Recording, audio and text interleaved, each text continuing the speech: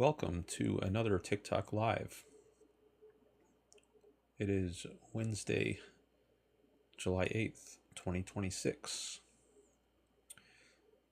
I am Dan Norton, and I am a fan of Ayn Rand. I promote her philosophy of objectivism through debates and discussions. If you are interested in a debate or discussion, you can participate in the chat, or you can request to do a call. I have many topics listed on my background, which we can discuss. I have my views sorted out into categories of good and bad, so you can see if there's anything in that list that you might be interested in discussing.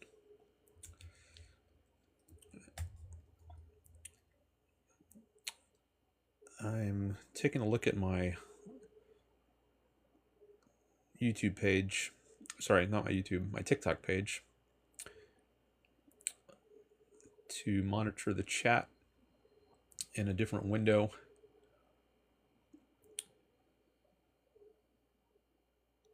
And I see the first chat of the day from Willow, who asks, "What do you mean altruism is bad?" I think it's bad for your own life and happiness. If you live for the sake of other people, if you live for your own sake, I think that is better for your own life and happiness. So, if you think your own life and happiness is good, then I think altruism is bad. And now you say, that's black and white thinking. What is meant by black and white thinking?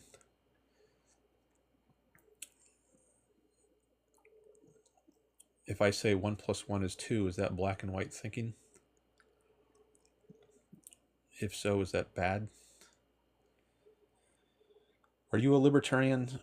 No, I'm not a libertarian. I'm not against the state or a government. I think it's good if there's a state and a government. I think that's good for the individual. Going back to life and happiness, it's good for the individual's own life and happiness if there is a government to protect the individual's rights. And what rights are, that's a topic unto itself, which maybe we can get into, but just briefly, no, I'm not a libertarian. I'm an objectivist. Objectivism is the name of Ayn Rand's philosophy, and that's what I support. Psychological egoism or ethical? Ethical. Psychological egoism is the idea that everyone necessarily pursues their own interests, but I don't believe that. I think people have a choice as to whether to pursue their own interests. I don't believe in determinism. I have determinism in the bad category and free will in the good category. I think people have free will and the ability to choose whether or not to act in their self-interest, and I think they should choose it. I think that's a good thing to do if one's concern is one's own life and happiness. I'm going to take a look at my TikTok feed on my phone here to make sure the background is showing up as I intend it.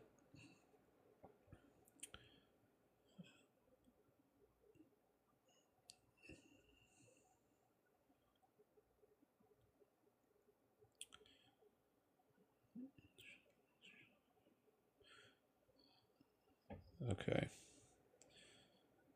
Yeah, I think it's... Maybe I could move it a little bit to the left, actually. It looks like the end of the letters on the right side are getting cut off a little bit. So let me see if I can adjust that.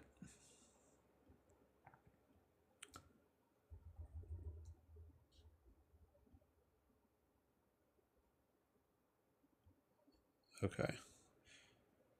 I just moved it a little bit.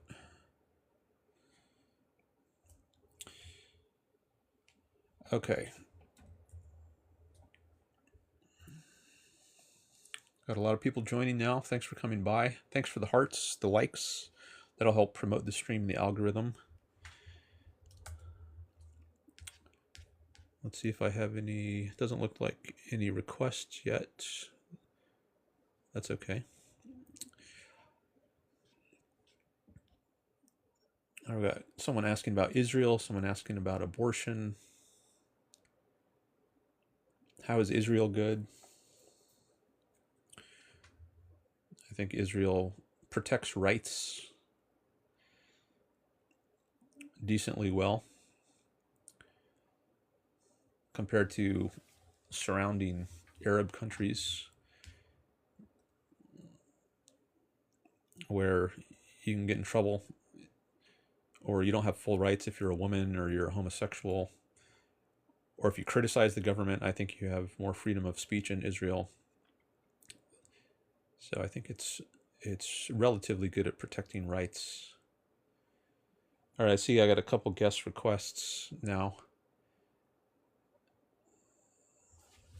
So if you have a large following, that will make me more likely to choose your call, because I want to grow my show and get as large an audience as possible.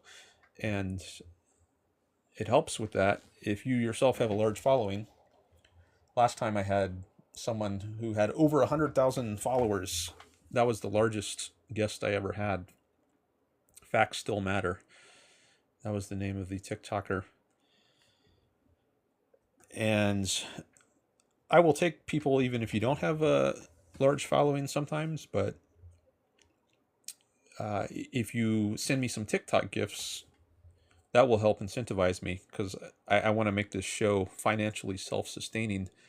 So another way you can contribute value, other than bringing a large audience over here, is if you just send me some TikTok gifts.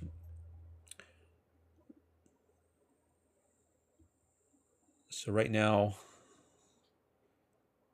I only have one person in the request list. There was another person there a few minutes ago that I was thinking about taking, but that person dropped out. Let me look for a... Let me go to your profile, Brian. GI Robot Brian. I like to take a look at people's profiles. Oh, there's not much on your profile.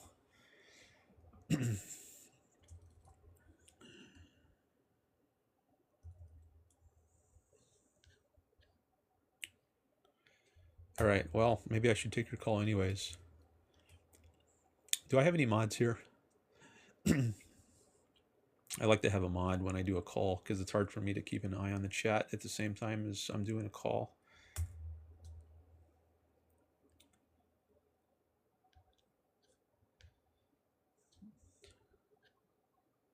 All right, well, I'm looking through my list of viewers. I don't see any mods yet, so I guess I'll have to just mod it myself. All right, well, let me take this call. Oh, Bree is here? She's one of my mods. Maybe she can... Okay, thanks. One of my mods is here now. All right, I'm going to take this call from... Oh, now there's a communist, it looks like, in the guest list. Shovelheadjesse. He's got a hammer and sickle.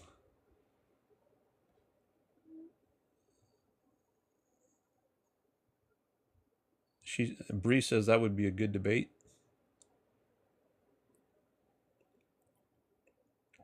I can keep an eye on the kids. Okay, thanks.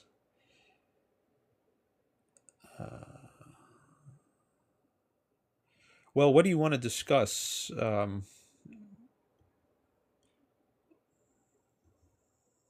GI Robot Brian and Shovelheadjesse. Someone says debate the communist.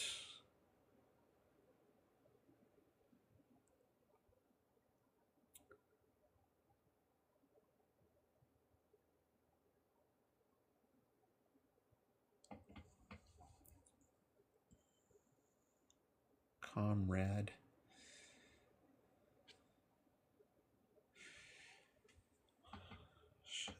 Do you want to have a civil debate? I want my debates to be civil.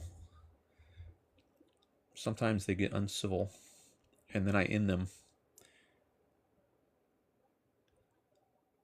I think rights-based frameworks are largely useless at mitigating conflict or resolving ethics, says shovelheadjesse. Okay, so you want to talk about rights-based frameworks? GI Robots is very civil. Okay, but what do you want to debate, GI Robot? Or discuss? I didn't see it if you said...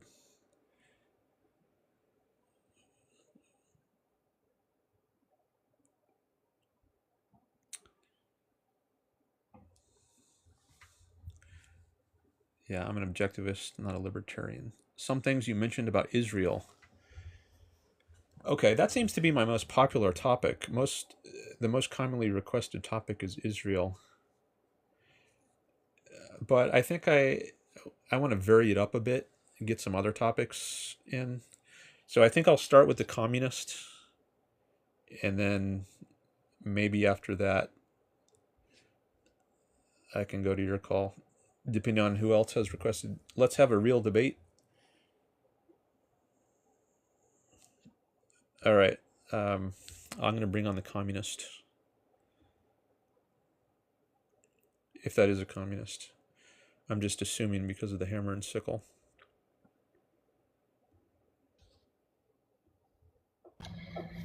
Hello, Daniel.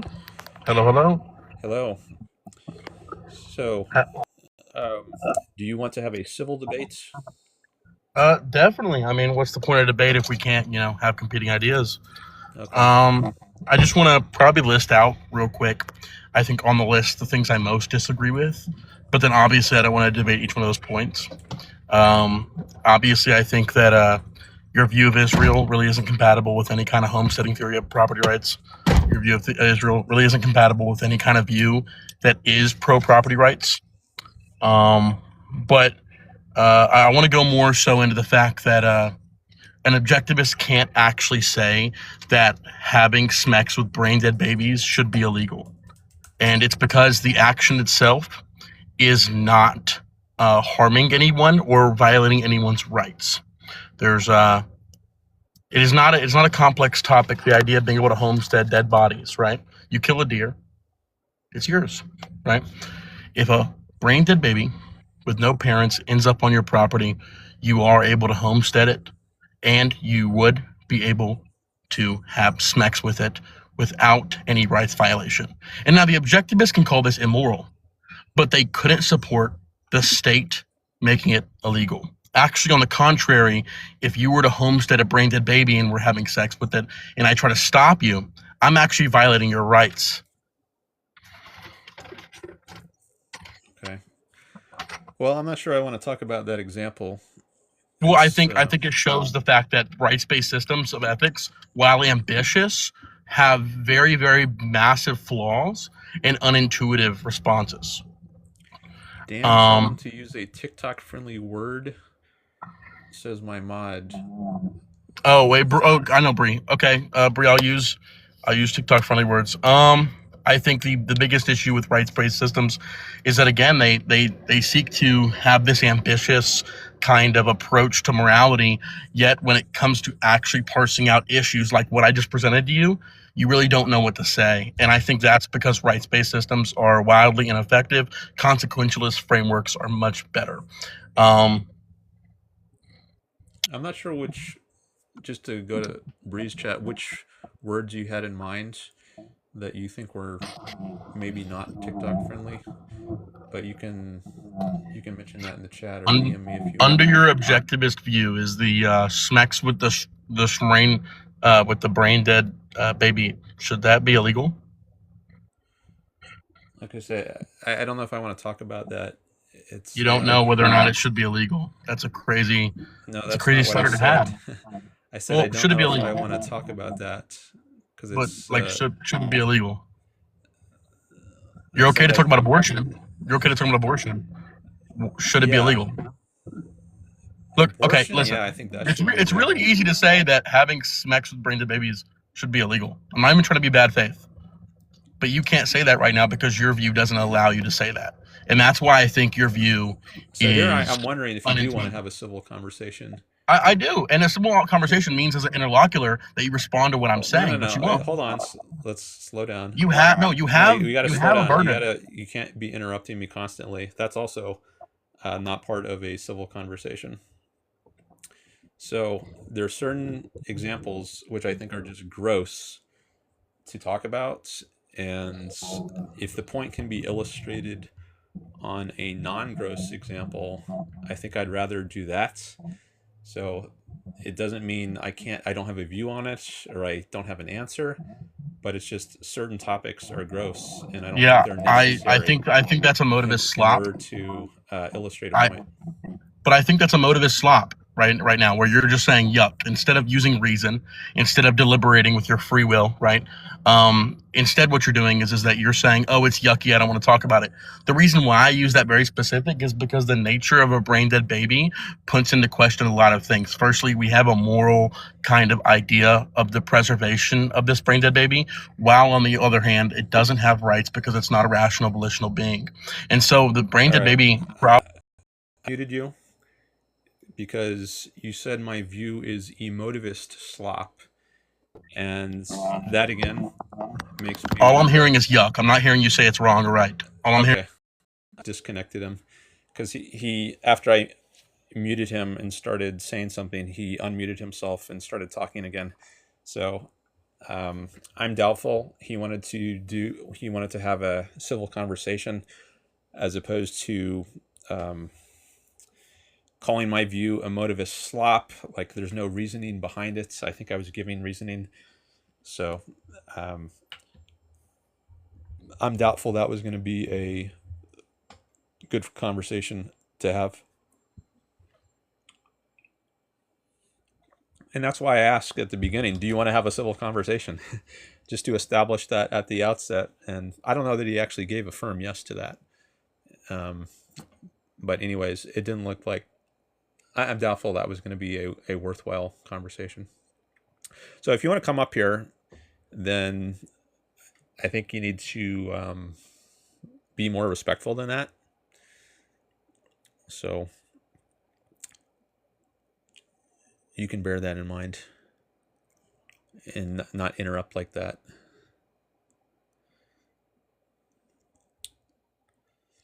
He is new to TikTok debating and is from YouTube. I do have a YouTube channel, Dan Norton 1. And I do get calls over there sometimes that I think are just trolls. And I end those calls.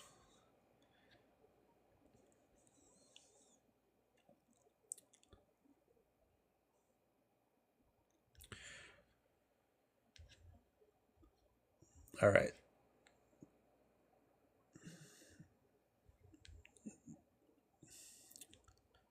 I got 2 people on the guest list now.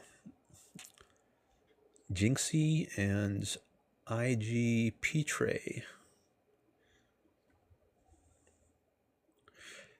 I am an egoist, and part of being an egoist is having conversations that I enjoy. And I don't enjoy disrespectful conversations. I enjoy civil ones. So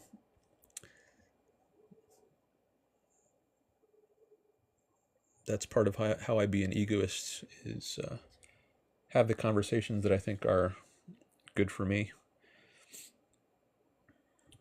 and for listeners. All right, so Jinxie and IG Petrae, can you tell me what you would like to discuss in the chat?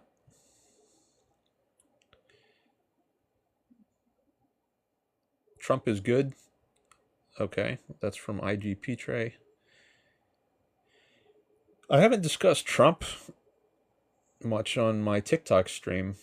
So, and Jinxie wants to talk about abortion. Okay. I have talked quite a bit about abortion. And then Pep wants to talk about Israel. Okay, so those are the two topics I've discussed the most, Israel and abortion. I think I'd like to do this call on Trump.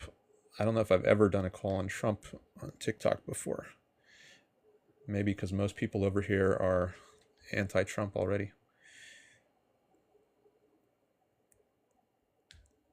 All right, IG Petrae.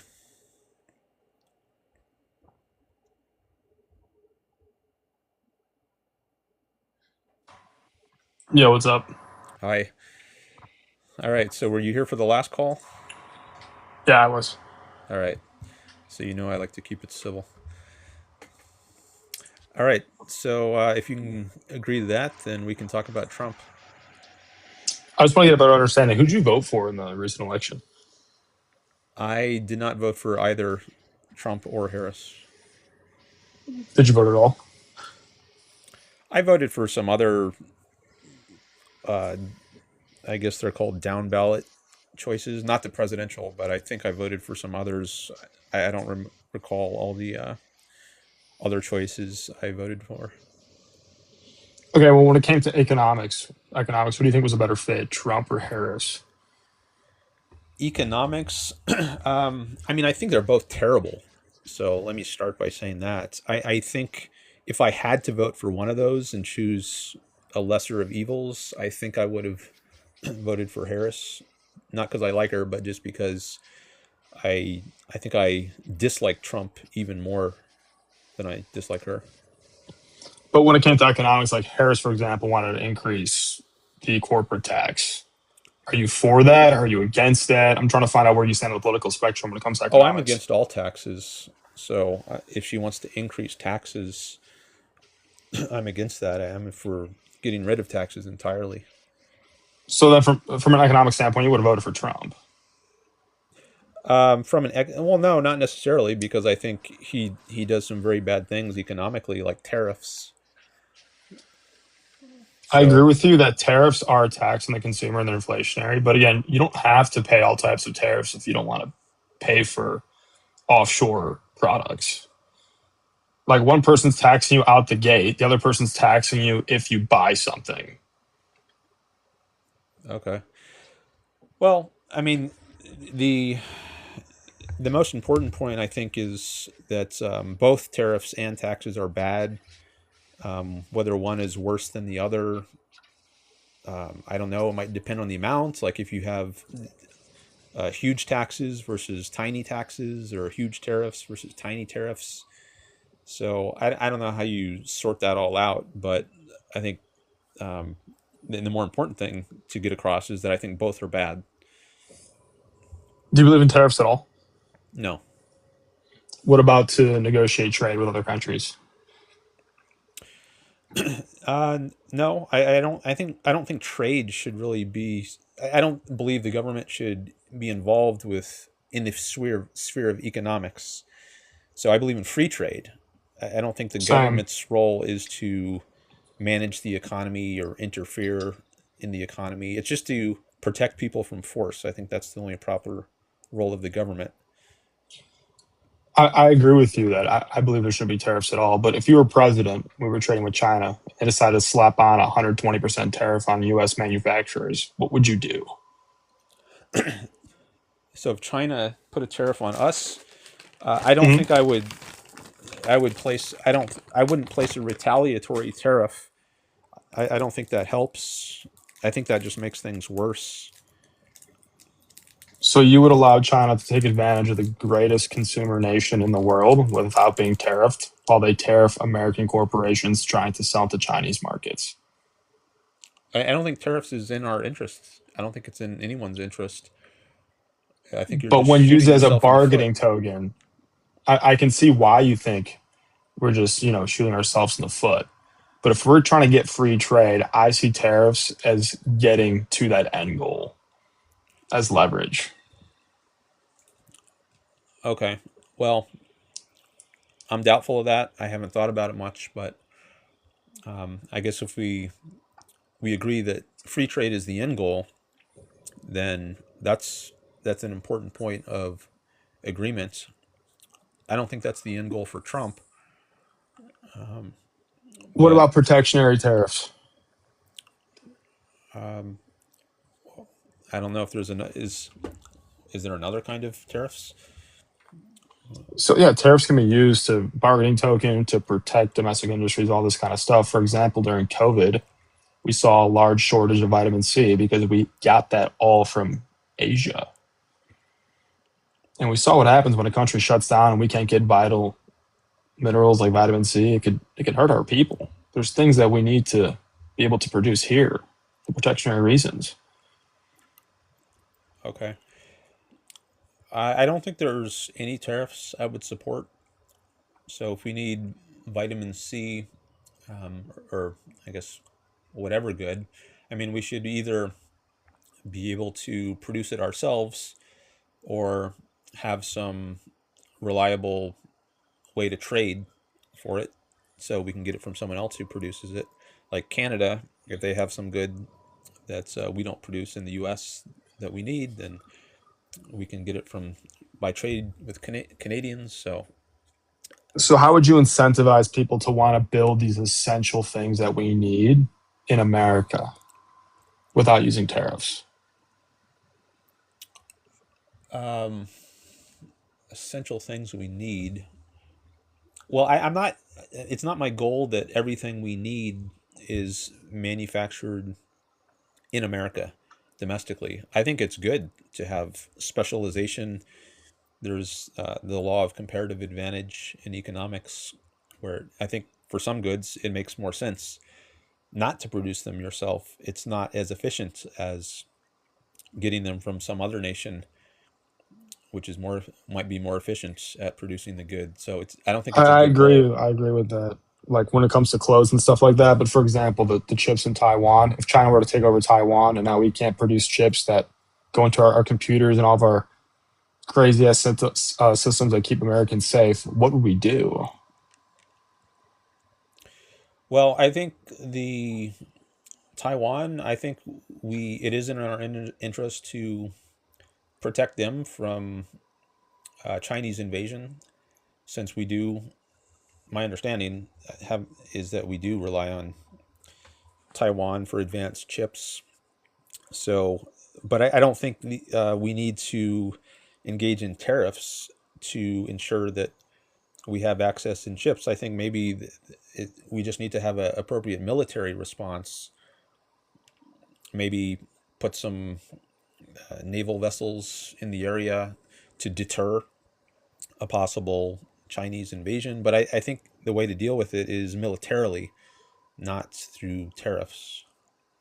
So you think having naval ships and a large military presence in Taiwan will forever prevent China from attacking the producers of our chips? Well, forever is a long time. I don't know if it'll forever do it, but I think it would There at shouldn't least. be a plan B. We shouldn't be able to make this domestically. Um, I mean, maybe in the long run, it would be good to make them domestically. So if you think that's a good idea, how can we make that happen? If you don't like tariffs, what's another solution, in your opinion? Other than the military one, why is that not Yeah, sufficient? because you can lose a war. And I think honestly, we're a very strong military, the strongest military in the world, but Taiwan's on China's back door. It's a lot harder to fight for something that's next to the neighboring country that you're fighting against than it is for China to invade Taiwan.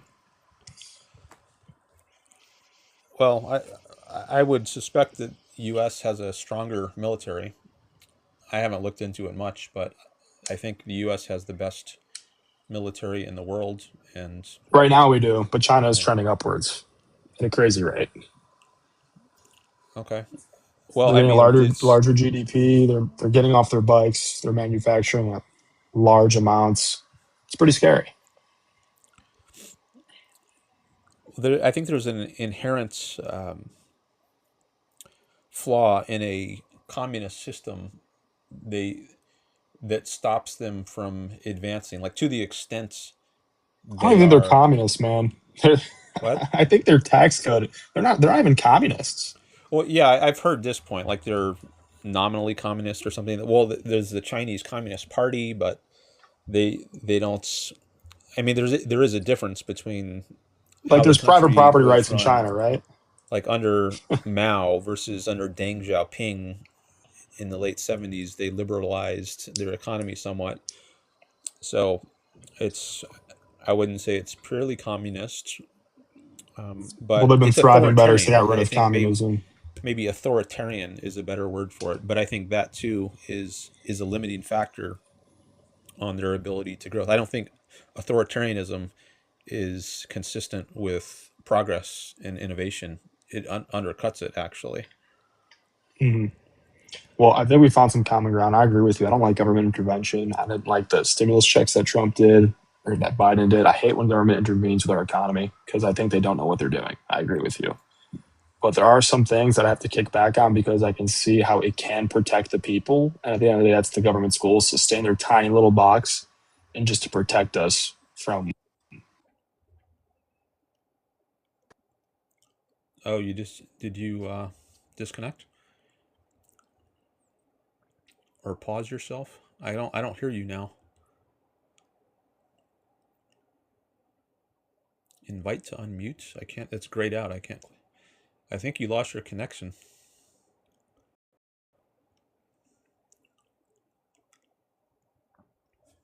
Phone died.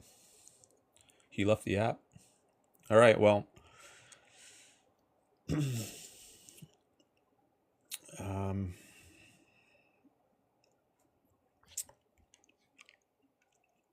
I thought we covered some good ground there. It's too bad he lost his connection.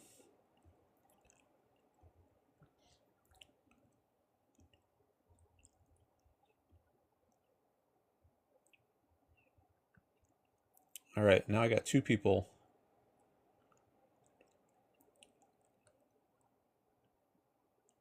in the guest list. Pep and Scott. Pep, you said you wanted to discuss either Israel or abortion.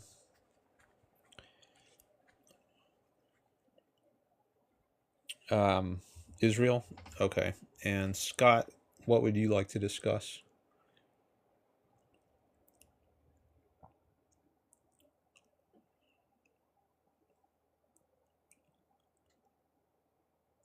Any Rand? You mean Ayn Rand? Okay. Yeah, we can discuss Ayn Rand.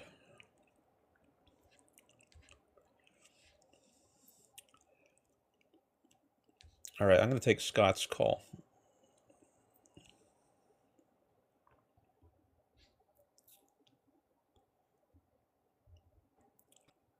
Hello? Hey. All right, you would like to discuss Ayn Rand? Yeah. So my introduction to Ayn Rand was when I was in high school, and I had to read a one of her novellas called Anthem, which I'm not sure if you read that one. Yep. Uh, yeah, it was one of the worst times of my life having to read that book or that no novella or whatever you want to call it, because to me it just like I don't really know what it was about it, but as if you in case you do remember from that book, it started out with we, they, Yeah. no actual pronouns or like gender related pronouns. It was we, them, they. Right. They And didn't have they lost the first person pronoun I. hmm but the thing is that I'm since you do seem to be a fan of Ayn Rand, um, I assume you also have read her most famous book, which is Atlas Shrugged. Yes. And it's just so, I mean, I've talked with my parents about the book. I haven't really been able to get my hands on it, but like one of the things that they did share with me about her views was that, I mean, I'm already like not that much of a fan with her because I found her to just be very. I found her views to be a little more unsophisticated than she was actually trying to make them. But the thing is that like her view of things such as like individualism or things such as that were, they seem like kind of they seemed very, they weren't stupid views, but um they were very bold, very much kind of this like I'm right, you're wrong. And if anything, that's kind of like what I've seen with because I'm sure, as you know, her works, especially Atlas Shrugged, have had um a huge influence on, like libertarians or conservatives.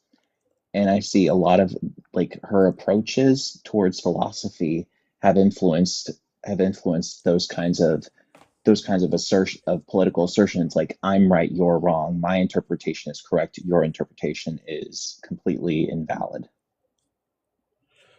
All right. Well, how about we talk about a specific example of something where you think she's not right and she is wrong? What do you think?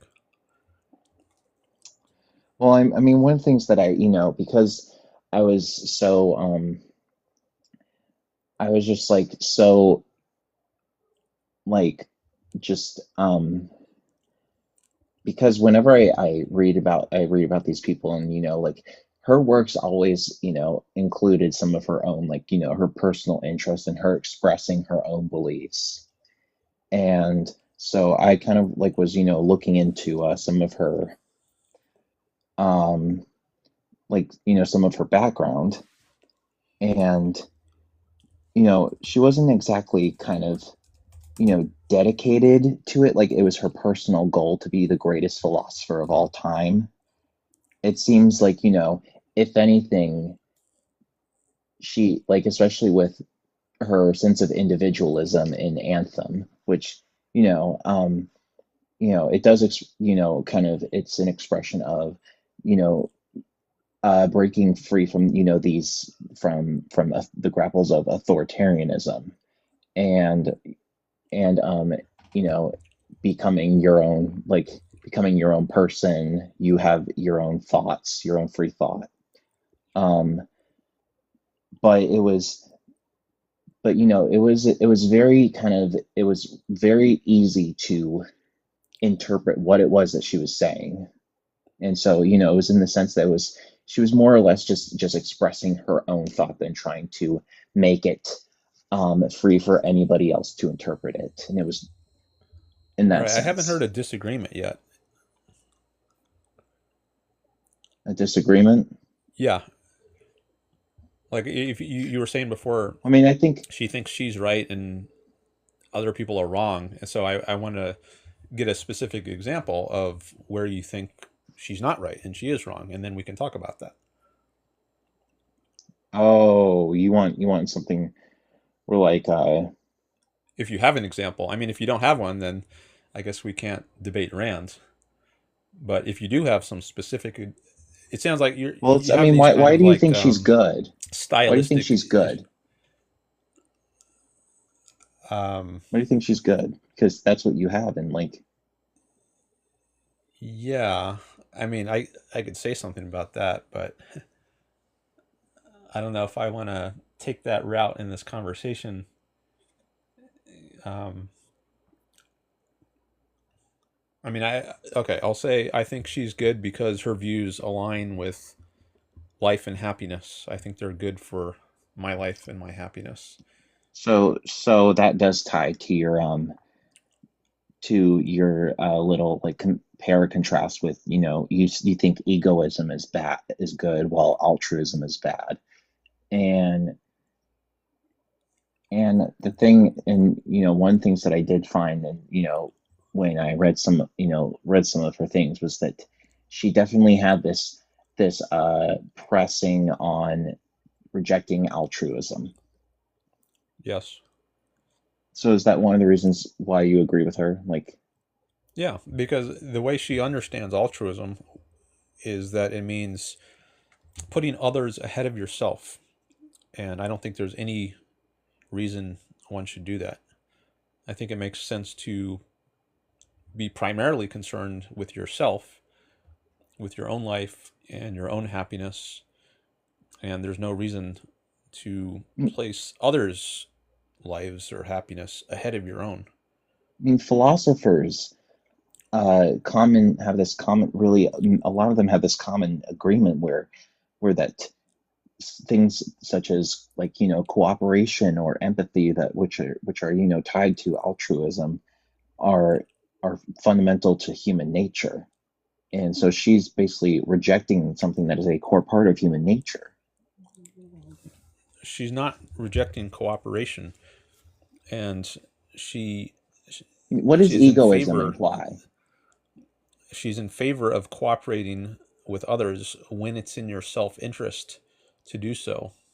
It's not in your So interest to cooperate with a murderer or a terrorist cooperation who wants to kill you. in attempts to just for your own self-interest, that itself is just egoism completely. Why should I cooperate with someone if doing so harms my own life or It's supposed to be well-being? hand in hand. That's how cooperation's supposed to go. It's supposed to be hand in hand.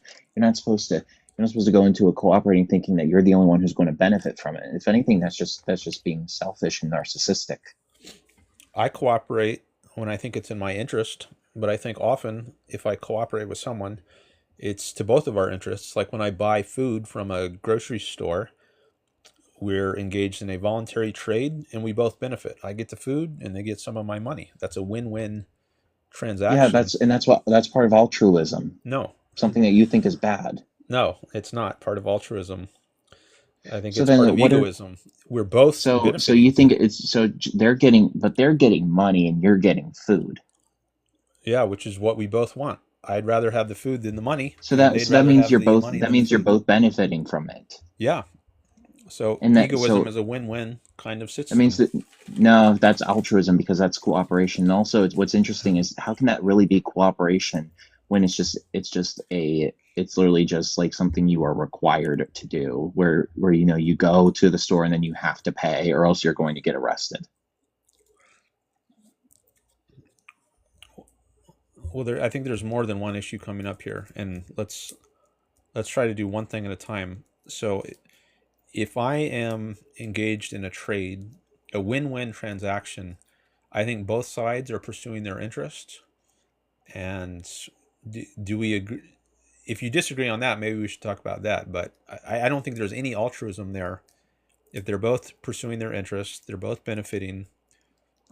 Neither is putting the other's interest ahead of their own. They're both pursuing their own interests primarily, or they could be. I mean, you could have an altruistic grocer who wants to just give away your food for free. I mean, I don't understand how there can be how there is any way to, like, how someone is going after their own, man, the word left me, but someone's pursuing their own self-interest when they're working at a grocery store. Someone is pursuing their self-interest when they work at a grocery store. I mean, I don't know. So I'm not sure. I mean, I don't mean to come across, I hope this doesn't come across the wrong way, but I don't know anybody whose ultimate dream is to work as a cashier at a grocery store. Well, whether there are or not, I don't think that means that someone who is right now working as a cashier is not pursuing his or her own interests. Maybe they don't want to be there for their entire lives, but right now it enables them to earn some money. And that's a self-interested thing for them to do. So you think people, when they pursue their dreams, they're only in it for the money? No, not just for the money. I think money is a secondary issue. I think primarily it's happiness. Like I could pursue a career that might make me more money, but if it's not the type of work I enjoy, then I would be miserable, and it wouldn't. The money wouldn't mean very much to me. I'd rather have a career that I earn less money from, but that I enjoy the process of it, because that's gonna make me happier in life. So money is not the most important thing. Happiness is. Oh, he left? I guess he did leave. Not sure why, but he is no longer here. All right. Thanks for the likes. We've got 1.4K likes. Thanks for the gifts. 2 gifters. Does it show me? Oh, Cult. Oh, Cult sent the first caller money, not me. Or Rose's. But Felix Collab sent me something. Calabrese. A shard of hope. 5 shards of hope. All right, thank you, Felix. I got 4 people on the list now. One thing I'm interested to try at some point is a phone call. I actually have a phone number, which when I stream on YouTube, a lot of my calls come in through this phone number, 657-232, no, 657-233-0878. And I'm curious to see if I can take calls that way as well. If anyone wants to try that, I would be interested to take your call, even if it's just to see if it works. We don't actually have to have a discussion, but I just want to see technically if I'm able to take phone calls.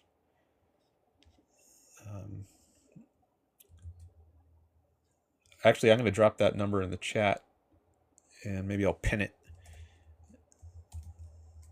And if anyone wants to try calling that number, I'll see if I can take a call that way. Might be good to have some flexibility, because maybe not everyone has TikTok, but they can still call in this way.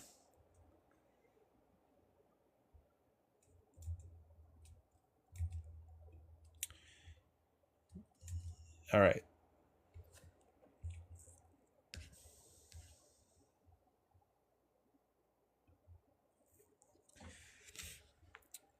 So who am I going to take next?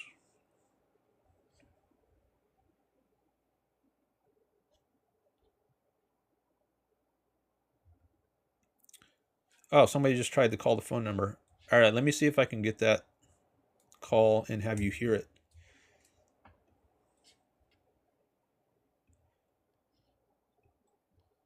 Charlie. Hello. Can you hear me? Yes. Can you hear me? Okay, I don't think TikTok can hear you. They can probably just hear me. TikTok, can you hear the caller who just called that number? Let me know in the chat. We can't hear anything, says. Okay. Let's see. Why can't... I wonder why they can't hear you.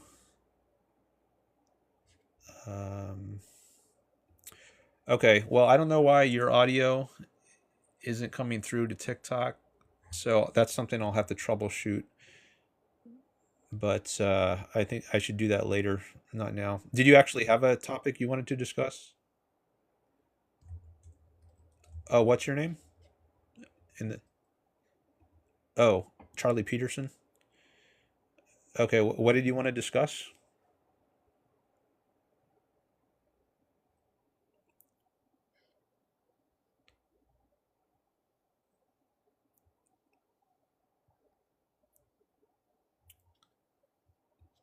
Okay, then we can talk, but just request back up through. Oh, I guess you don't have to request. You're still in the list, so just hang up here, and then I'll take your call through TikTok.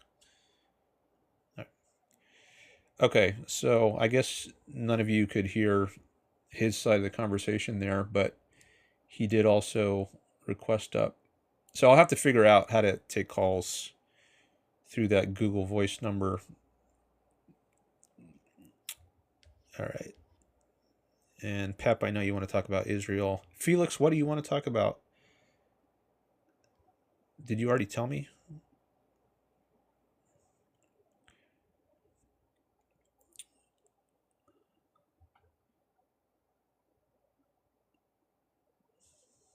Felix.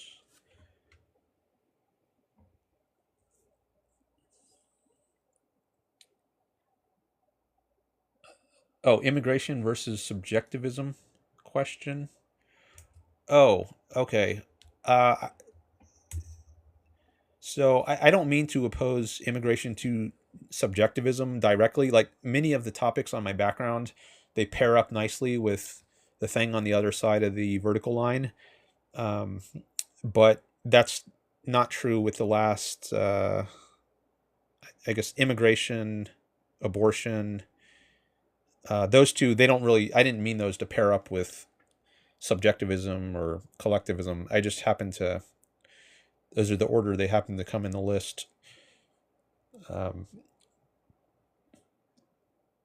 But maybe we can talk about one of those topics you mentioned anyway. But first, I'm going to take this call from Charlie.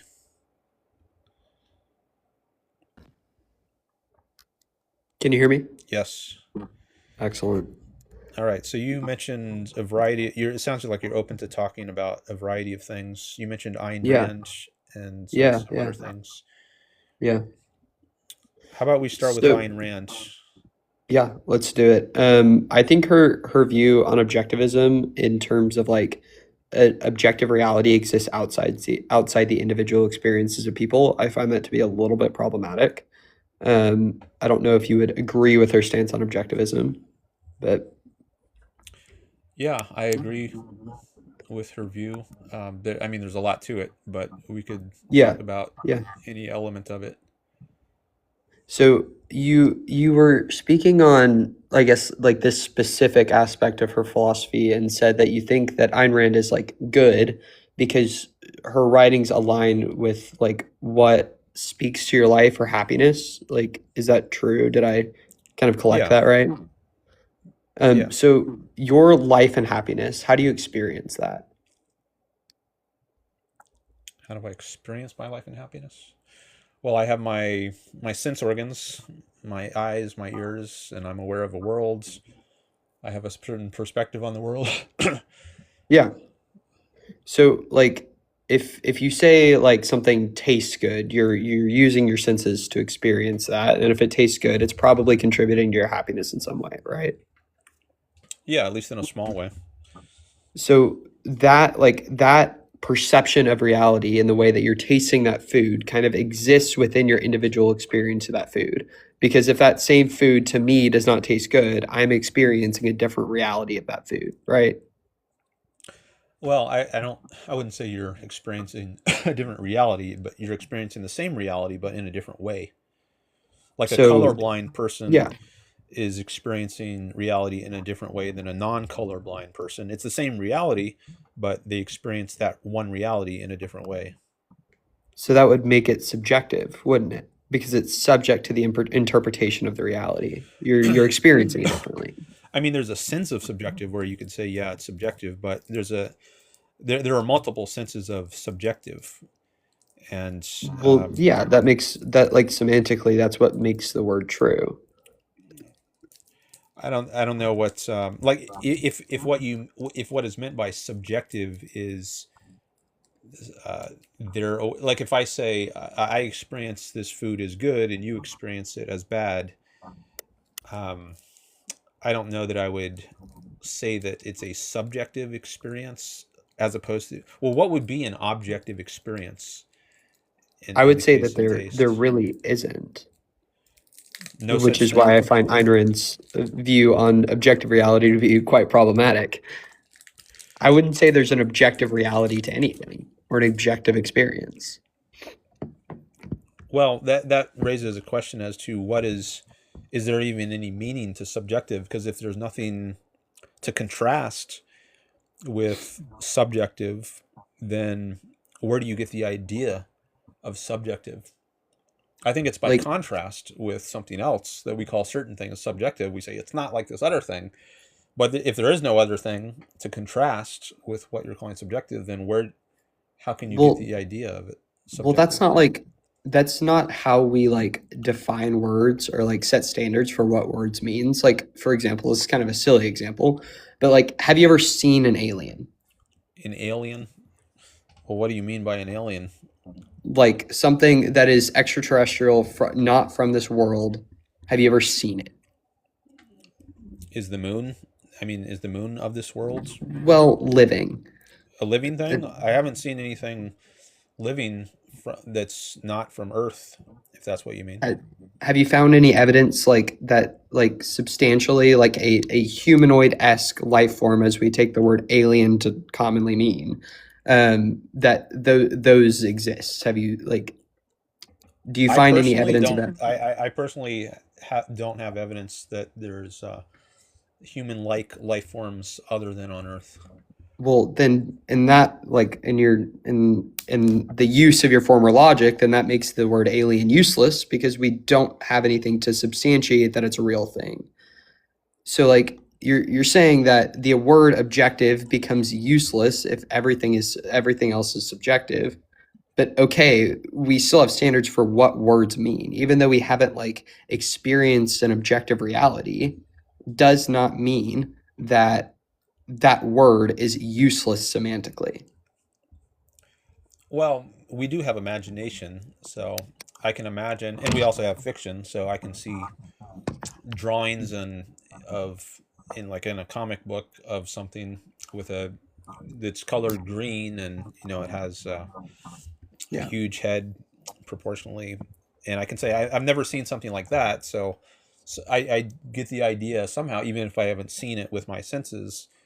I've seen it in a book, like a picture or a drawing Yeah. of Yeah. aliens, and I can contrast that with my perception of human beings and say I haven't seen anything like that drawing. But so you say that like you have imagination. So can you like imagine an objective experience? It depends what you mean by objective. I mean, I think it's pretty clearly defined by Ayn Rand. Well, what have you read by Ayn Rand? Let's see. Let me pull up my Goodreads. 'Cause, I've read excerpts of is it called The Fountainhead? Is that tracking? That's one of her novels. Let me search by name.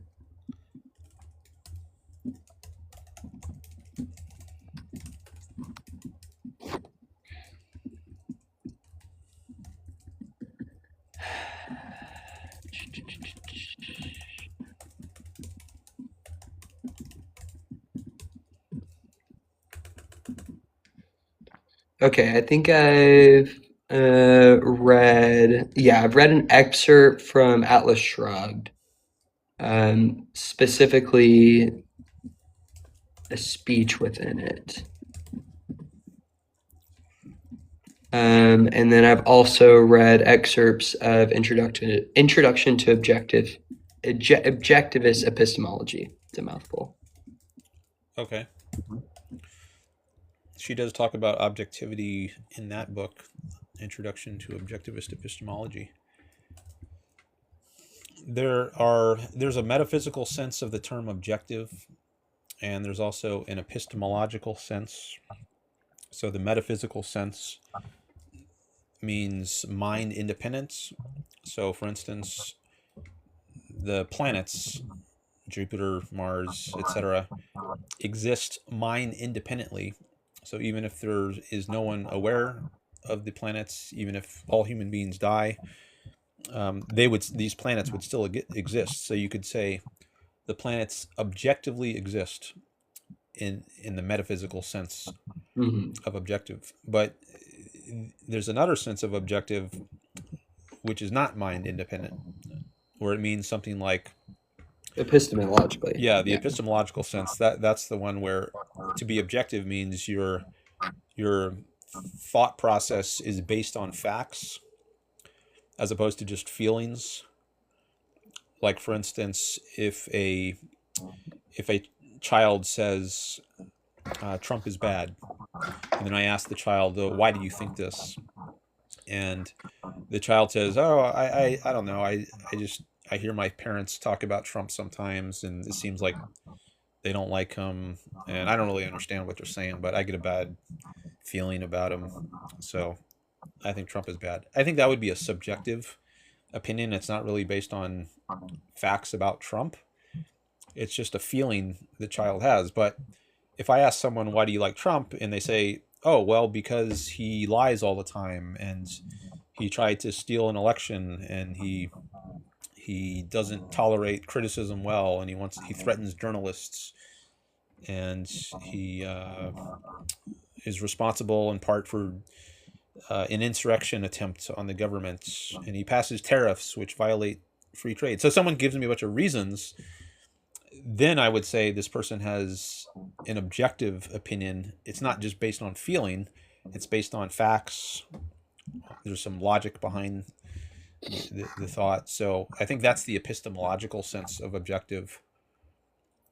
Now, Okay. there's also the sensory level. Like, if we're not talking about an opinion about something like Trump is bad, that would be an opinion. But if we're talking about something on the sensory level, like if I just taste some food and I say that's bad, that's a different kind of thing than saying Trump is bad. I think to hold the view that Trump is bad, that's a conceptual opinion that involves some thinking, and it's like, it's not something an animal would be able to say, right? An animal doesn't have an opinion on Trump, but an animal might have an opinion on whether this food tastes good or bad. And so when it comes to the purely sensory or animal level of consciousness, I don't even know that I'm not sure it makes sense to have this distinction between subjective versus objective. I think it might just be a given that something tastes good or tastes bad, depending on the nature of your taste buds. But I've been talking for a long time. I want to give you a chance to jump in if you want to say something. No, yeah. I think a better example for the comparison you just made between like someone saying that like Trump is bad because of the reasons you gave, and like how someone experienced taste. I think we miss on the second one, and I think there's a better way to like a better example being like, if I touch a hot stove, like it's going to burn my hand, and it's probably also going to burn your hand as well. So I think that's where I find like the existence of like an objective reality to be like a little bit more plausible. But we also have to recognize that like that exists on different planes in terms of like how much I'm going to feel the pain, in terms of how my pain receptors react to that, how fast my hand is going to move back based on like how quickly my body recognizes that it is a hot stove. But I still don't find it like to be very plausible that the taste thing is an example of like there being an objective reality existing within it. Okay, so I was entertaining the idea that it's not an example of objectivity, and I just had a thought which might be useful here. I think objectivity, at least in the epistemological sense, where like it might apply to a claim like Trump is bad or Trump is good, I think for that sense of objectivity to apply, there needs to be choice. So a choice in how you use your mind. You can use your mind in a fact-based way or in a feeling-based way. And if you use your mind in a fact-based way, where you're appealing to evidence and logic, then you can say you are using your mind in an objective way, versus if you just go by feeling or hunches or urges. I think that would not be a fact-based way. But in the case of the hot stove, I don't think that alternative applies. There's no choice involved. you touch the hot stove and then you automatically, without choosing, there's a reflex reaction. So I don't think the issue of objectivity in this epistemological sense applies to the sensory level. So I find it like I think it's a little bit disingenuous to argue that like the like your fact and feeling exists separate in your mind. Like it's not a choice you make to like argue that Trump is bad or have a feeling that or have an opinion rather that Trump is bad in a fact-based manner. Because like if I read that Trump did like has a past of committing crimes against other people, which I think there's like a relatively high level of evidence that he has done that before. Yes, there is a fact that he has done something wrong to another person, but that fact immediately generates feelings within me that I find repulsive or not adequate to be the leader of a country. So saying that like if you approach something in a fact-based manner, I don't find that to be necessarily possible because we evaluate facts based on how they make us feel. Okay, well, I'm not sure about that last claim that we evaluate facts based on how we feel. But let me say this. I think people in the MAGA movements, often at least, aren't concerned with the facts. I think they will often rationalize whatever Trump does in order to make it seem okay. And they will deny facts like about whether the election was stolen or make up some kind of conspiracy. And I don't think they honestly believe many of these things. Maybe some do, but I think at least in many cases, these are people who are not concerned, and I don't think Trump himself is concerned with his opinions lining up with the facts. I think he'll just lie.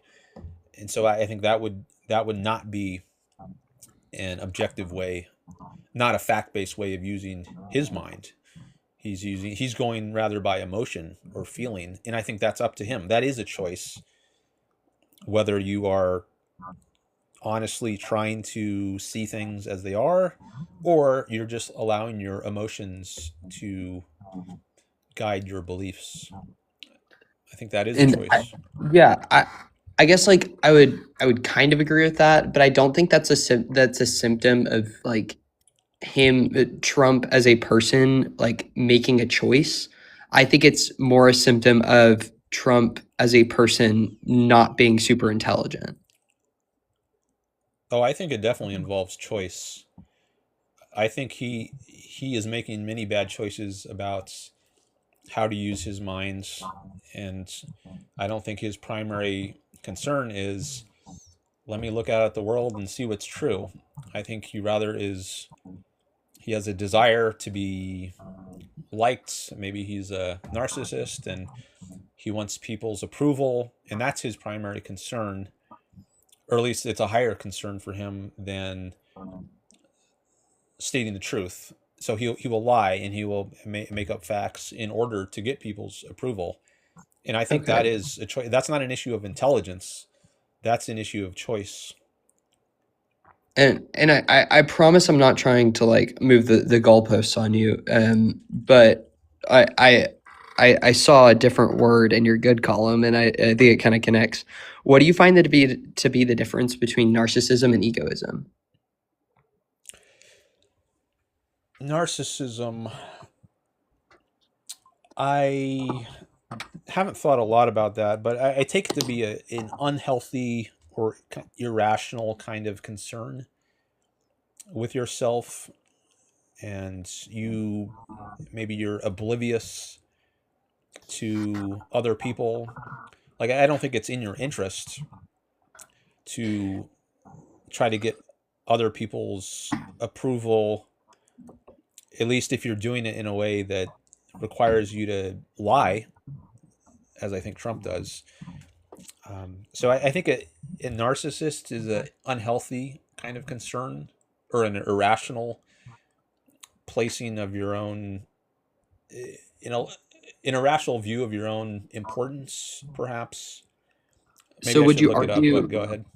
would you argue that narcissism is an unhealthy extension of egoism? Because the original question was like, what do you see to be the difference?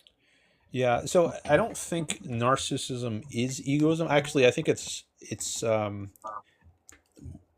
form of self-sacrifice. I think it's bad for yourself to be a narcissist, but maybe I should just get a common dictionary definition of narcissism to Yeah. work with here. I'm just looking it up. Narcissism definition. All right, so AI overview. Says narcissism is a psychological trait characterized by an excessive preoccupation with oneself, a sense of grandiosity, a deep need for admiration, and a lack of empathy. It exists on a spectrum ranging from normal personality traits to a diagnosed mental health condition known as narcissistic personality disorder. So, a deep need for admiration, I think there might be something unhealthy about that. I mean, I think it's fine to desire appreciation or admiration for your good qualities, but if that's the primary concern in your existence is getting other people's approval, I think there's something off about that. I think there's a place for wanting to be respected for good things you've done, but there's an unhealthy way of situating that in one's life. So then you're arguing that it would be like kind of a form of like twisted altruism in terms of like trying to do things that like serve specific people, but those motivations may be misjudged or harmful to others. You said, I'm not sure about that. You said twisted altruism? Yeah. Like some desire to please others. Oh, well, I think altruism is inherently a bad thing. It's not like there's a good, untwisted version of altruism. So altruism I take to be placing others regarding others as the most important thing in your life, and service to others as the primary goal one has. And I think that's bad. And there's not a good way of doing that. There might be degrees of maybe different forms of altruism. Maybe some are worse than others, but I wouldn't say any of them are good. I think it's always bad to make others your primary concern. Interesting. So you identify egoism as a good thing. Like why I'm assuming you drive like a car. Mm-hmm. Why don't you speed? Maybe I do speed. Like excessively. Well, if I'm driving super fast, then it endangers my own life, for one thing, and that's not egoistic. And it's also not egoistic for me to kill other people. That's not good for me. So, why would it be egoistic? That's what I would want to know. I think it's in my interests to drive in a way that's safe and doesn't get me into trouble. And driving 100 miles an hour in a 25 mile an hour zone is probably not safe. Okay, so you're arguing that for example, you're driving really fast through like a city. Right, light turns red, you're late for work. There's someone crossing the road in front of you. It's clear that you're going to hit them if you don't slow down or stop. Your primary concern in that situation is what keeps me out of trouble and what is avoiding what is inconvenient for me, instead of primarily viewing the life of that person in the road as your top priority and protecting. Well, not killing someone would be a bigger concern for me than getting to work on time. I mean, it would be a much worse thing for me to kill someone than to be a few minutes late to work. So at no point in your like mental calculus or moral calculus are you seeing like, are you like evaluating the situation of that other person instead of how does killing someone affect me? I mean, I'm always the fundamental. Like if it's bad, if I say it's bad to kill this other person, what that means is ultimately because it's bad for me to kill that other person. So it's relative. Everything is relativized to me. And when I say something is good or bad, ultimately it's going to be because it's good or bad for me. I guess I don't know that I at some point it just becomes like a fundamental. So like, do you see like charity efforts as bad? No, not necessarily. So like me donating $1,000 to charity because I think it's a good cause. Like that could be a self-interested thing to do. If the charity aligns with your interests, then it could be in your interests as an egoistic thing to donate to the charity. But I think not, I don't think you should. But I think alternatively, what you're arguing is that there can be you should look for all circumstances in which there can be a positive for me, but overlooking the fact that that's probably not going to be your primary motivation. Because I think that's like, I don't know. I find that to be like, if I'm being like completely honest, I find that to be like mentally challenging to do, is like primarily and exclusively see the needs of me as my top priority rather than in some scenarios, you know, like evaluating the good or the safety of another person over the needs of me. I think they're often compatible. Like the safety of this pedestrian crossing is it's in my interest to respect that and not endanger another person. So it's not either I pursue what's good for me or I'm concerned with the safety of this other person. I think it's in my interest to be concerned with the safety of the other person. If I'm not concerned with that, I think bad things are going to happen to me. So there's often this view of egoism that if you hold it, then that means you're going to be trampling on other people's rights. You're going to become a murderer, robber, rapists, all these horrible things. But I think those are self-destructive ways of living. I mean, do you think that those are good ways for you to act? Are those things in your self-interest? Well, so I don't not murder someone because it's in my self-interest to not murder someone.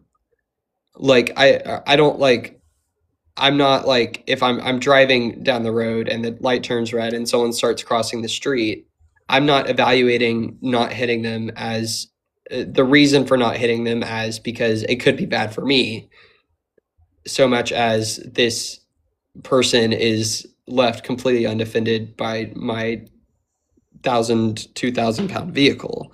So it's like I just don't see how it's like I don't see it, at least to me, as something that can be like primarily motivating is egoism. Like I don't not kill people because I'm scared of the law. I not kill people because I value the humanity of others. Okay, well, if you value it, then does there have to be some elements of egoism involved? Like if you didn't value their humanity, then you would just go ahead and you wouldn't care about killing another person, I guess. Well, so I egoism isn't necessarily in terms of like, I wouldn't say it's necessarily in terms of like pursuing values. Like the me viewing the humanity in someone else is not a source of me prioritizing what's best for me. It's just like valuing the humanity of someone else.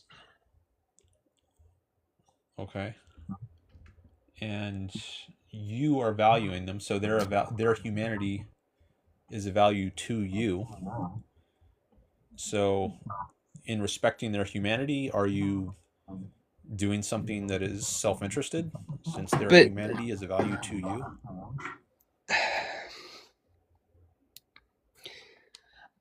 but like, then what is altruism?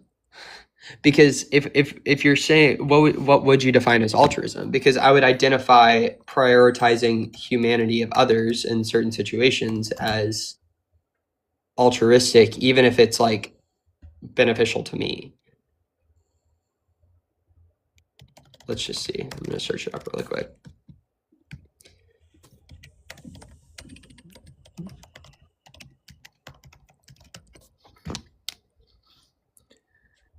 Let's see, Webster. Thanks for the follows, by the way. And likes.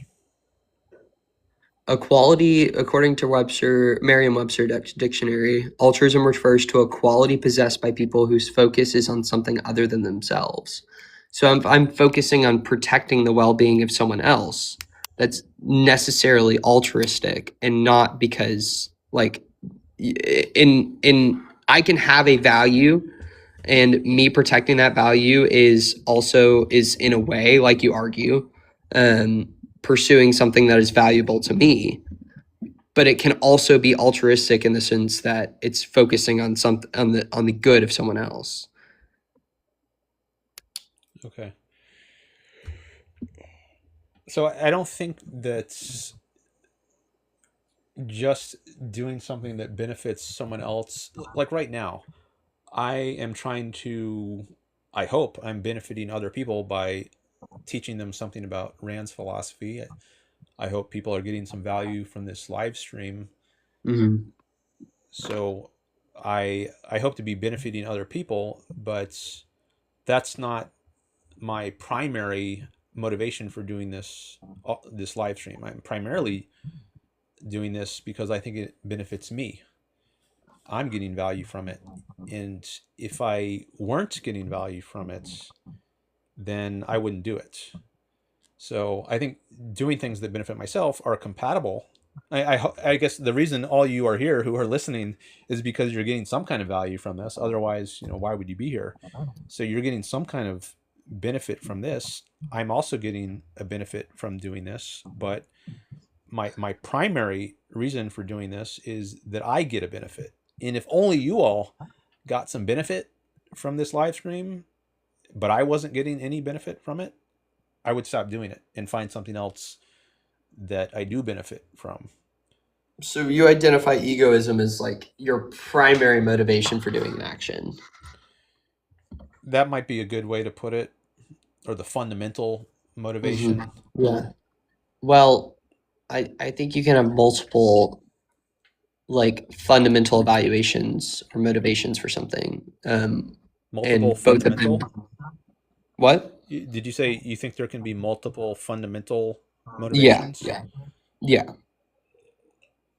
Like if I'm evaluating like how I spend my money, I can evaluate, well, I'd like to have savings, but I'd also like to have this thing. So those are both like fundamental like evaluations of the circumstance. So like you can have multiple fundamental evaluations or motivations for doing something, and then they not align. Or necessarily they can exist in both an egoistic and an altruistic like world. Okay. Well, I'm not sure about that. You said like if you might have, on one hand, you're motivated to have savings. On the other hand, you're motivated to have something that the savings can buy. like maybe you can use your savings to buy a car. Mm-hmm. And can both of those be fundamental? I mean, once you buy the Yeah. car, doesn't that mean that you've decided that actually the car is more important than the savings? So you give up some of your savings in order to get the car, and then so long as you hold on to the savings, you're implicitly saying that the savings are more important than having the car. Maybe you can't afford it yet. It's better to hold on to your savings for now. But then you've made that your primary motivation or primary evaluation instead of fundamental. Well, I'm using those interchangeably right now, fundamental and primary. Well, I'm saying that that's problematic because there can be multiple fundamental motivations or evaluations of something, and one of them not be primary. Okay, I'm not clear on that, how that works, but I'm not sure that's the best direction to go here. One thing I'm curious about is, I asked you before, do you think being a robber or a murderer or a rapist is in your self-interest? Because I mentioned that many people have this view, which I think is a caricature of egoism, that if you are an egoist, you act in this criminal sort of way. But whereas I think that's a very self-destructive way to act, and it's not in your interest. So I'm curious to hear from you.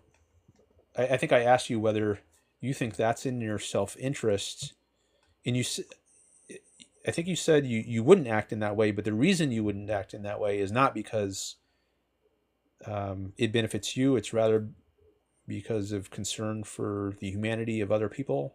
Something like that. So like, for example, if taking like, if I were to taking the example of driving a car, I'm driving really fast through a city, light turns red, someone begins to cross the street.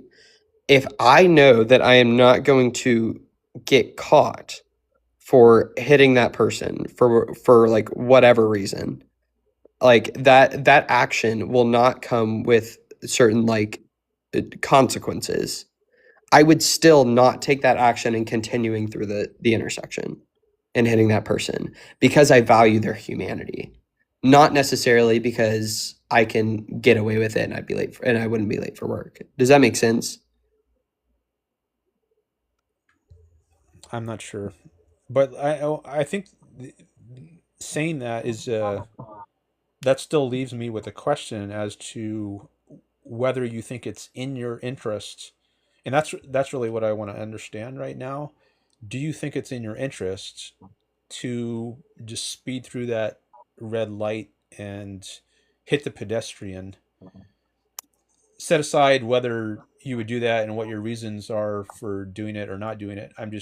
The question right now is just, do you think it's in your interest to speed through that red light and hit that person if that allows you to get to work on time? It may be. I mean, like, it's not personally in my interest to do so because I value the humanity of others. But if we are purely looking at like the am I prioritizing the interest of me and getting to work on time versus the interest of the person crossing the street and staying alive, the egoistic like evaluation of that would be prioritized to the needs of me and getting to work on time over the needs of that person to stay alive. Okay. Well, I think we have a difference then, because I don't think it sounds like then you're saying if you're only concerned about what's in your own interest, then you would hit the person. Is that right?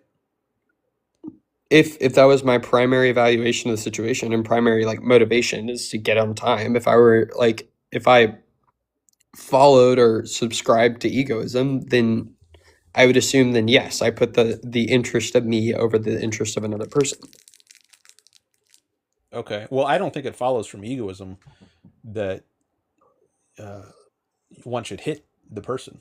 Like I'm an egoist, but I don't think it's in my interest. As I said before, I think Are you it's arguing from like a place of like it would damage my own conscience? well, that's at least part of the reason. I don't think it Okay. would be in my interest. What are the other reasons then? Other reasons, well, it doesn't. It's not conducive to a benevolence sense of the world. I want to live in a happy world, not a nasty world where people are killing each other and robbing each other and raping each other. That's not a nice world to live in. And I don't want to contribute to the world being that nasty kind of way. I want to do what I can to make it a harmonious world where, I can live in harmony with other people. And if I just run over someone in the street, I'm not doing that. I'm contributing to a very malevolent, nasty, brutish kind of world. And I don't think that's in my interest. So then you're sacrificing something, whether it being I am now late for work, in order to contribute to something else. I wouldn't put it as a sacrifice, but I would say I'm giving up something. I'm giving up the ability to get to work on time. It's a trade-off. So I'm giving up that ability to be at work on time in order to have this greater value, which is live in a benevolent, happy kind of society. I think I put higher value on that than getting to work on time. Well, but what are some pieces of a happy, benevolent society?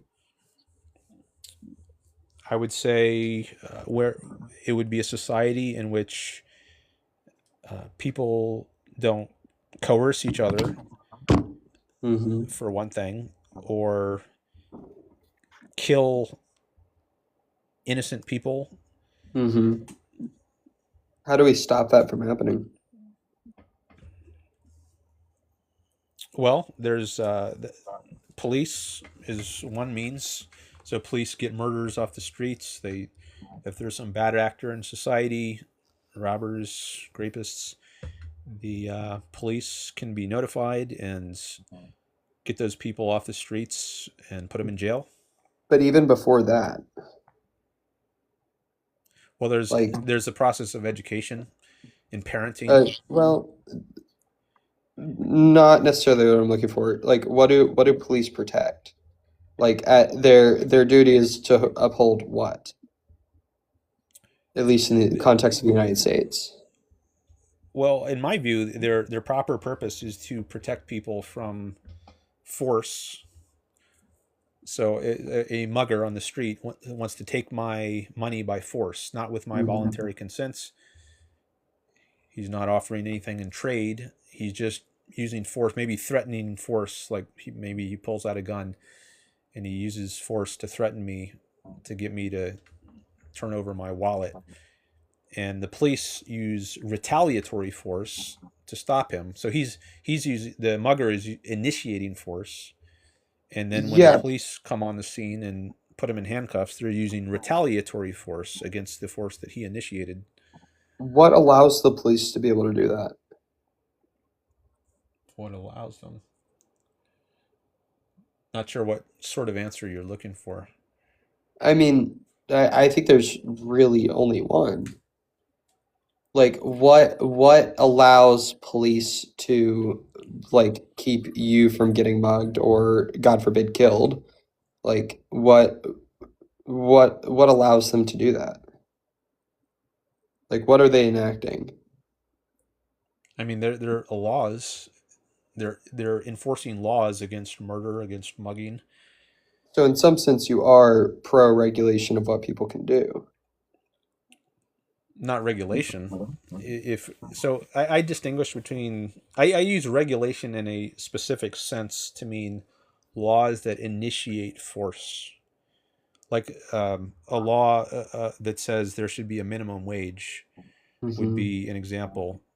So You instead think of that's a allowing bad thing? people to freely decide how much they're going to work for, what wages, the government is forcing people to only work for a certain amount. That's a regulation, as I understand it. But if there's a Yeah. law against mugging, that's not a regulation. They're not initiating force with that law. They're just the law codifies retaliatory force. They're saying if you initiate force by mugging, then we're going to send out some police to stop you from doing that. Well, but if, say, like I'm a business owner and I'm paying an employee $4 an hour, which is obviously below the federal minimum wage, like obviously I have the ability to do that, but that is still in terms like a law or a regulation that says I can't do that. So likewise, obviously it's like I can kill someone, but the government has regulated and said that you are not allowed to do that. Like I don't see those two things as like fundamentally different in terms of how the government acts and how the government reacts to that happening. Yeah, I So I think there think is a your difference. delineation of laws and regulation is maybe a little bit misplaced. I think there's a important difference in the two cases. In the in the minimum wage law case, the government is forcing people. The government is forcing people to act in a way they haven't necessarily chosen to act. Whereas in So you're the saying, sorry. So you're saying that people should be able to choose to work for less than the minimum wage? yeah, I don't think there should be any Okay. minimum wage. People should be able to volunteer and work for free if they want. They should even be able to pay in order to work for the privilege of work. For let's say you want to be some celebrity's assistant, you would love the chance to have a day as Taylor Swift's personal assistant, and you would pay for the privilege to be able to follow her around and be her assistant. And maybe so I think that should be there shouldn't be a law that stops you from doing that. But you said that's a regulation. It would be a regulation if there were a law that stopped you from doing that. So would it be a regulation that stopped me from killing someone? No, that would just be a law. So I guess I'm unclear on the fundamental difference. A regulation involves initiating force, whereas a non-regulation. So I guess you could think of law as think of a circle. To use Euler circles, a big circle and then a smaller circle within that bigger circle. The big circle is law.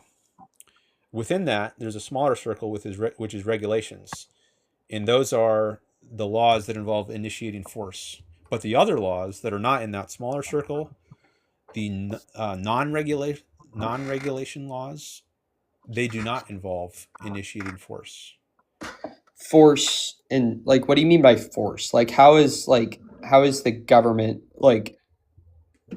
How does setting a federal minimum wage initiating force and setting a law against murder not initiating force? Because in both circumstances, I'm not being forced necessarily to do things. They're just saying that if I don't do this thing or I break this regulation, then consequences will come. My business could be potentially closed. Well, I'm including the threat of force as force here. So, like, if a mugger comes up to you with a gun and he says, "Give me your wallet, or I'm going to shoot you," has he forced you? He hasn't pulled the trigger yet. He hasn't grabbed your arm or anything. He's just pointed a gun at you. So, is he using force? Well, he's at least threatening force. But I think it's illegitimate to do that. It's a violation of rights, whether he actually pulls the trigger or he just holds the gun pointed at you. So if there's a law in the books that threatens force, which is the case with the minimum wage laws, I am including that as a use of force. So it says, if you don't comply with this law, we're going to haul you off to jail. People with guns are going to come take you away. Mm-hmm. Whereas in the case of the law against murder, that doesn't, people with guns will come after you if you do murder someone or threaten to murder someone. But as long as you're not threatening force or using force, you're free to go about your business. They're not going to interfere with you. So it's only once you initiate the use of force yourself or initiate the threat of force, only then does someone come after you. But in the same example, it's like if the government is saying that businesses have to pay, what is it, $7.25 an hour, $7.50 an hour is the federal minimum wage. I live in a state where the federal minimum wage is the same as the state minimum wage. So if like the government is saying as a business, you must pay your employees this much, the threat of force is that they'll give you a nice new pair of bracelets and they'll take you to a jail cell, or they'll impose fines on you, or whatever it may be. If the government has said you cannot kill people, obviously there are certain circumstances in certain states which allow you to do so, but saying the government in general, you cannot kill people, or else you will the threat of force is we will take you to jail. Like, I don't see those things as fundamentally different. Obviously one is, I would say, is worse than the other, but I mean, I don't see the delineation that you're making between laws and regulations, because the way you explained them a second ago made them sound like the exact same thing. Okay. Well, Because you said that the government has imposed that you pay a minimum wage, and if you don't do that, there will be consequences. If you do something that the government, if you do not comply with a law to not kill someone, then the government will do something. but paying $4 an hour does not involve using force against someone, whereas murdering someone does. But it's an act of incompliance.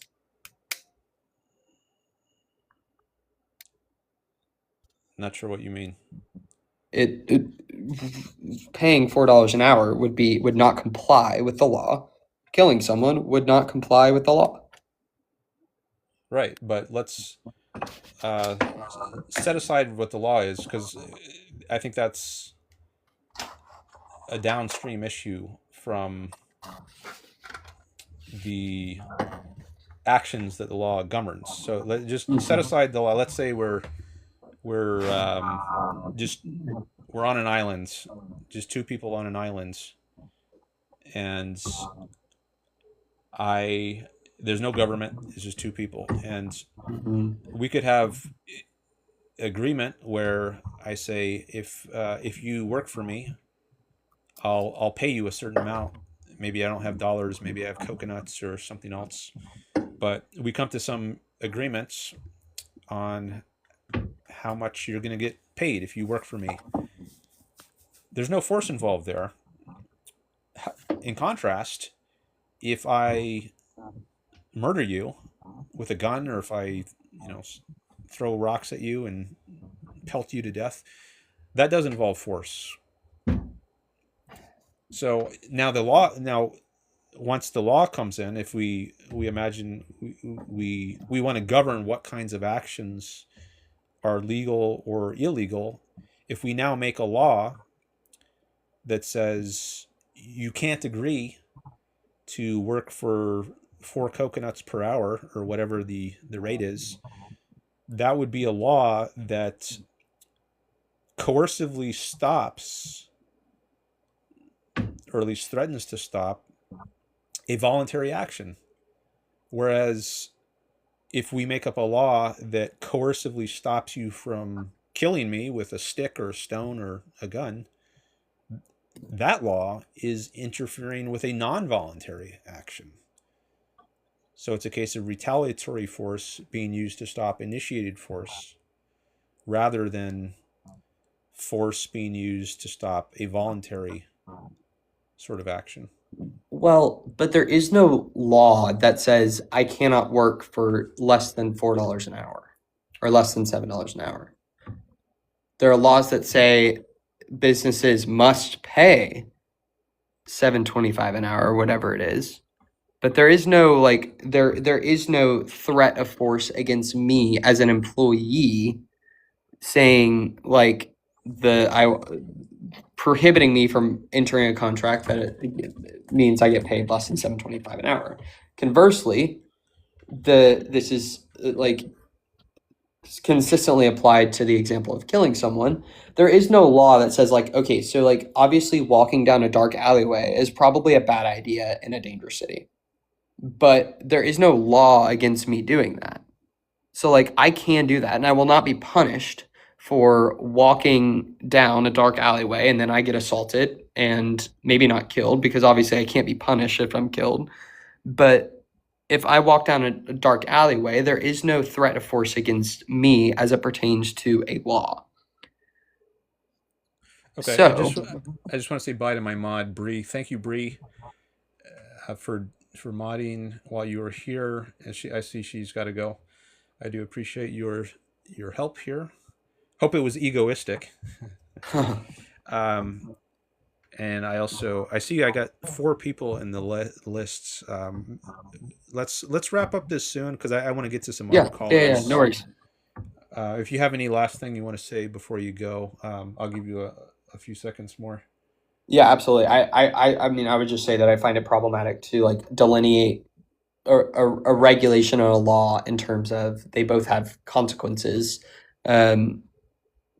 that are imposed by the government or threat of consequences if I break that law. So yeah, I think the delineation between law and regulation is kind of faulty. It was so good talking to you. I really appreciate it. All right. Thanks for your call. Have a good time. You do. Okay. Thanks for the likes. We're up to 3.5K likes now. And we got some diamonds and some more follows. Thank you for that. Some roses, horizontal inquiry.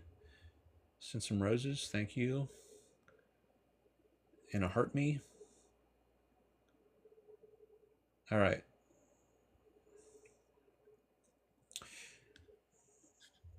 Also, thanks for any shares. If you could share the live, that would help it reach more people. And if you know any really big creators with large followings, thanks Mises fan for sharing the live. If you know any really big creators who might want to debate me, I'd appreciate it if you could let them know. You can tag them. I guess I could tag them too. Someone like Dean Withers or Parker. I know they have large followings. I would like to debate them. I did send this to someone with 4.5K. Thank you.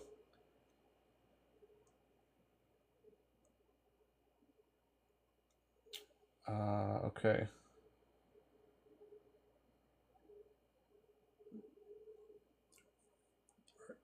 All right, so let's see who else. I got Yazmeen, Mises fan, AP, Cemetery Poisonous, and Polar Bear Can Swim in the guest lists. And now Caden too.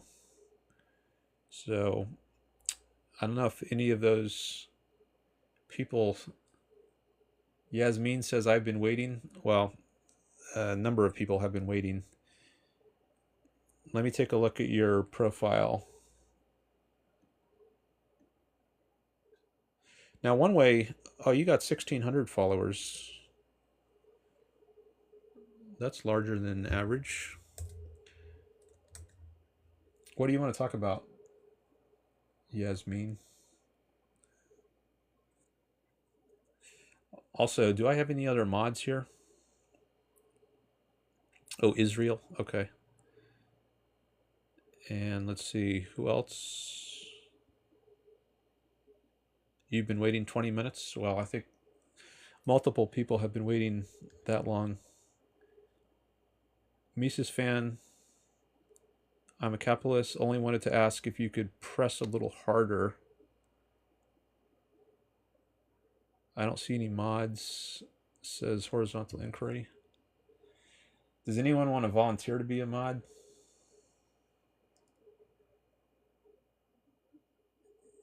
It would probably have to be someone I've seen before. Yeah, Max, I don't know anything about you, so I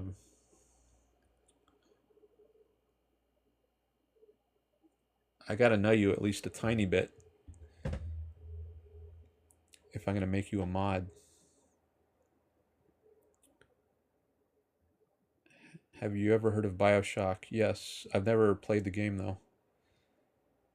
Cemetery Poisonous? Are you in my list? Oh, yeah, you are.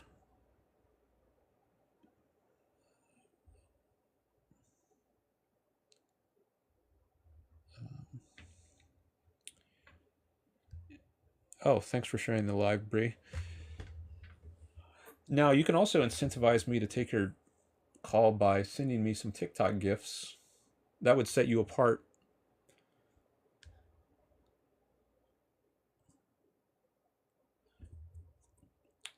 I'm trying to be egoistic about this and maximize the value I get. So one way I can get value from my show is by having a lot of people watch it. I value the exposure to a wide audience. But another way, even if you don't have a large following, if I'm getting money, like you could send me PayPal, that would be another way of. So I can give you more value, the more value you give me, right? So it's a win-win, right? If you don't want to wait a long time, you can jump to the front of the list by giving me more value. Your restrictions don't come from chat. TikTok auto censors chat. It's while someone is on call. No, I think it's also from chat, because once my live got flagged before I had even taken any calls, and I'm pretty sure it wasn't because of anything I said. So, and I also looked it up once, and I got the answer from AI, I think, that said, it says I am responsible for my chat, and my chat can get flagged, or my live can get flagged for things people say in the chat. So it's not just from what people say on the call.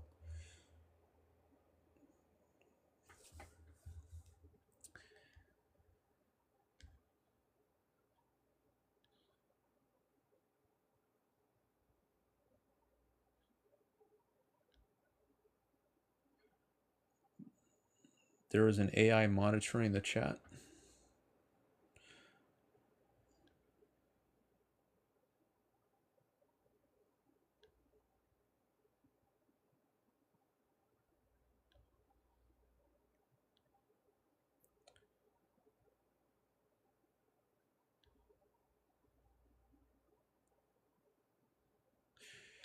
All right, I haven't seen any volunteers for being mod among people I know.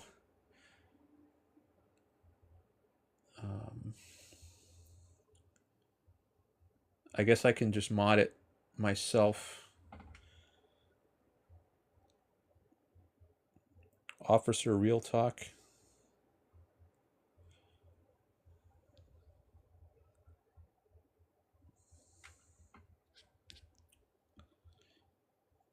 Mises fan.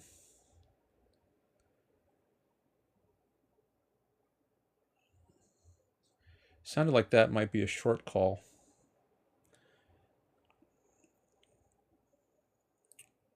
Maybe I'll do Mises fan and then Yazmeen. Okay.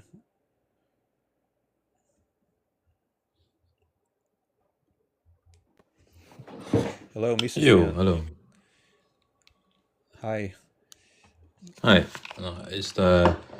I enjoyed the discussion. I just felt like that last guy, he was a bit too slow. I appreciated it, like you could push him a bit harder on where he was falling back to the same arguments the entire time. Because I thought you had a pretty clear distinction, like the non-initiation with force. I just figured like pushing harder on that would work a bit better. Okay. I was like reiterating things. Do you have any suggestion on how to push harder? Anything specific? No, I mean, I guess just ask him to fill out the blank, like those type of questions where you like give him do you see the clear symmetry breaker here? And then just go on from there. But that's really all I had to say. I appreciate and pretty much agree with all of the views you have. So Okay. All right. Well, I guess if that's it, we can end the call here. So yeah, that's all you got. All right. Well, thanks for your call. I appreciate it. thank you, man. All right. Bye.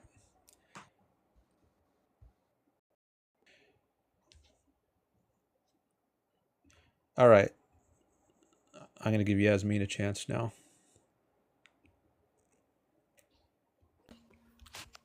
Hello. Hello, can you hear me? Yes. Okay, okay, first, this is like a genuine question. Was the Israel added on the good side just for engagement bait? Because nothing like is adding up on like either side. Like I feel like it was kind of just engagement bait to add it on the good side. Okay. Well, I can answer your question, but first let me ask, do you want to have a civil discussion? Well, yeah, but I mean, like, I just want to start that out because if this is like engagement bait, that I'm gonna leave and not waste my time. Everything on there is something I actually believe. Okay, also, there's someone being disrespectful in the comments, so. Who do you have in mind? This person calling me a sissy liberal, whatever. All right, Okay. let's not be disrespectful in the chat. So I'd like to Okay, keep can it I ask civil here. can I ask why you support Israel? Because I think they do a decent job at respecting rights, like rights of women, for example, compared to Arab countries surrounding them, or rights of gay people. I think they're relatively friendly to. Or another thing, you can criticize the government, you won't be thrown in jail. So it's not a dictatorship. It's a Well, you startup. realize they have like a mandatory, like you have to join the military mandatory. Yeah, I oppose that. So I don't think Israel is perfect. They certainly have problems, and that's one of them. I disagree with the draft. I think that's a violation of rights to live your life as you choose to live it. And are you sure about the gay thing? Because all I've seen about gay in Israel is like they're very like it's just performative basically. At least from what I've seen, like it's all like not legal over there. I mean, I might be misinformed about that, but like I don't agree on like the rights and stuff because I don't think it's okay for them to be stealing land of another country and then say that they're giving all these rights when they're bombing women and children and men. Okay, well let's. There's a couple issues there. On the gay issue, I'm not aware of anti-gay laws. Like I've heard in some of the neighboring countries it is dangerous and maybe even illegal to be gay, and I don't think that is the case in Israel. So there's that, and we could stick on that for the moment, unless if you challenge that, if you don't think that's correct, maybe we should dig into that some more before going on to a different issue. Well, like I said, like I'm not the most informed on that. Like you're allowed to agree with them on that, but I mostly more informed on what they're doing to the people in Palestine. I am Palestinian, so like I feel like I know pretty well. I have family members in Palestine. It's not really like what's happening over there is disgusting, and it's so like just unexcusable to say that this is all because of Hamas, because it's been going on for years and years and years. All right. Well, I remember one claim you made was that they're bombing women and children. And there are civilians, innocent civilians who die in war, but I don't think the intention is to kill innocents. Hamas uses innocents They killed as human 70,000. shields. They just came out in June. I think it was like June 14th. They came out and they killed like 73,000 people. Okay, but innocents are used as human shields by Hamas. Okay, are you Jewish? Okay, I don't I'm know. sorry. Human shields. I'm leaving. No, I'm sorry. I'm not going to have a civil conversation if you're already using like words that are disrespectfully talking about Palestinian people. Okay, bye. And it's not anti-Semitic when Palestinians are also Semites. So I'm sorry. There's a lot of Zionists in your comments. All right, bye. Okay, goodbye. How do I leave? Oh, okay, bye.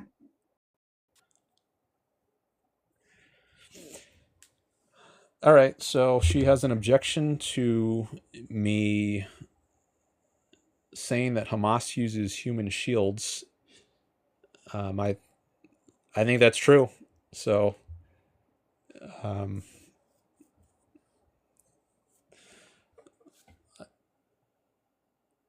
don't know what to say.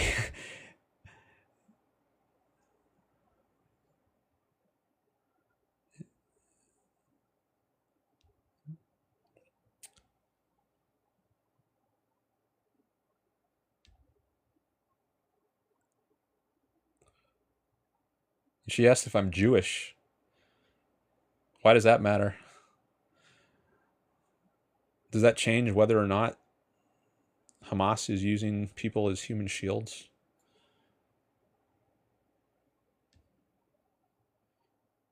All right. Let's see what else we got here.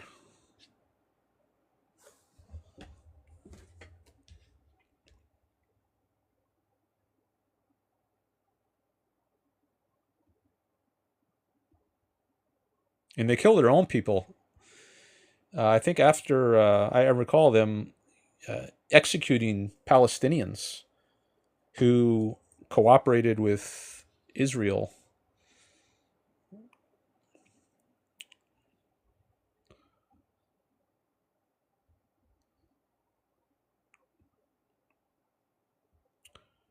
All right, so now we got ntrujillo, big ol' phone, Apple user, and AP in the lists.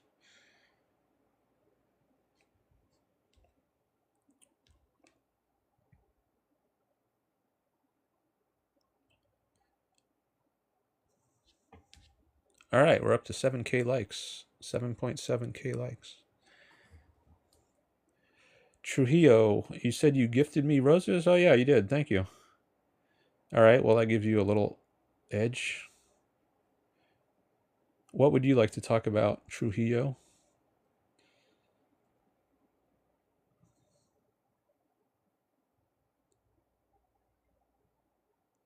AP wants to debate abortion and his good faith. Okay.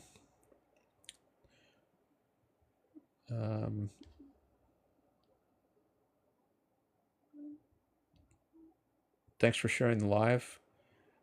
Trujillo, you say I got good stuff, just trust. All right. Well, that's not a. I don't know if I want to just trust. I want to know what you want to discuss. So AP wants to talk about abortion. Now we got Echo here. How about big ol' phone? What do you want to discuss? Oh, immigration, faith, and capitalism, says Trujillo. Apple user wants to discuss faith. Okay, big ol' phone wants to talk about Israel. Okay. that's kind of appealing to me. I'm sort of in the Israel mode now, since we just had a call on that. Maybe we should do that one. Do you agree to be civil, Biggle Phone? The last caller said she couldn't be civil, given what I said. So now that you've heard some about what I've said, do you agree to be civil? Yes, sir. All right. I'm going to take Biggle Phone's call since he's on. I feel interested in talking about Israel right now. So let's do at least a little more on that.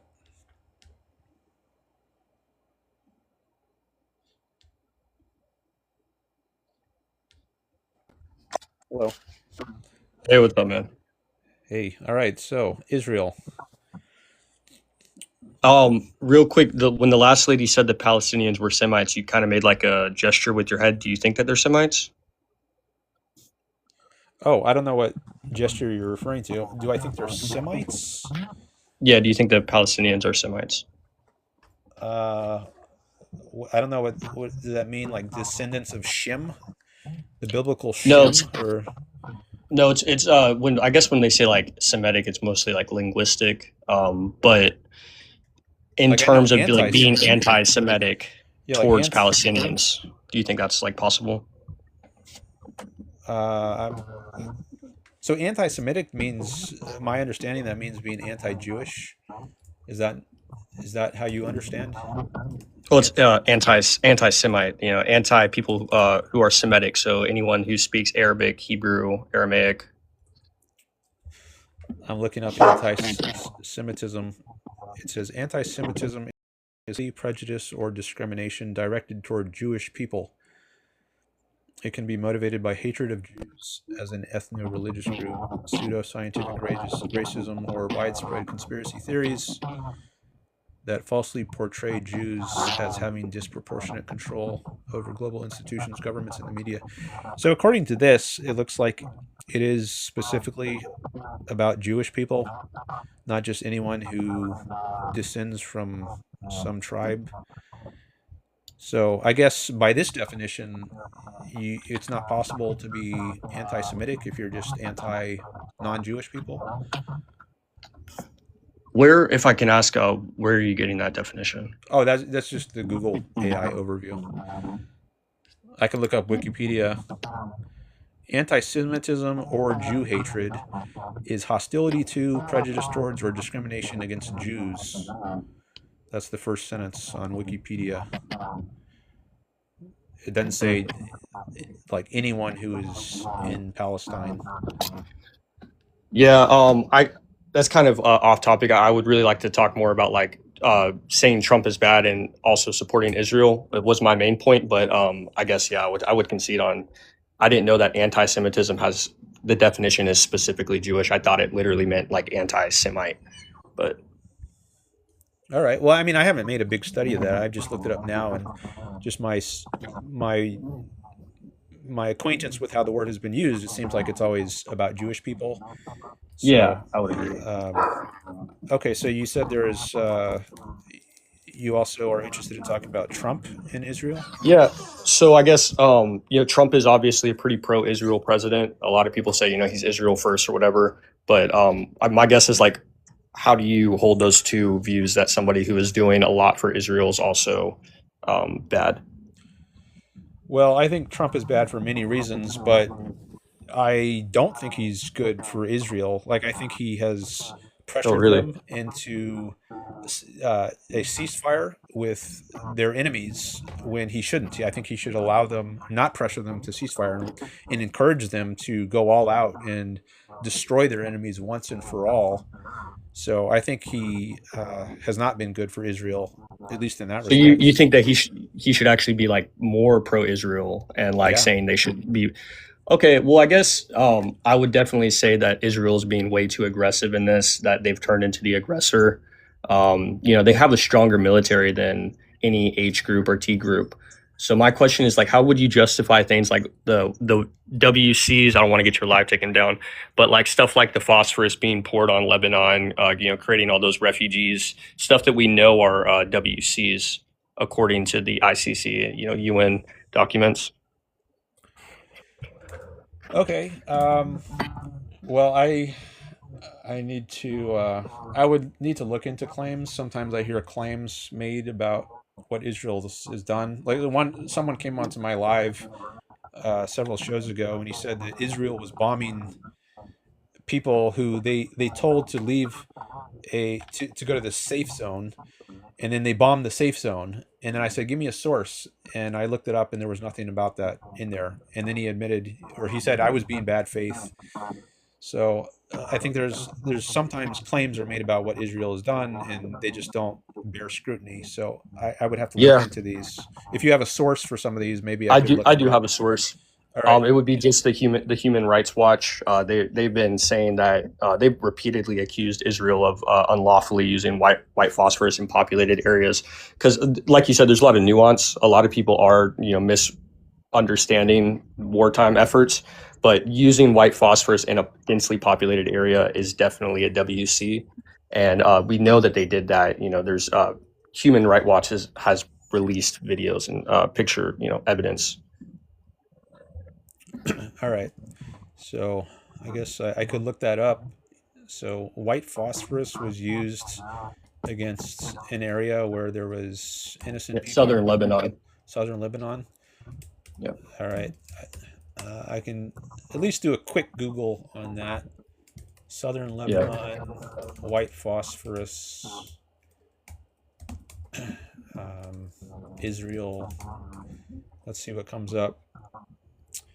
Independent investigations by Human Rights Watch and Amnesty International have verified multiple instances of the Israeli military deploying white phosphorus munitions over residential areas in southern Lebanon. The use of this incendiary chemical has sparked widespread controversy as it causes horrific injuries and long-term environmental damage. All right. So I would want to know. And would you defend something like that? I don't know. So this is the first time I've heard about this. I don't follow very closely, like on a daily basis, what's going on. So I don't know if I would defend this. I would want to know more about it. Like, why are they doing this? Are there Hezbollah agents in this area? So it's the same exact reason, why they say it's okay to bomb the hospitals or wherever. It's because there's T or H groups in these cities. But the problem is the white phosphorus is, hurting children and you causing refugees major displacement in southern Lebanon. All right. Well, I wonder if this is another Human Shields case where they maybe it would take a lot of casualties on the Israeli side if they were to go in and do a ground invasion. So to make it safer, they instead drop this white phosphorus. Well, I'm happy you brought up civilian mortality rates because we did a ground invasion of Afghanistan. But you're seeing similar, and we can't verify it yet, of course, but you're seeing similar, if not higher rates of civilian casualties coming from this Israel conflict, which points to me like they're not targeting the T group or the H group, which is severely, they're very undervalued in things like, Israeli intelligence is superior to most of the countries in the world. These different factors. One, why are they going so rough on a power that is lesser than them, knowing that there's civilians in the area? And two, why is their civilian death rate so high if there is no ground invasion? Well, I don't know that I've heard actually the civilian death rate is low compared to other wars. That's why I said we couldn't verify the death rate until an independent source comes out, probably after the war. Because you have Al Jazeera saying it's 40% or something, and then Israel saying it's 5%. Okay, and some sources are more plausible or more reliable than others. Not in wartime. I'd argue that fog of war has a lot to do with this. I think, but I would argue it's not. What was that? I think even in wartime, some sources are more plausible than others. Oh, that's not true. I mean, Gulf of Tonkin, they literally told the American public that We were attacked by Vietnam when we know that we accidentally fired our own people in the fog of war is what caused them to lie so that we could get into Vietnam. Okay. Well, I still think it remains true, but What you think? What remains true? Like that some sources Vietnam are more reliable than Oh others. yeah, I mean, I would argue that Al Jazeera and whatever major Israeli source they're equally credible. It would take more like an outside source, a UN or something like that. But I do appreciate your time, man. My phone's gonna die, but it was good talking to you. All right. Thanks for the call. Yes, sir. I didn't hear his last point entirely. He said he thinks Al Jazeera is more reliable than something Israel. I'm not sure.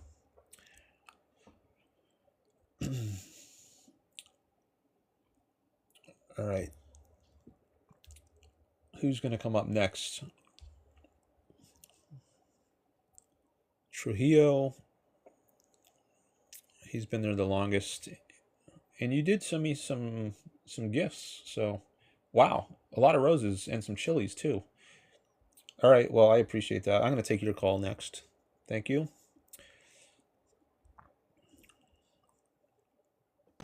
Hello? Hi. Hey, how's it going? All right.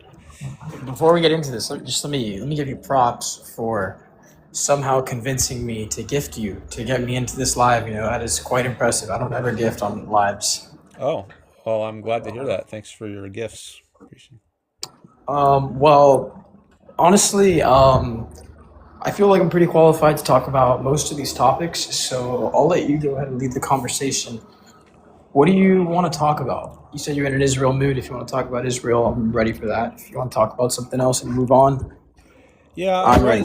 I was in an Israel mood for a little bit there, but I think maybe I've satisfied my appetite for Israel now. So I'm kind of curious to talk about something else. Maybe have you ever read Ayn Rand? Excuse me? Have you ever read Ayn Rand? No, I have not. Okay. Well, That's actually like pretty much the only thing on this list that I pretty much have no idea what that is. So we'll have to skip that one. But now that I'm looking again, you say immigration is good. I just wanted to get a little bit of clarification on what you meant by that when you say immigration is good. I think people should be free to move where they would like. I think it's a violation of people's rights for the government to forcibly stop people from moving around. Now, if you're on private property, you can control who's on your private property, but I don't think a country is private property. So I can invite someone onto into my own home because that's my private property, and I can choose who not to let into my own home. But the country does not belong to me, and nor does the country belong to the citizens as a whole in a country. The citizens, they only have a say over their own private property. So I don't think any citizen has a right to forcibly stop other people from moving in and out of a country. Okay. Okay. So let me give you my stance on that. So a little bit about my background. I come from an immigrant background. I live in Florida. I'm Cuban American, first generation born here. Parents came from Cuba. Their parents raised in Cuba. Obviously, a very communist society. Don't even get me started on communism and socialism. Just my least favorite type of government of all time, and I think it's horrible. But as to immigration goes, I am all for immigration. However, I am only for, and this is coming from an immigrant background with family outside the country, with many friends, many people in my life who have gotten into the country during my life or actively seeking refuge in the country. And this is still my entire family stance coming from a communist background, being raised in a communist society. The only immigration that I support and the rest of my family supports, which are immigrants themselves, is legal immigration. And the reason for that is simple. The U.S. is a place of rules, and Legal immigration is good. My family came here legally. Their grandparents came here legally. My parents came here legally. But when you do not enforce legal immigration, you make room for things to get messy. What does that mean, right? The US is a very rich market, right? While the US can attract a lot of good things and a lot of good people like my family, you know, they became doctors here. I have other cousins and uncles who were engineers in Cuba, doctors in Cuba. They came here and sought those same opportunities because they were taken away from them in the communist regime. But on top of that, with all that money comes an opportunity for a lot of crime, you know, whether it's drugs, whether it's sex trafficking, whether it is all these things. And I have no problem with immigration. The US is a country of immigrants. We're founded on immigrants. But an open border policy will lead to nothing but ruin, in my opinion. I do not think that you can just let anyone into the country. We cannot, for example, and this is an extreme example, if a cartel, right, the Colombian cartel, wanted to move their operations here to Florida, for example, where I live, I, as a Floridian, would not be okay with that, right? Because maybe those Colombians, those cartel members don't have access to clean water where they live, electricity, reliable internet, all these things. And for them, that might be a reason to immigrate to the US. They can better run their operation from here because this is where most of their product is based anyways. They're selling it here, right? So why don't we just come here to sell it? And this is an extreme example. You know, this is not a very reasonable example, but it's just an example I'm using. Me as a Floridian, I would not be okay with that. I would hope that for them to be able to do that, they would have to go through a vetting process like my family did, like have cousins that are doing right now. I actually have cousins that just illegally left Cuba all the way to Russia through many countries, were arrested in Greece for 4 months. Luckily weren't deported back to Cuba. And they finally landed in Spain where they've opened up a restaurant and are doing great here. Or in Spain. They have plans to come here within, the next couple years, but for now, their lives are going good over there. I believe that immigration without order is a recipe for disaster. And the question I'd pose to you is, how do you disagree with me now? Okay. So you mentioned legal immigration. You're in favor of that. I am also, but I think what counts as legal immigration needs to change. So I think it's become so hard to legally immigrate that a lot of people have resorted to illegal immigration. If you go back to the 19th century, like the days of Ellis Islands, it was very simple to legally immigrate. All you had to do was come over here on a boat, go through a quick screen once you get to Ellis Islands, and then you're in. That was basically it. Very easy. But starting in the 1920s in a big way, there was the Immigration Act of 1924 that's put on quotas for European immigrants and made it much more difficult to legally immigrate. And I think that's a bad thing. I think we should revert to the late 19th century style where it was much easier to legally immigrate. And I think it's like now it takes years and years to legally immigrate. You have to go through a very long process, a very expensive process. Sometimes it costs tens of thousands of dollars, and a lot of people don't have a lot of money. The process. And a lot of people can't afford to go through that very long and expensive process. So I think it's just legal immigration is extremely difficult or impossible for many people. And I think we need to change our immigration laws so that it is much easier to immigrate legally. And I think some of these laws are based on race. Like there was the Chinese Exclusion Act, and I believe it was 1882, which discriminated against Chinese people. But then in the early 20th century, I think with the Immigration Act of 1924, they discriminated against Southern and Eastern Europeans, like Italians, for instance. And I think the people who wrote these laws were more in favor of Northern and Western Europeans. They had a kind of racist view, I think, and I think there was a rise in eugenics, and actually Adolf Hitler commended the immigration law of 1924, I believe, because he's a racist and he wants the purity of the Aryan race, and I guess he saw America as having a similar, at least, kind of racist immigration policy. So I do support legal immigration, but I think we need to change radically what counts as legal immigration. And then lastly, I will just say on the issue of drugs, you mentioned cartels in Colombia. I think we need to legalize drugs, and it shouldn't be illegal. If we did legalize drugs, I think that would take a lot of the profit motive away. Like right now, it's super risky to be involved in the drug trade. So there's very high value that comes associated with that, I guess, in order to compensate from the risk of this black market for drugs.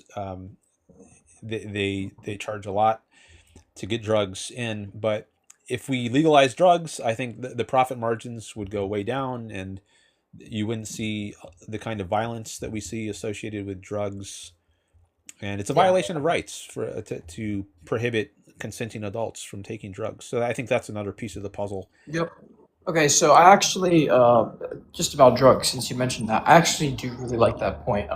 Just a little bit about myself. I am leaning right. I don't know if that was evident, but I do lean right myself, and personally, an area where I conflict a lot with other right-leaning conservatives is that I do also believe in the decriminalization of drugs. But when I say that, I specifically mean the decriminalization of drugs as in, the working man who has a bag of cocaine in his pocket or who holds a joint in his car. That is the type of decriminalization I am talking about.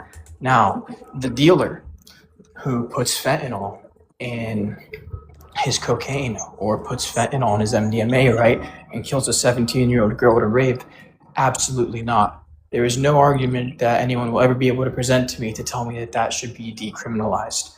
The illegal distribution of anything, whether it's alcohol, marijuana, or any other illicit substance, should not be legal because I believe things have to be regulated. Do I think someone should go to jail for 25 years for the 2 ounces of weed in their car? Never in any universe.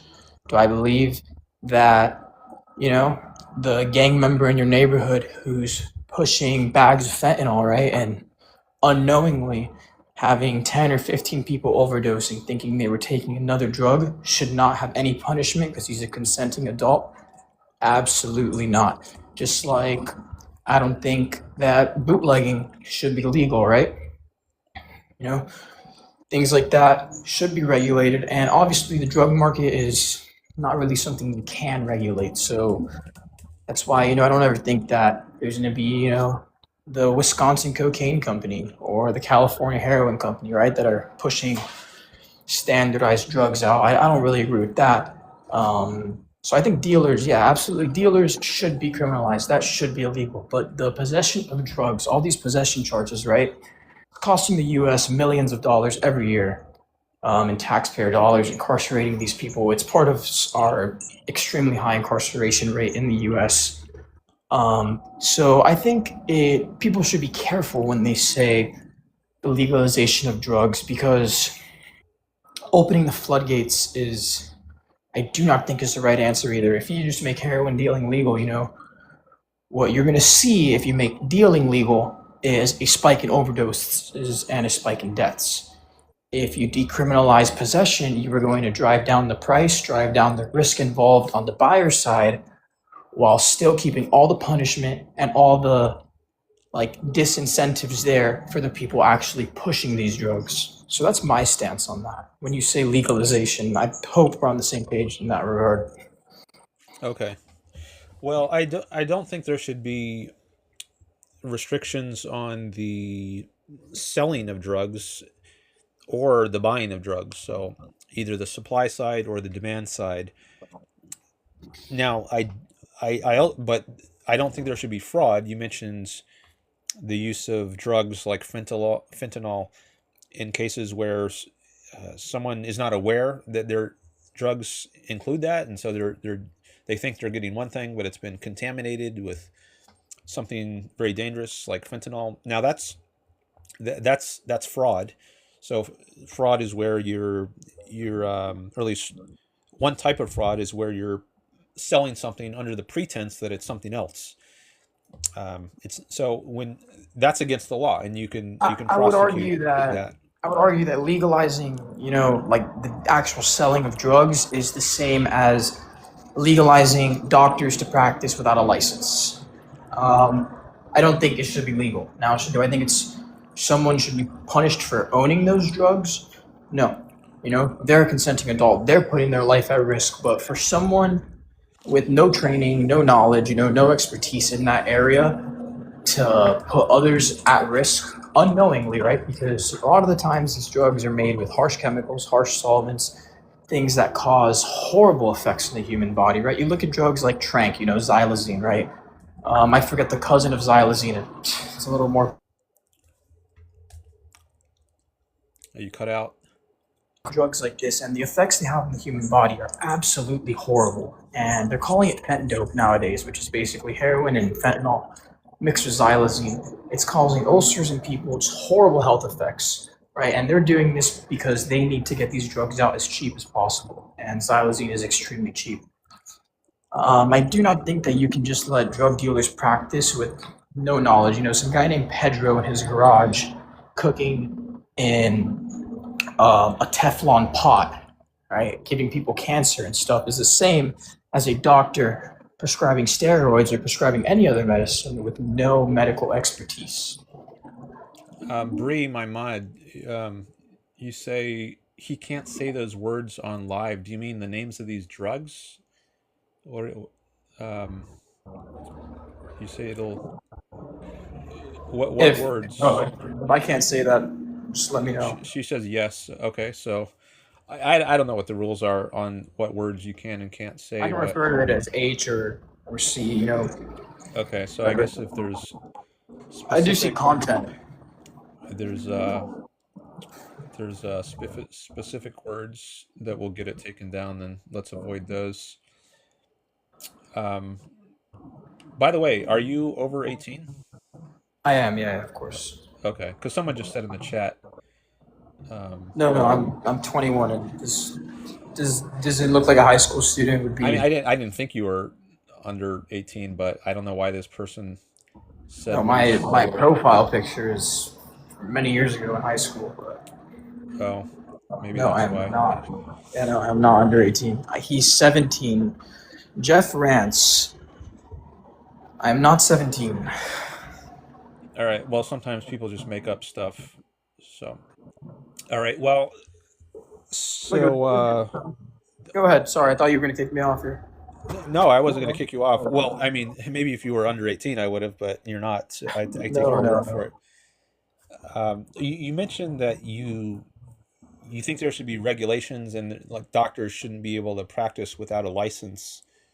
I don't think there should be regulations, and I don't know if you were here for the last call, but we talked about regulations and what they are and how they're different from laws. But I don't think there should be regulations, and I also don't think the state should be involved with licensing physicians. I don't think it's part of the role of government to get involved with the practice of medicine. I think it should be a private practice, and there can be private rating agencies and private licensing agencies, and then you can use those as a reference point to decide whether a doctor is legit. And also, of course, there's degrees, like did you go to Harvard Medical School, or are you just someone who is self-taught? And you can use things like this. What is the educational background of a person? What kind of certifications do they have? And use that to decide whether it's a good idea to see a certain doctor. But I don't think it's the business of the state to be deciding who can and cannot practice medicine. Okay, yeah, that's actually. I mean, this is true with any industry. It's not just medicine, but yeah, I think the only proper role of the government is to step in when force is initiated. Like if someone tries to go around mugging people on the street, then that mugger is using force. Maybe he pulls out a gun and threatens people, "Give me your wallet, or I'm going to shoot you." Right? The government can step in then and use retaliatory force to stop the mugger from initiating force against people. But if no one's initiating force, which you're not doing, if you're just practicing medicine, you're just offering a service, and people can accept it or reject it, and use their own decision, make up their own decision about whether it makes sense to utilize their services. I think people should be free to do that, and the government has no right to step in. Yeah, so, let me tell you, that's actually a really interesting point that you just brought up. I'm not gonna lie, I've never really heard anyone come and attack this issue from that point of view. So props to you. That's a very interesting angle you're taking there. But my counter argument to that would be, you say that you don't think government should be involved, like things like that.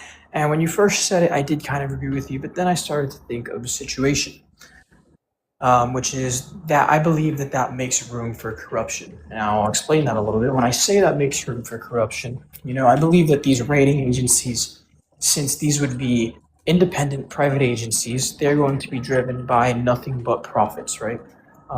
They're going to live in a capitalist society where that is what runs these things. So I do believe that there has to be some sort of oversight, right, over these agencies to make sure that these are not a profit-driven agency, right? Whether it be in anything, right? Whether it be in medicine, whether it be in engineering, like the field that I'm in, right? Just certifying someone as a structural engineer to build a high-rise because they paid $100,000 for that certification.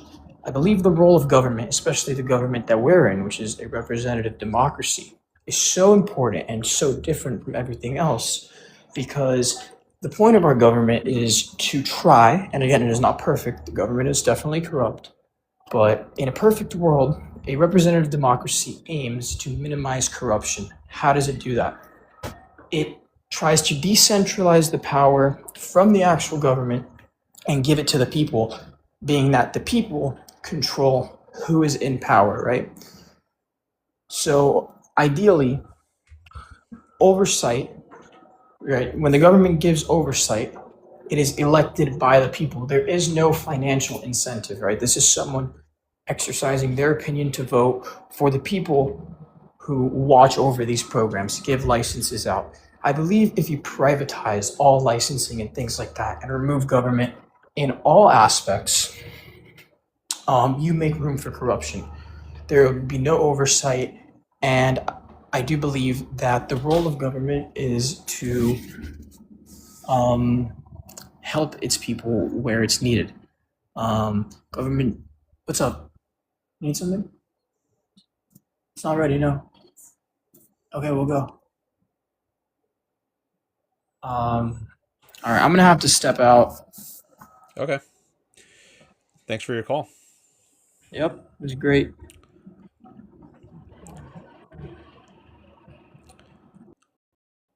Okay, I'll just say something on his last point about, where I was going to go is to the issue of profit and self-interest. He mentioned profits. He said rating agencies are driven by nothing but profits.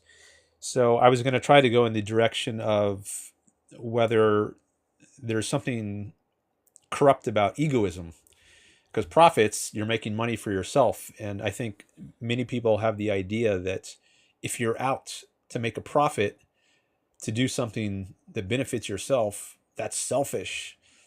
And that's where we start to get problems. So if he were on here for longer, I would have tried to nudge the conversation in that direction and talk about selfishness and egoism and profit seeking. Because I think what underlies people's opposition to free markets is often they think there's something immoral about the pursuit of self-interest.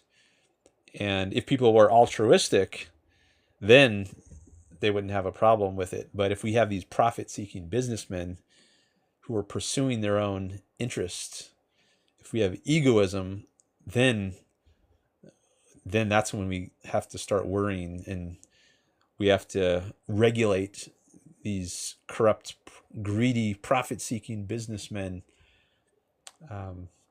Now, I don't know who are going to be the regulators, right? Do we have like a bifurcation in the human species? We have these angel altruists who can serve as regulators of everyone else. You know, where do they get off thinking they're so moral and pure? Now, I don't think there is corruption inherent in egoism. Actually, I think there's corruption in altruism. If you properly understand altruism, and if you properly understand egoism, I think it's good. So I think that's where I would have gone in the conversation. I would try to shift from the political to the moral topic of egoism versus altruism, because I think politics is downstream from ethics or morality, and it's really the root of the differences in politics really trace back to differences in ethics or morality, I think, at least in many cases. So I would have been happy to go there, and maybe I will go there with some future callers. Let's see who else we got here. Thanks for the follows. Thanks for the likes. We're up to 8.6K likes. Got some roses coming in. Thank you, Echo. And what is this? Sarah Ruby sent me a donut. Thank you. They have these interesting gifts on TikTok you can send people. What else do we have in here? Some more roses from Echo. Heart me. All right, and then we get back to Ntrujillo, who I already spoke with. Was that the one I just spoke with? I think it was.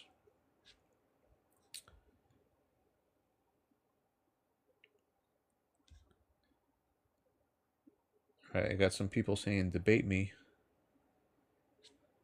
Who's in my list now?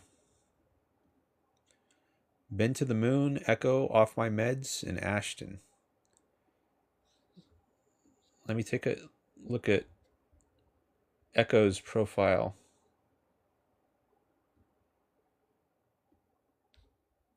Oh, wow. 6,200 followers. And you sent some gifts.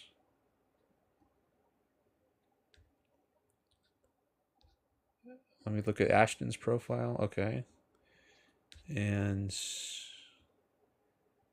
Been to the Moon and Offmymeds, who sent me a donut.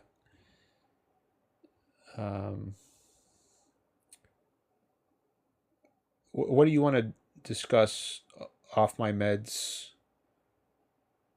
and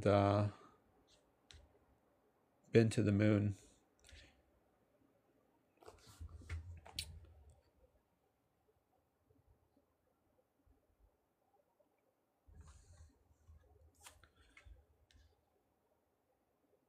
First principles. Okay. That sounds kind of interesting. And Echo wants to talk about Israel. I think you'd enjoy the challenge, he says. Ethics and morality, says Offmymeds. Free will and atheism, says Been to the Moon. Okay. Who's the one with, I think it was Echo. You have 6,200 followers, which that gives me some motivation. And you also sent me some gifts, some roses, I see. So I'm going to go with Echo next. All right. Here we go.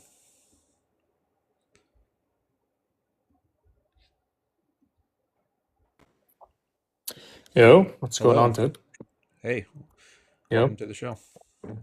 Aside from the fact, your background's pretty interesting. I see some what I would feel are like contradictory opinions. The one that stands out the most to me is you saying, good and having the USA and specifically Israel there. I think I'd like to challenge your notion of good because as far as I understand, you believe in private property, right? Yes. Okay, and you understand, like, for example, like Lockean theory of ownership. You believe in the homesteading principle, right? I do think that if you mix your labor, to use Locke's phrase, with something that gives you a claim to it, so if that's what you mean. So I at least Yeah, partly, I don't and entirely agree violence with. isn't an aspect of like acquiring land. So, for example, if you Yeah. mix your labor with land that wasn't worked with or wasn't dealt with previously, then then that's homesteading, right? That's one of the most common ways of acquiring private property, correct? Yeah. Okay, how do you justify Israel's existence based off the fact that they violated the Palestinians' private property right? Well, there's an assumption there that they violated the Palestinians' private property right, and Yep. I don't know that I would want to agree to that assumption. I know that some of the lands that Israelis own goes back to purchases they made in the 19th century, and then these Wait, were sorry. voluntary Just out of transactions. curiosity, how much, as far as you understand, what percent of the land was bought by Jewish entrepreneurs or the Jewish National Fund or Jewish individuals versus what percent of the land was owned by Arab individuals or the Palestinians? I don't know what percentage it was, but some of the So for the Jews lands. specifically, it was less than 6%. Okay. So, I mean, whatever lands, I mean, if it was acquired through voluntary means, to whatever extent It that wasn't was, because I yeah, support this is it to the extent it was acquired by voluntary means. Now, some of the land I think yeah. was acquired through war, but I think Mhm. it was a war of self-defense, not a war of aggression. So, Yeah. So this is just I'll get to like in part two. But when it comes to the private property of the Palestinians versus what eventually became the Israelis, if you're talking about it being acquired by peaceful means, aka the 6%, what do you have to say to the estimates of almost 48% of the land being owned by Arab individual owners? I'm not clear on first of all, what time period are we talking about? Are you talking about 19th This is century, by 20th century, or? this is up until 1946. So this is established in two like studies. One is a survey of Palestine, and two is the Anglo-American Survey of Palestine. Both attest to the fact that Jewish land ownership, even including voluntary purchases and absentee purchases and purchases by major funds, it still was less than 6%, while Arab individual ownership was almost half. Okay, so I mean, I'm not sure what importance the 6% number has to do, as long as the transactions are voluntary. Like if one guy owns all the lands in Palestine, but it was voluntarily sold to him by someone else Except that if you want to take that premise, then it would be one people which owned more of the land, and they were the ones who lost their property, not the other way around. So, for example, you're making the claim that Israel won these lands in a defensive fight. Can you clarify what specifically? What entitles them to the properties that they acquired in the Six-Day War, for example, and the properties that they acquired in the 1948 war? What entitles them to it? I mean, I think if you're attacked by some outside force, and then you find that in order to maintain the security and safety of your own people, you need to take over some of the land that the attacks came from, then I think that would provide a justification for taking over some of the land. Like if there's so where did the attacks come from in 1948 that were external? So, for example, what territory was taken from the Arab countries versus what territory was taken by civilians who had no part in the fighting? In 1948, you're asking? Yep. Yeah, 1948. Let's see. I was just reading about this, and I got to the. So there was. Oh, I mean, there's been. You're asking where did the Sorry, could you pose the question again? Okay. So you made the claim that if someone is attacked Yeah. and they're being pushed by an external force, that they may seize lands Mm-hmm. from that external force or from their territory as they deem it necessary. Now, my question is two parts. One, what lands did they seize through that means, aka the people who they were fending off, apparently, number one. Two, what does this entitlement come from? Is it a moral entitlement, or do you believe that it is existent within any legal principles? Okay. Let me just switch out my AirPods because this one is about to lose battery power. Just a moment. Yeah, it's okay.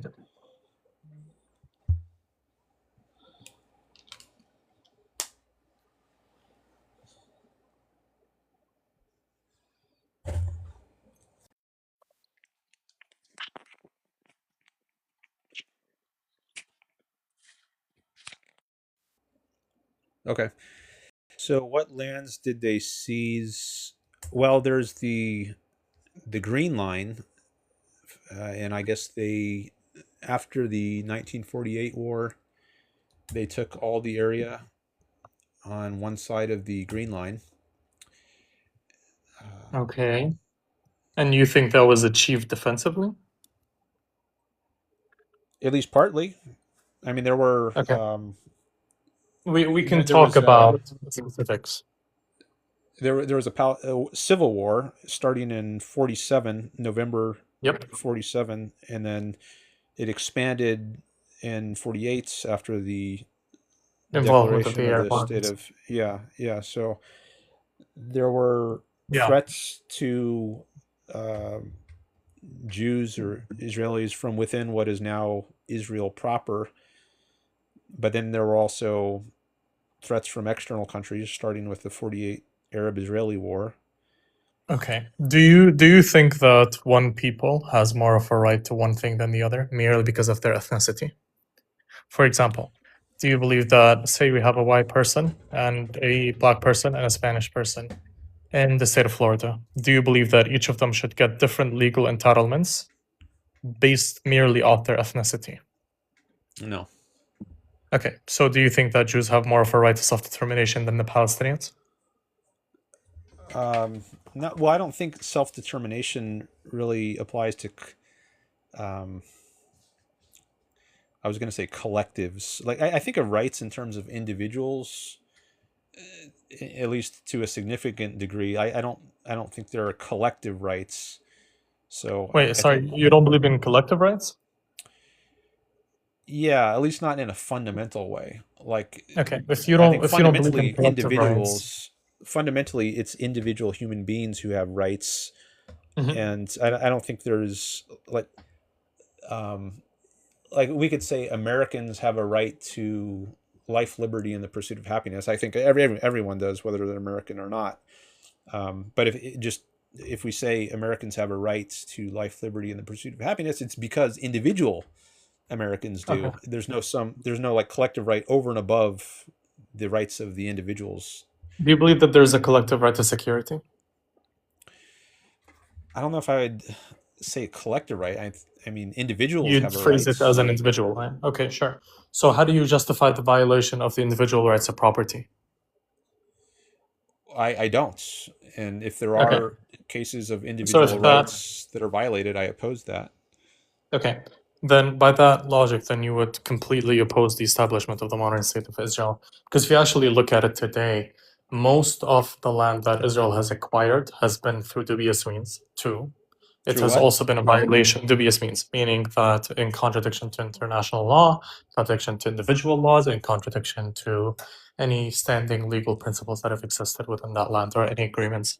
And finally, I would also say it is in violation of the individual rights. Now, if it is in violation of the individual rights, then you would be opposed to it, correct? If it is, yeah. Okay, so the fact that the Palestinians in 1948, there was a civil war, do you believe that most of the civilian actors were involved? I don't know what percentage of the civilian population was involved in the. I can actually give you a really simple estimate. So the largest estimate for all of the Arab militias and all of the irregulars is only a few, like 1,000, as in like 10 to 15K. So this is including everyone. The population of Arabs was at least 1 million. Okay. That makes it less than 1%. So the vast majority of people would not have been involved in active fighting, meaning that if their lands were seized based off a collective wish for security, then it would be in violation to their individual rights. I'm not sure about that. I just heard an analysis of this in a video I watched by Yaron Brook. He's a objectivist YouTuber, and he was talking about the Nakba, and 700,000 people were displaced. But he broke that number down into various categories, and some of them... Who? Sorry, what was his name? Yaron Brook. I'll type it in the chat. I'll write his name in the chat. Just make sure. I just put it in there. Oh. Do you know him? I'm pretty sure I've seen some of his content somewhere, but I'm not going to claim that I know that specific video. So based off the breakdown that you saw. Yeah, he was saying that only a small percentage, I think he said maybe under 10,000 people out of the 700,000 total have some legitimate grievance and have rights that actually were violated. But I think the vast majority, he was saying, it's just a fact of the way war happens, that if you're on the losing side and the losing side is the aggressor side, then you have no right of return. So okay. If their land is number one.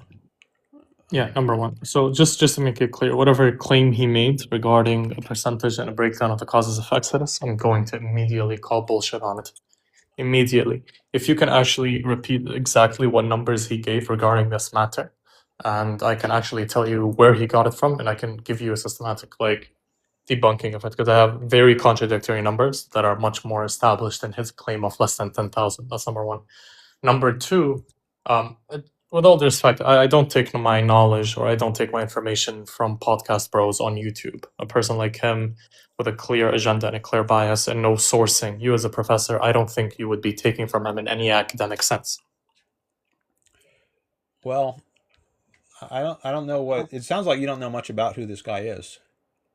No, I'm pretty sure I've seen other videos, but not specifically on Israel. But based off the claims that you're making, yeah, 100%, I see an issue with the claims that he's making. If he's making the claim that only less than 10,000 have grievances, I would love to see how he comes to that conclusion. Well, I can put a link in the chat and you can watch his video. Yeah, but I think you're an educated person. I don't think you merely take evidence from a YouTube video. Because I can give you a YouTube video saying the Holocaust didn't exist. It doesn't mean that it doesn't actually exist. You go off the evidence made in such videos. Did he quote any evidence? Did he quote any sources, any citations? Well, he's see, you make it sound like he's just a random YouTuber. Well, he is. That's why I asked if you know who this guy is. He effectively is a random YouTuber. I'm sorry, is he a scholar? I don't think that's a very okay. accurate Is he a scholar? Yeah. Is he a scholar? He is a kind of scholar. Okay. So what sources is he using for Maybe this? I should I'm looking for the link so people can watch this video. Is it the why 700,000 Palestinians of 1948 Nakba are not owed anything? Is it that one? Yeah, that's the one.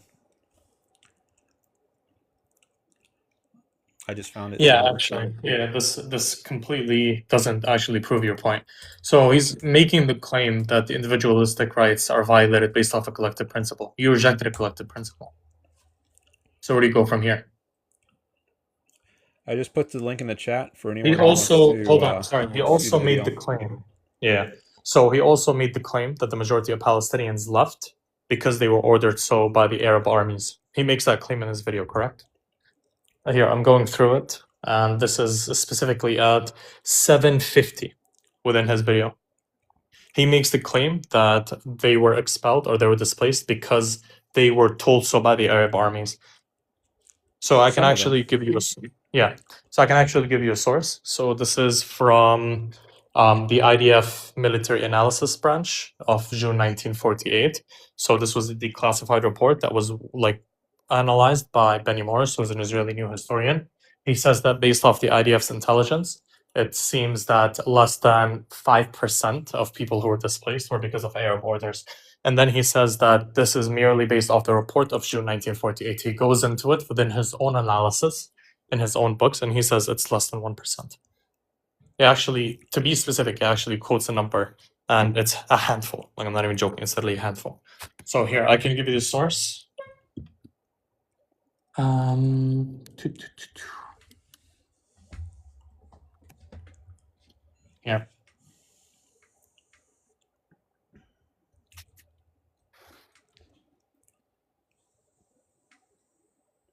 Okay, so this is from the study that I'm telling you about. Category 4, orders and commands by local Arab commanders and the leaders, the Arab Higher Committee and the Transjordan government accounted for some 5% of the villages evacuated, according to the intelligence plan, according to the intelligence branch. So this is number 1.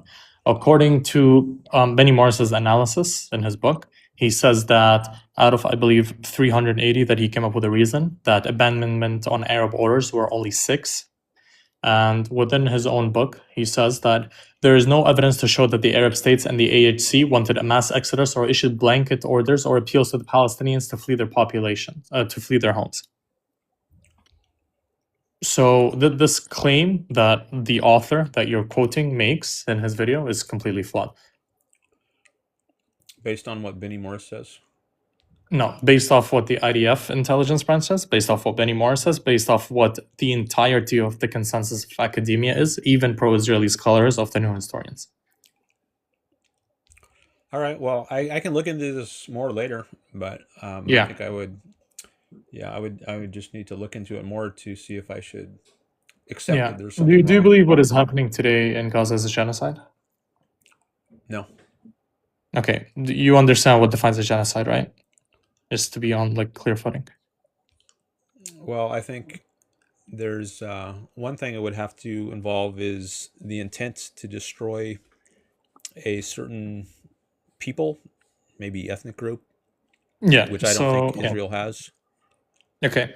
So within the actual definition, so this is from the Convention on the Prevention and Punishment of the Crime of Genocide. He actually, like, what it actually says within it is not just to destroy, it's the intent to destroy in whole or in part.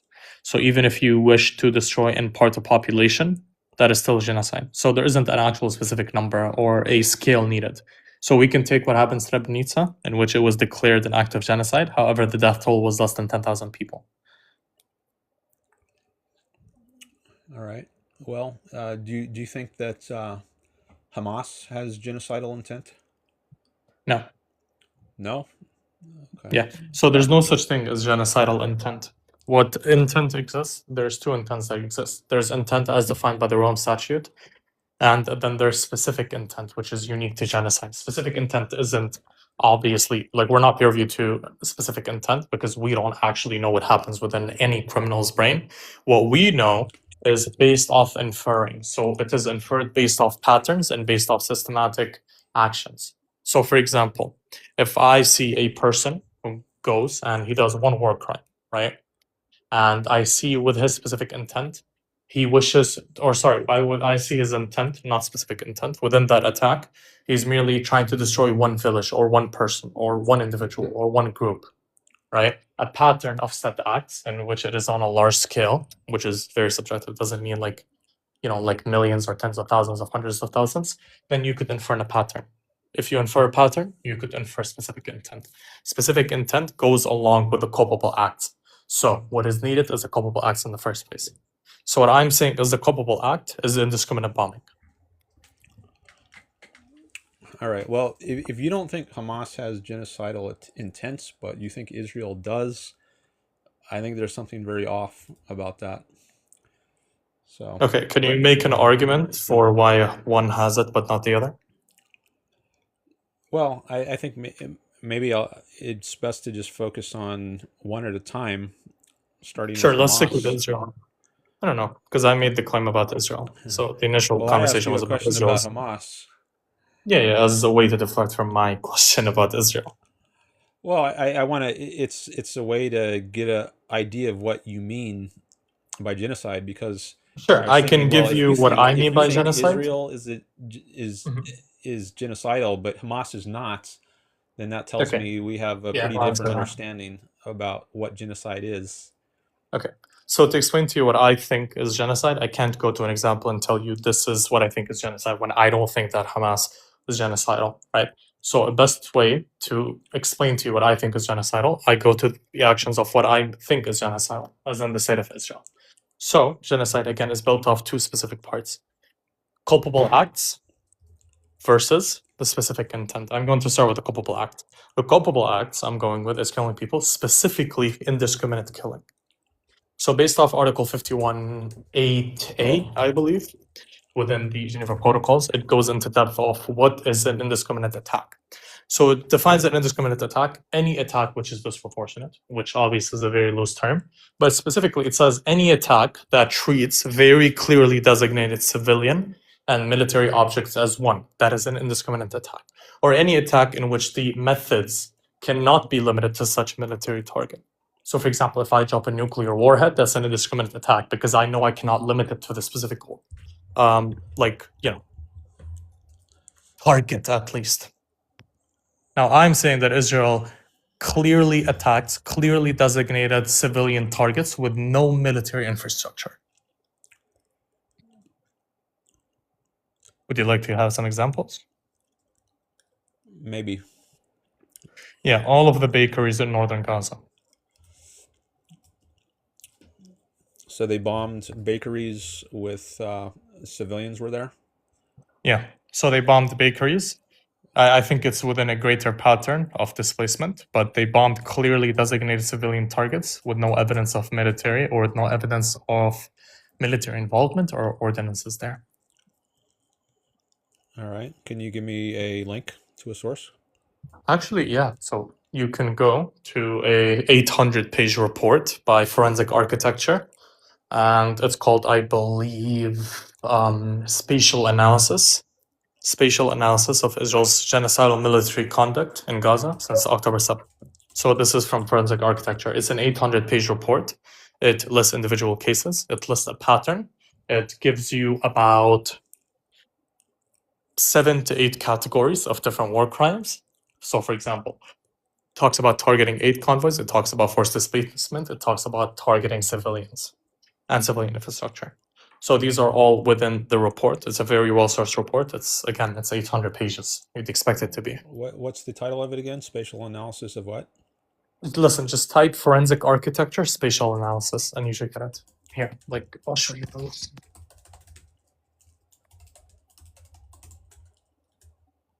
Oh, Israel's conduct in Gaza since That one. October 2023. Mm-hmm. That's exactly what it is. Report, a spatial analysis of the Israeli military's conduct in Gaza. Introduction. Okay, there's some text on the main page. Is it covered in that one? This example of the bakery? I think the reading is going to be an introduction to the paper. I don't think it's actually going to be the entire thing. 827-page text report. Yeah, but within it, what it actually says. So this is from the quantitative findings. It says total incidents of targeting aid, 322. Attacks by category, 17 on bakeries, 73 on shelters, 60 on aid personnel, 50 on civilians seeking aid, and 78 on infrastructure such as warehouses and water treatment facilities, 22 on aid convoys, 6 on aid convoys by Israeli vigilantes. This is within the quantitative findings of the initial article. So this is on the page. This is not on the actual report. So this is from the summary of the report.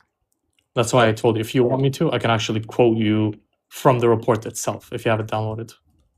Oh, I found the thing you were just reading. Total incidents of target aid, 322. Okay. Mm-hmm. Attacks by category. All right. 17 on bakeries, 73 on shelters, etc. And these are targets with civilians in them? Yeah, well, clearly designated as civilians. So, for example, you can go to here. Go to page 735 on the report. And Okay, it starts in October and early November. Videos showed long queues of Palestinians. Is that page? long queues of Palestinians. That's on PDF page 7. Oh yeah, I see. Yeah, I see. Yep. Exactly. Yeah. All right. So you can read that page and the page after. It actually gives you clear evidence of all the individual cases regarding the bakeries.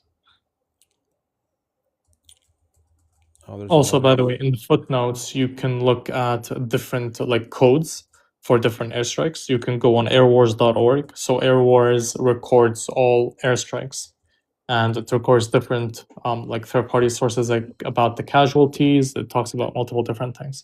So this is on Airwars. You can view all of the airstrikes separately.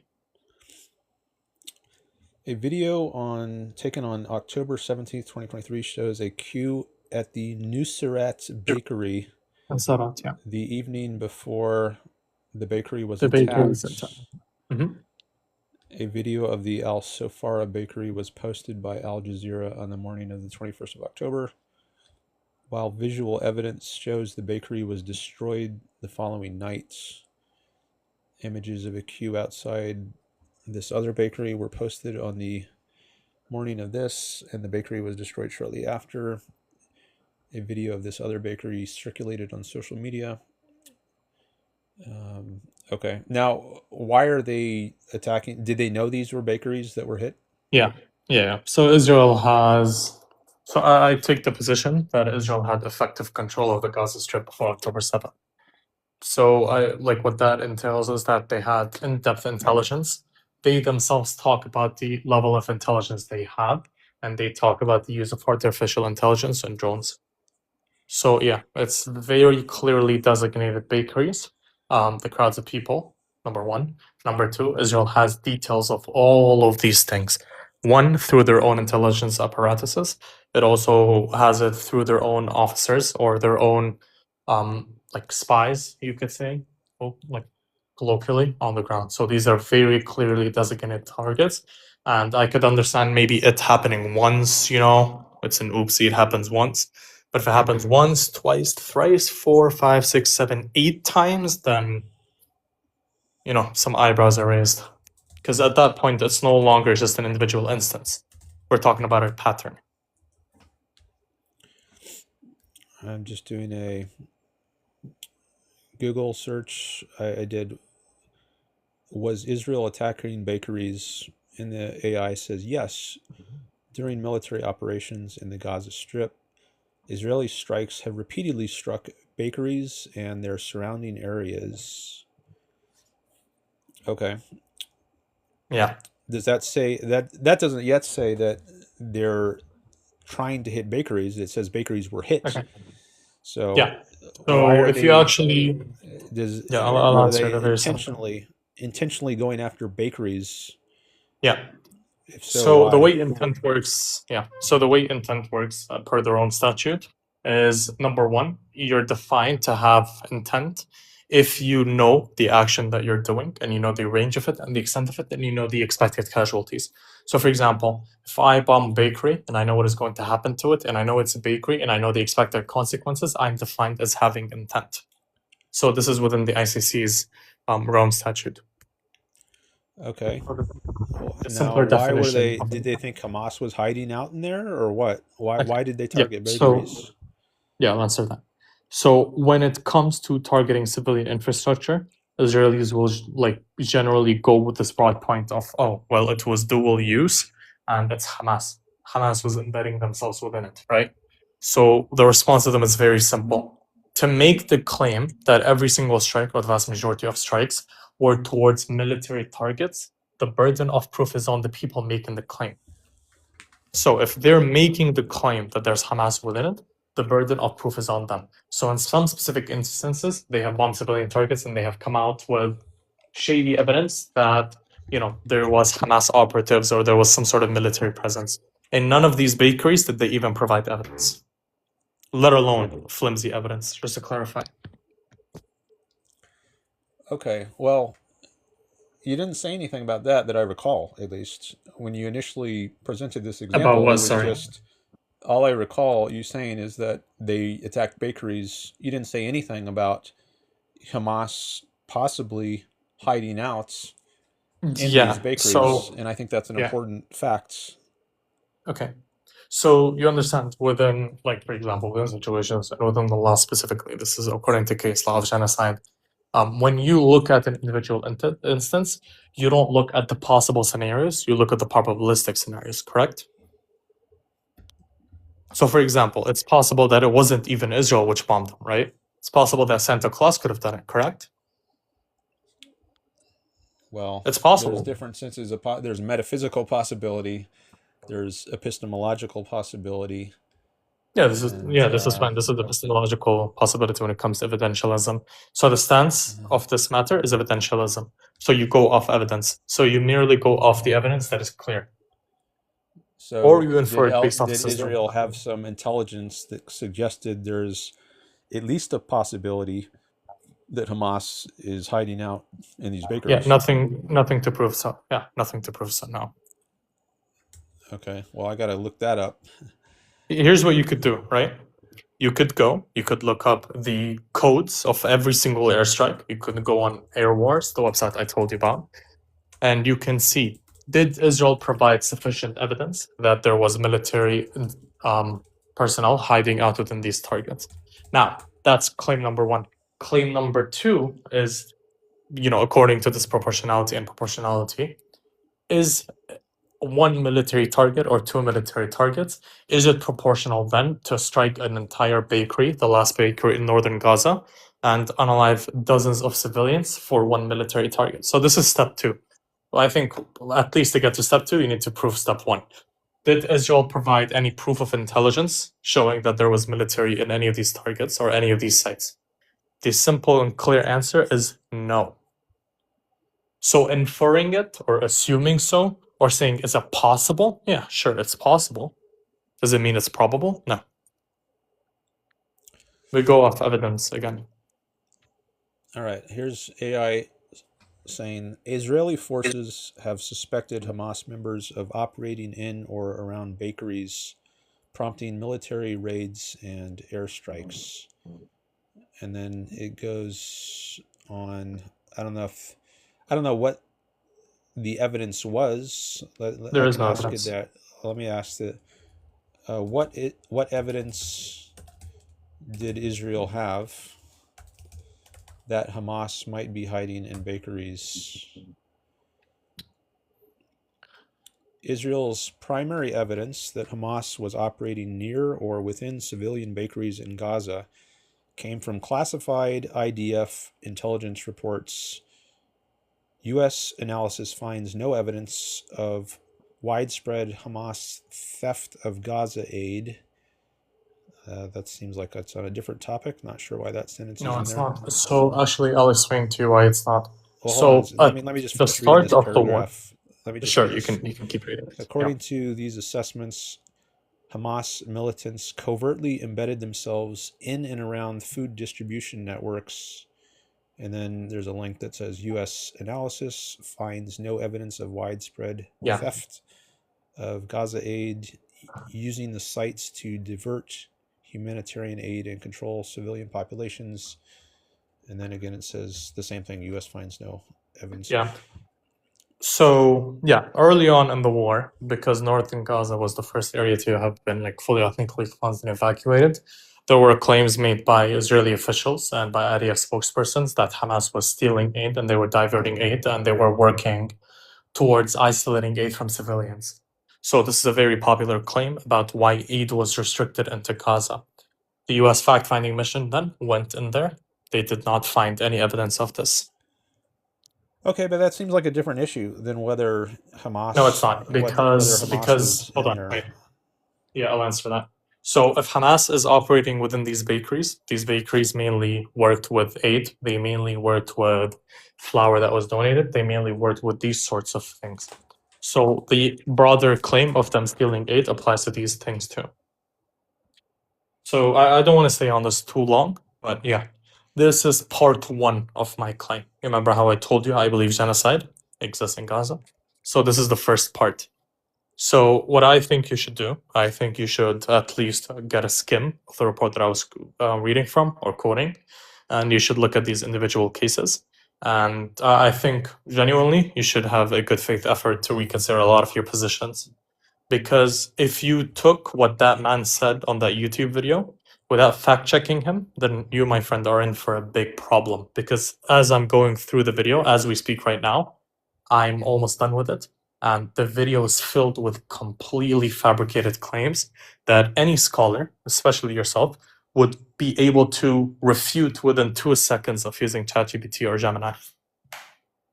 Anyone, like literally anyone could refute this.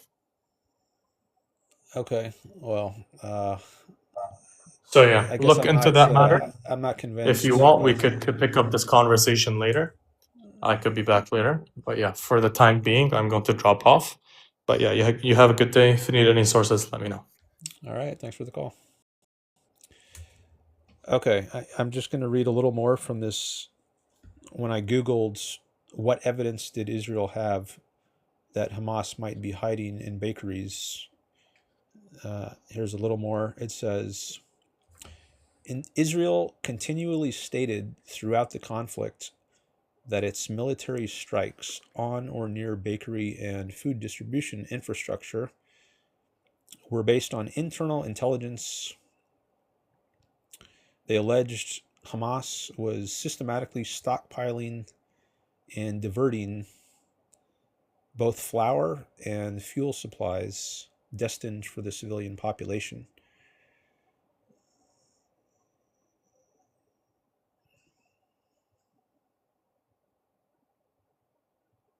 Israeli officials and a U.S. State Department assessment pointed to video evidence of logistical tracking indicating that armed individuals were intermixed with food distribution points and aid convoys.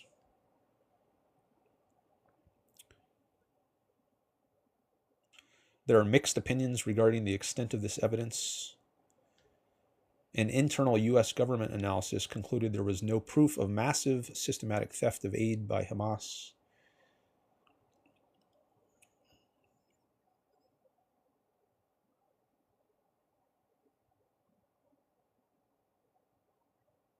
Okay.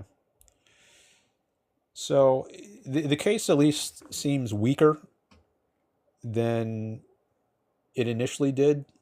When he initially started talking about bombing bakeries, he didn't mention anything about Hamas being involved as a reason for why the bakeries were attacked. And I think that's omitting an important thing. And then here it says Israel had classified intelligence reports and video evidence that Hamas was involved in these places. So it doesn't seem like as straightforward a case of just attacking innocent civilians as it initially sounded when he was describing the case. So that concerns me somewhat. That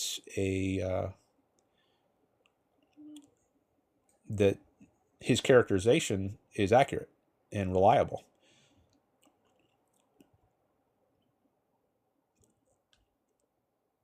And it seemed like he was passing judgment against Jaron Brook prematurely.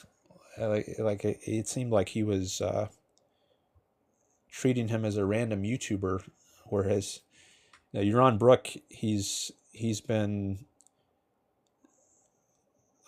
speaking about this issue for many years, decades. He lived in Israel. He served in the IDF.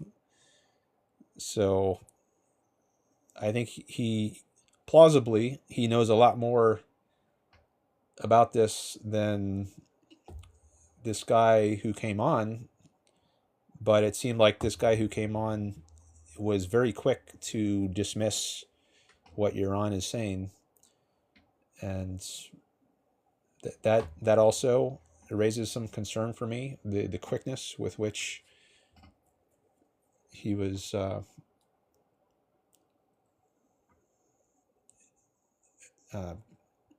opposed to what Yaron said. Okay, anyway.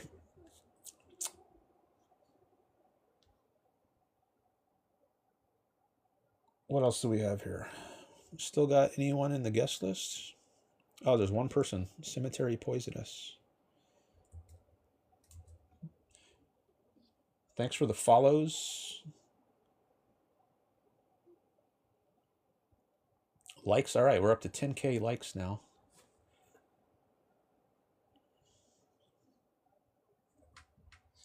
Thanks for the follow.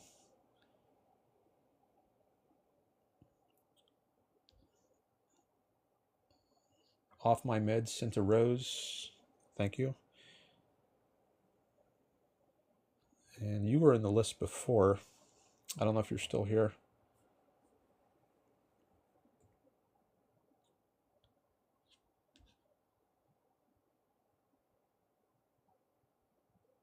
You are here.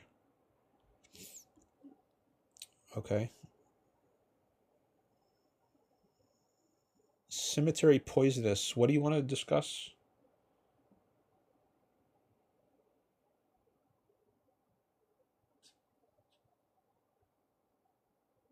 Israel and Trump. All right. Offmymeds. What would you like to discuss?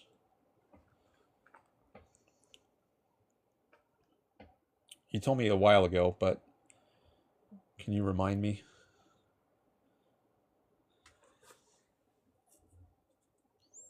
Oh, first principles and ethics. Okay, and you did send me some TikTok gifts. So if you request up, I'll take your call.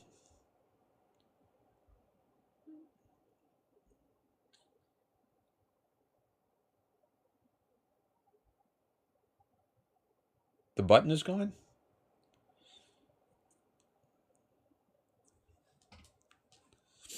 I still see the button on my end. Maybe if you close out of your app and open it back up, it'll appear.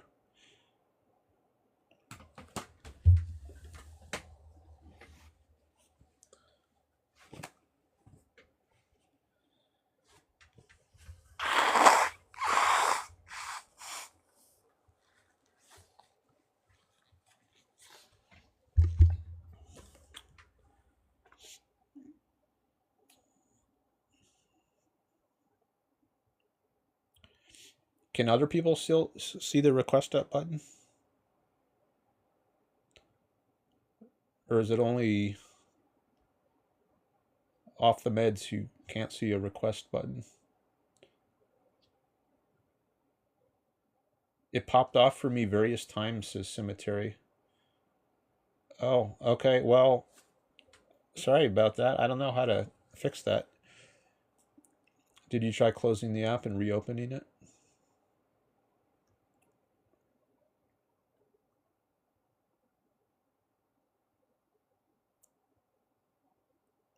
Yes. Okay.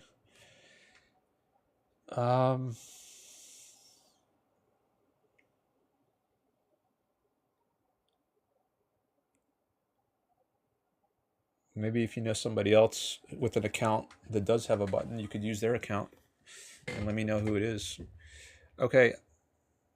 All right, I'll take someone else. Cemetarypoisoned. Let me just take like a 2-ish minute break, and then I'll be back, and I'll take a call.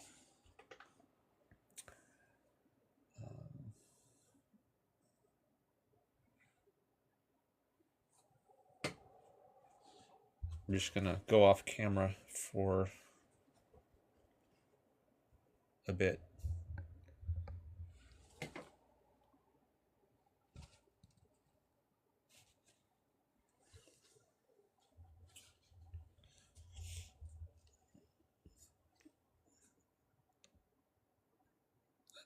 Okay, back in a couple minutes.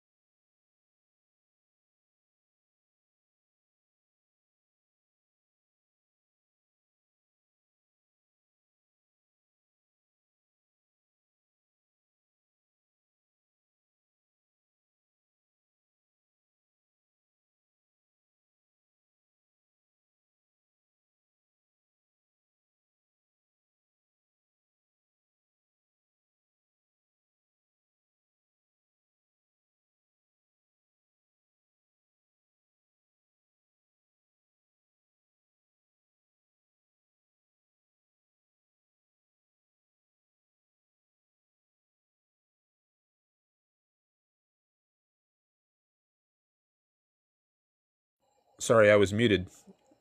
I thought I unmuted myself, but I guess not. It's fixed now, right?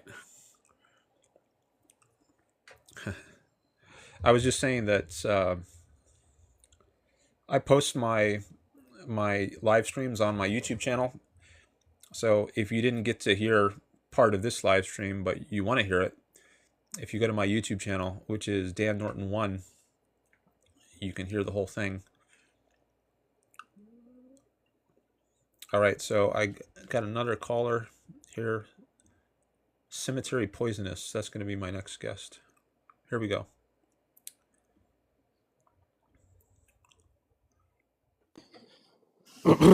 Hello. Can you hear me? Yes. All right. So, I wanted to ask why you think Trump is bad.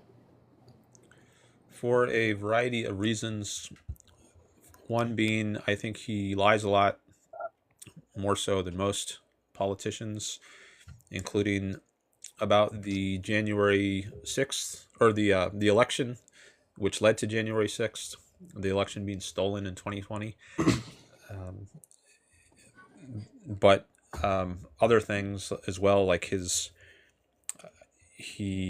tariffs. I'm opposed to tariffs. I think that's a violation of free trade, economic freedom. I think I agree. Threatens people who are critical of him for exercising free speech. That's another thing. And I could mention other things, but maybe that's enough to get us started. That's enough. Yeah, I agree. Now, why do you think Israel is good? All right. So Israel, we've talked about it some before, but for anyone new to the call today, I think it does a relatively good job at respecting rights. For example, rights of women or gay people, at least compared to surrounding countries. Also, I think it's a pro-Western country, which I think means partly pro-freedom. It's not perfect. I think it does have problems, like the military draft. I think that's actually a violation of freedom. But I think it has significantly more freedom than surrounding countries. It's friendly to businesses. It's sometimes called the startup nation. I think there's a lot of entrepreneurship there, which is good for progress and innovation. So those are some of the reasons I think it's a good country. But, like, my question is, like, you know how, like, Trump has a good relationship with Benjamin Netanyahu, right? Well, I don't know if he has a good one, but I don't think Trump is pro-Israel enough, or I don't know to what extent, but like he pressures Israel to engage in ceasefires against its enemies, when I think he should encourage it to finish off its enemies. So I don't think he's been a good friend to Israel in that regard. What do you think about, like, the war with Iran? The war with Iran? Well, I think Iran's government is evil and deserves to be overthrown, should be overthrown. I think it should be done with congressional approval, and I don't know why Congress hasn't approved it. So I don't think it's good that the war is conducted without congressional approval. But I would like to see Iran's theocratic regime overthrown and replaced with a government that is more respecting of people's rights and doesn't slaughter its own people. But don't you think it's, like, a little dumb that Trump got involved with it and he could have just left Israel to deal with it? Maybe it should. I mean, if it were just, I think maybe if Trump just got out of the way of Israel and let them finish off its enemies, whether it's Hamas or Hezbollah or Iran, that would be a good thing. So maybe it actually would be better if Trump were not involved and just let Israel get rid of its enemies. But I don't think Netanyahu would do that. I think part of the blame for October 7th falls on Netanyahu, because he could have destroyed Hamas much earlier than October 7th, but he didn't. And then that happens, and it shouldn't have happened. I think if Israel had a stronger policy against its enemies, Israeli people would have been much safer. All right. Well, thank you for your time. You're welcome. Thanks for the call.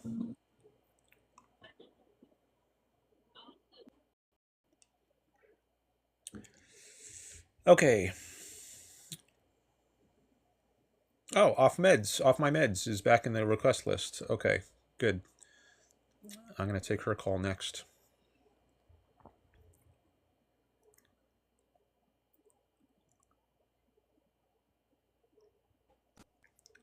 Hello. How's it going? Can you hear me? Yes. I can hear you.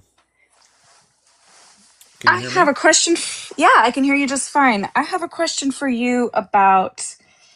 I see your good and your bad list, and honestly, it makes sense to like I can see the political and philosophical standpoint you're coming from.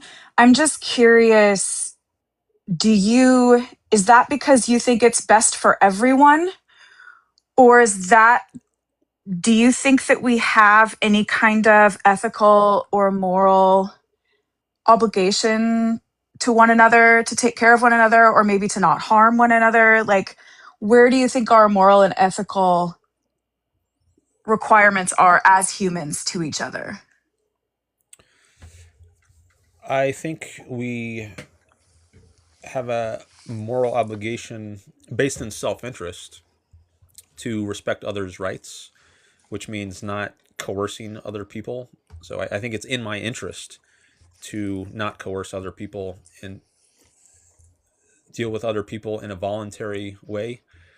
So if you want to be my friend or do business with me, that should all be voluntary. Like, the government shouldn't step in and force people to deal with each other or not deal with each other. That should be up to people's voluntary consent.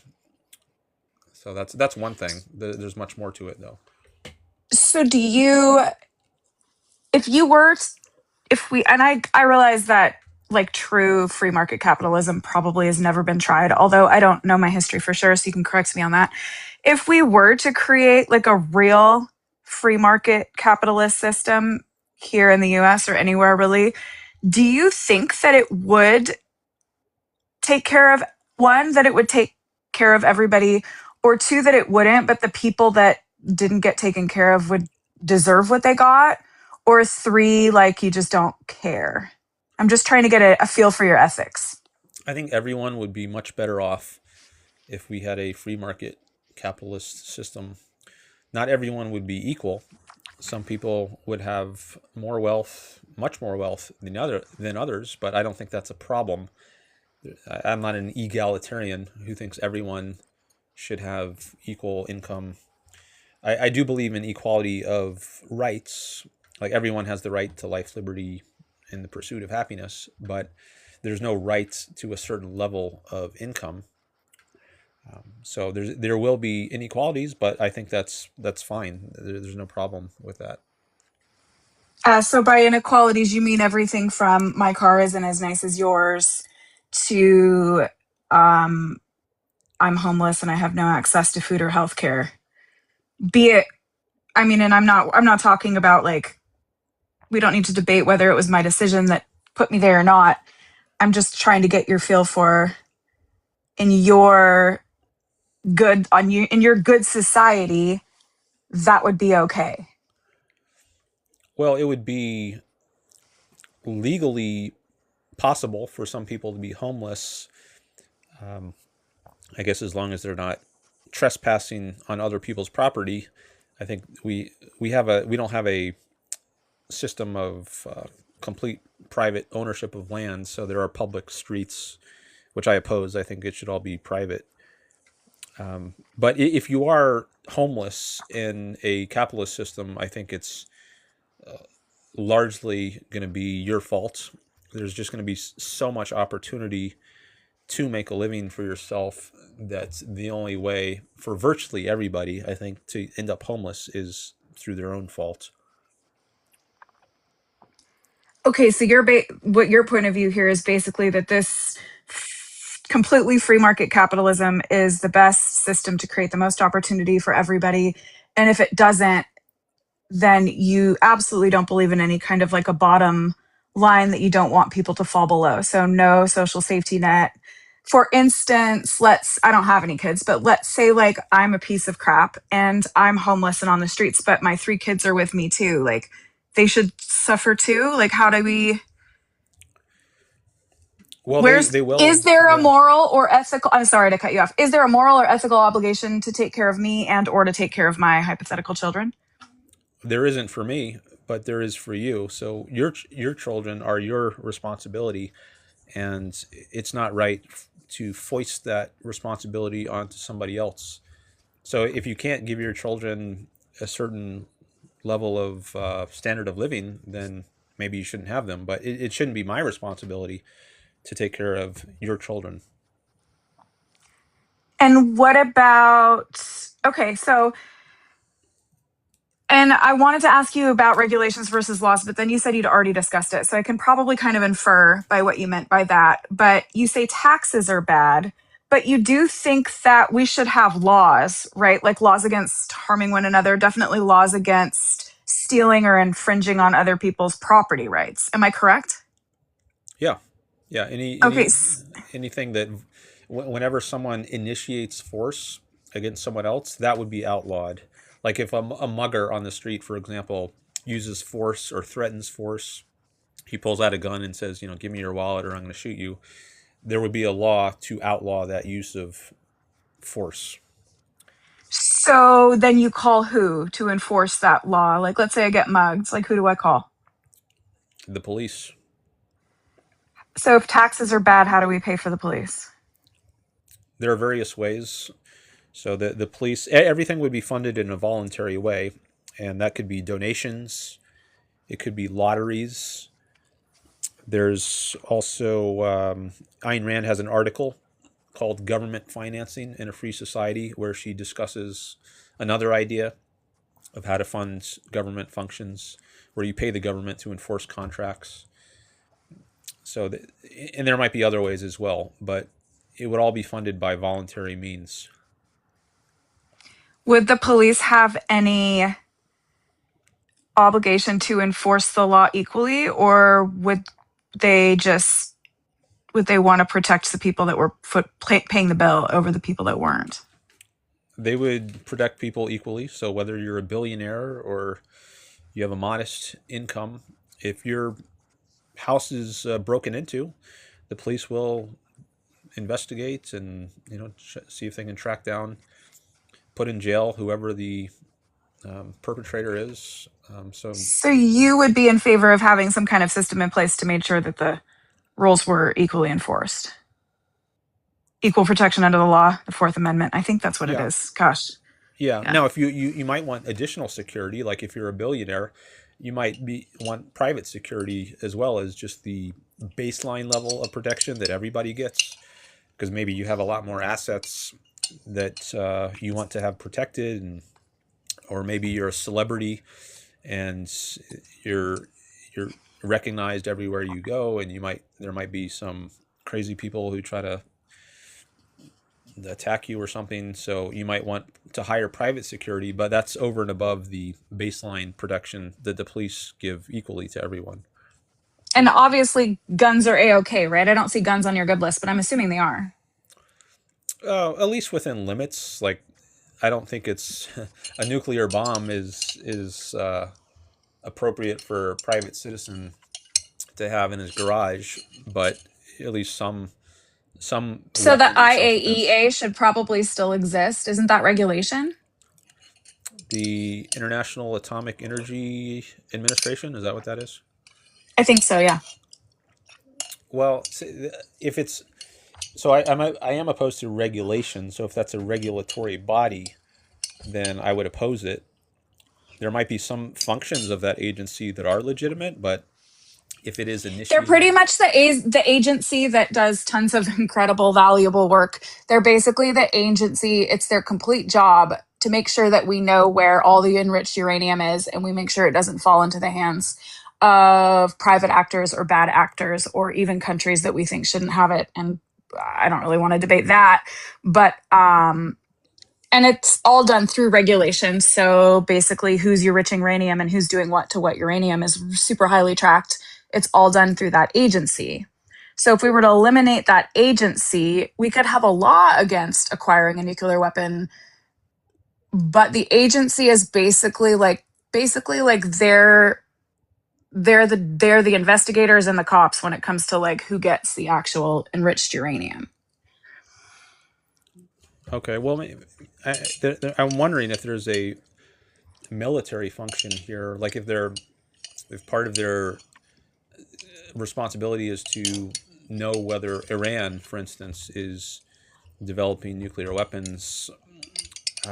Maybe that's fine, but then it would fall. I wouldn't put it under the category of regulations. It's more like national defense and protecting our nation from foreign threats, military threats. But if it's like France is got nuclear reactions in order to produce energy, I don't think we need a government agency to keep an eye on that, because France is Well, but only what out. happens is that borders are porous, right? So the reason why we need to know exactly how many square whatevers of nuclear material are in France and enriched uranium are in France is because we need to know where every single last effing ounce of enriched uranium and partially enriched uranium and all the things. And I'm not a scientist, so I'm not going to say it like I'm not going to say the jargon correctly, but we need to know where every last freaking ounce is, because that's how we make sure it literally doesn't fall into the hands of people that we have decided should not have it.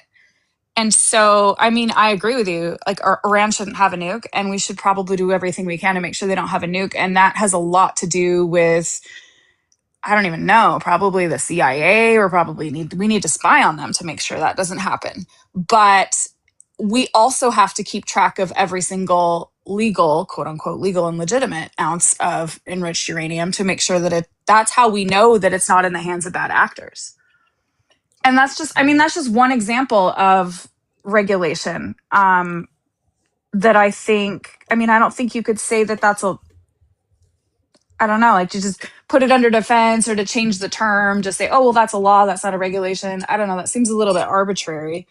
I'm definitely like engaging with you in good faith, but I don't really see how a true, pure free market system could work, because like we just possess technology that like one person could just hurt so many of us all at once. Like maybe if this were like pre-industrial revolution, or even like right at the dawn of the industrial revolution, maybe. And then what about child labor? Like, do you really think we should have 6-year-old coal miners? Because we did, I think, less than 100 years ago. I'm not sure. Don't quote me on my dates. I'm not a scholar like you are, but.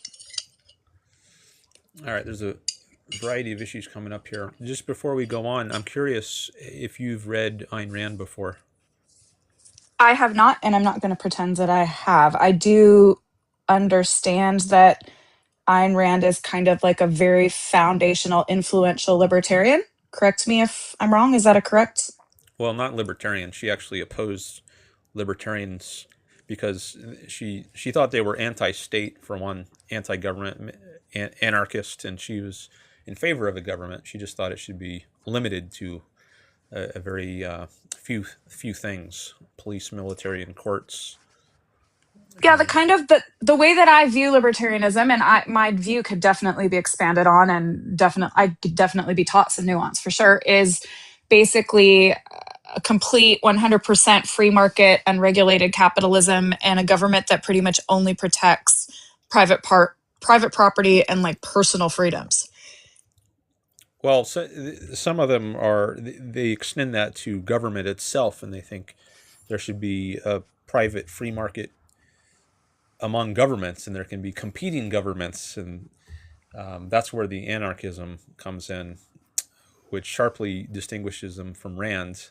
And I think many of them are also anti-American, and and I think that's probably because America has been a example of a successful state, and their whole shtick is being anti-states. So if there is a successful state like America, where there's, we're celebrating our 250th anniversary this year. We've had a very enduring system, and it's gotten better in some ways over time. Like we've gotten rid of slavery, for instance, and there's more rights for women to vote.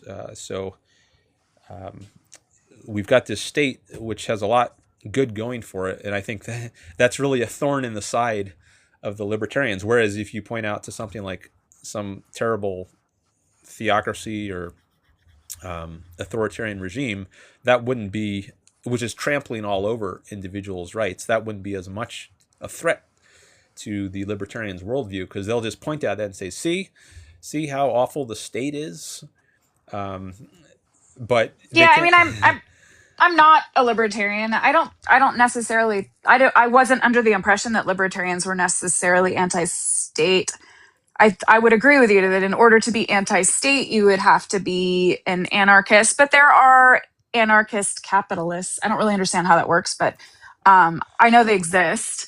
But I'm interested in if you could answer my question about child labor. Where would that fall in your system? Is that something we should regulate it? Is that something there should be a law against? Because it's relevant. I mean, we did have child labor in this country not too long ago, and there is child labor in other countries. So okay, so I'll just say I don't think there is such a thing as anarchist capitalism, but we can come back to that if you want. But I'll address child labor. I think there can be child labor in a capitalist system. I don't think that's a bad thing. There can't be physical abuse of a child, like torturing a child, but just having your child work, I don't think that should be outlawed. I think I don't think so either. I have a 14-year-old stepdaughter. She works in a restaurant. I own a restaurant. That's fine. Yeah. But 6-year-old coal miners, like, where do you draw the line? And wouldn't that be a regulation? And who decides? So 6-year-old coal miners, I don't think now I haven't given this a lot of thought, but at least my off the top of my head thought about this is I don't think there should be a law against that. Now, I think with the advance of technology, there's less of a need for that. Like, I think if you take a very broad view on history, for most of human history, children have worked. I think like on farms, and then with the Industrial Revolution, they shifted more into factories, I believe, but they're still working, whether it's on a farm or in a factory or in a coal mine. So the nature of the work has changed, and now I think we're so wealthy, at least in the Western world, that there's no need to have your kids work, and you can send them to school instead. But that's a luxury of modern Western industrial civilization, that you don't have to have your kids work. I think part of the reason people had such large families, like 10, 12 kids a few hundred years ago, is because they needed more farm hands, people to help on the farm. And also, many of them would die. Half of them died. Yeah. Child mortality. So, but I don't think you're making the argument to me, though, that if all of a sudden child labor was legal in the US tomorrow, that we wouldn't have children in horrific working conditions. Are you? Are you saying that it just wouldn't happen? What, because people are altruistically don't want to harm children? No, I don't think altruism is a good thing ever. But I think parents have egoistic reasons to, if they can afford it, not have their children work in some very difficult or dirty job like coal mining. I'm not saying that parents would want their kids to work. I'm saying that if we legalized it tomorrow, that it would happen. Maybe not on a huge scale, but it would. And I'm just asking you, like, is that, like, I asked you about, you know, homeless people, and you're like, well, yeah. And I'm like, okay. So now I'm asking you about kids working in horrific or dangerous conditions. I mean, do you think a child even has the mental capacity to consent to like dangerous working conditions? Like, would they even really be able to make the decision to go to work in dangerous working conditions? Well, maybe not entirely on their own, but with parental consents. That allows that? Because, you know, there's going to be shitty parents let them do it, or, you know, or they're going to be homeless or whatever. So, and I realize that you probably think this is a very, very small section of the population in your, you know, in your free market capitalist utopia or whatever. And I'm not going to argue against that because I don't have the information to really argue against it. But I'm going to say that I don't think you can make the claim that it would be zero. And so, is that something that you would like? Do you want to live in a country? I guess it goes back to first principles, right? When I asked you about morals and ethics, do you want to live in a country where a 6-year-old hypothetically could work in a coal mine? Is that where we want this? Is that who we want to be as people? Well, I want to live in a country where there's freedom, and I think there will be far fewer cases of needing to have children labor in coal mines if we did have a system of freedom. Now, I think so. You're basically saying you're okay with a couple kids laboring if it means freedom. I mean, there's no specific number. Like if we go back in history 300 years, I think it makes sense that many more people, when the factory system is just starting and the coal starts to be used to fuel steam engines, it makes sense that at that stage of human history, there would be many more people, children and non-children, working in coal mines. But now, you know, with the advance of technology and AI and machines who can replace a lot of that human labor, then I think it makes sense that there would be far fewer. But it would still happen. Maybe to some degree. Yeah, okay. I'm okay with it I'm to some just degree. You're okay with it to some degree, just Yeah, not as long as it's not too many. You wouldn't outlaw it. Okay. So yeah, child labor. What about just like the absolute systemic poisoning of the environment? For example, DDT. So the creation of the EPA and then later outlawing the use of DDT. I mean, I think I consider that to be a good thing. So do you think that industrial companies should just be able to use whatever forever chemicals they want, spew it onto our public lands, into the water? Like, do you think that Flint, Michigan should have maybe followed their regulations a little bit better so that those kids shouldn't have died? Like, and I realized that there were regulations in place to protect the children of Flint. The government just didn't give an F, and that's like a whole other. But basically what you're saying is you don't even think those regulations should have been in place. Well, I don't know the Flint situation. I've heard of this, but I haven't looked into it. So basically what happened is Flint, Michigan switched their water source. The water source that they switched to is highly acidic. The acid corroded the pipes because lots of the pipes in Flint were the wrong type of metal. And again, I'm not a scientist and my jargon might be incorrect, and anybody can correct me in the comments here.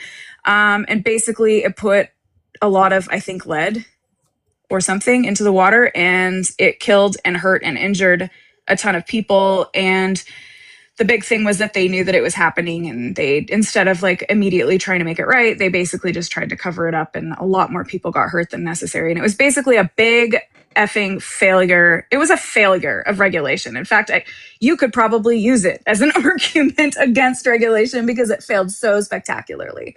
But basically regulations like that are in place to protect all of us, the collective. I know you don't like that word or that concept, but in place to protect the collective, whereas a company might be able to make huge amounts of profit by dumping chemicals, using horrible chemicals and just dumping them freely instead of paying to responsibly dispose of them, but they're going to hurt all of us. So what, we just let the companies dump the chemicals? Is that what we do? Because we shouldn't regulate them? We need a system of property rights, and there already are regulations. I think, correct me if I'm wrong. So it's not like this Flint incident happened in a system of free market capitalism. It happened in a regulated It happened system, in a system did where it there not? was a regulated system, and the regulatory body absolutely abdicated their responsibility and failed miserably. So yeah, Okay. you're absolutely correct. And we do have private property rights. To an So you're extent. saying if we shored up our private property rights a little bit more, then we could make the argument like, hey, you're dumping chemicals into the water and it's damaging my private property, ergo you need to stop.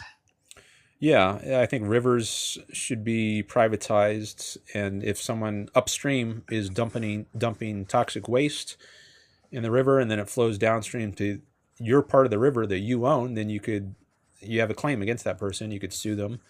So it's not just anything goes. There are legal mechanisms if you could use to protect your own property from environmental pollutants by somebody else. So it would all just be private property owners battling it out in civil courts. Yeah, that's right. Do you think that there should be any public property? No, because that would be collective ownership, right? Yeah, I can't think of a case where it would make sense to have what you would call collective property. Well, what about spewing chemicals into the air or dumping them in the ocean? Do we need to privatize the air in the ocean too? Can I buy like the airspace over your house and then just Well, dump sewage on you? exactly how to work it out, I don't know. It can be complicated when you're dealing with cases like the air. I think that the river is maybe a bit more straightforward, but one thing I think you do need is to have a reasonable view of what level of pollutants are acceptable. Like if you insisted on zero pollutants ever anywhere, then we wouldn't have had an industrial revolution, and we would still be living as in the agricultural system. So if you want civilization to advance, there's some costs that come along with that, like pollution. So now I don't disagree on that. I think it's just all about concentrations, and I think it's all just about science, and it's about studying the effects of them and proving harm. And in the system that we have now, which isn't a good one, but the situation that we have now, I think we have a lot of really, really good common sense regulations in place. I think the problem now is that the regulations that we have in place aren't properly enforced. I don't think we need to necessarily pass a bunch of new laws. We just need to maybe enforce the ones that we have. But that's from a regulatory standpoint. You're arguing for no government enforcement of regulations at all, only of laws that pretty much just prevent us from harming each other and infringing on each other's personal and property rights. So that means that any company spewing chemicals or, I don't know, abusing their workforce. I mean, so you don't think of labor regulations? Definitely not a good idea. So everything would just have to be we just have to sue each other all the time. Like, oh, you're dumping this chemical and let's take it to court. And then what would prevent you from just bribing the judge? Oh, I guess you could make bribery illegal. Yeah, I guess you could make bribery illegal. Okay. What's going to prevent you from bribing the regulator? There is nothing to prevent you from bribing the regulator right now, and it happens. We call it regulatory capture. In fact, funny side note, really quick, the reason why my username is Offmymeds is because, and the only reason that I'm on TikTok, because I'm a 43-year-old woman and I've never been on TikTok, is because of a regulatory failure at the FDA. So I've been prescribed medication for my ADHD since 1997.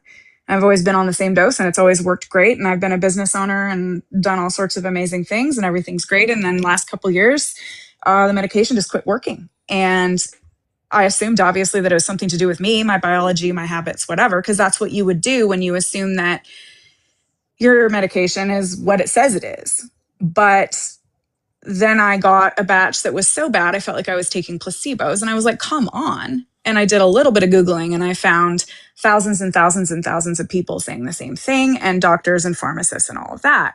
And so I was like, wow, what is going on here? And what I found out is that basically the FDA, and I can't tell you why exactly, so I'm not going to try, but the FDA has just completely abdicated its responsibility for regulating medications. The whole regulatory system now with pharmacy or with pharmaceuticals is pretty much trust me, bro. So they test their own medications and the FDA pretty much just like audits their paperwork. And it has gotten so bad that even the military has noticed problems with prescription medication. The military went to the FDA, said, hey, would you help us regulate these medications? They're negatively affecting servicemen and women. And the FDA told the military, the Department of Defense, to F off.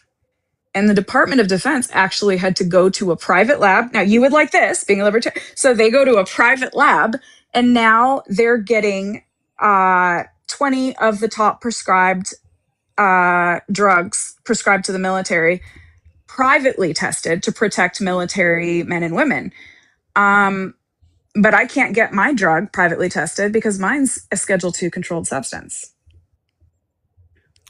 Well, now, under your argument, it wouldn't be a controlled substance, right? And then I could just compound it myself or go get it tested wherever I wanted to. Yeah, I think so. You might be taking a risk, but I think people should be free to take risks.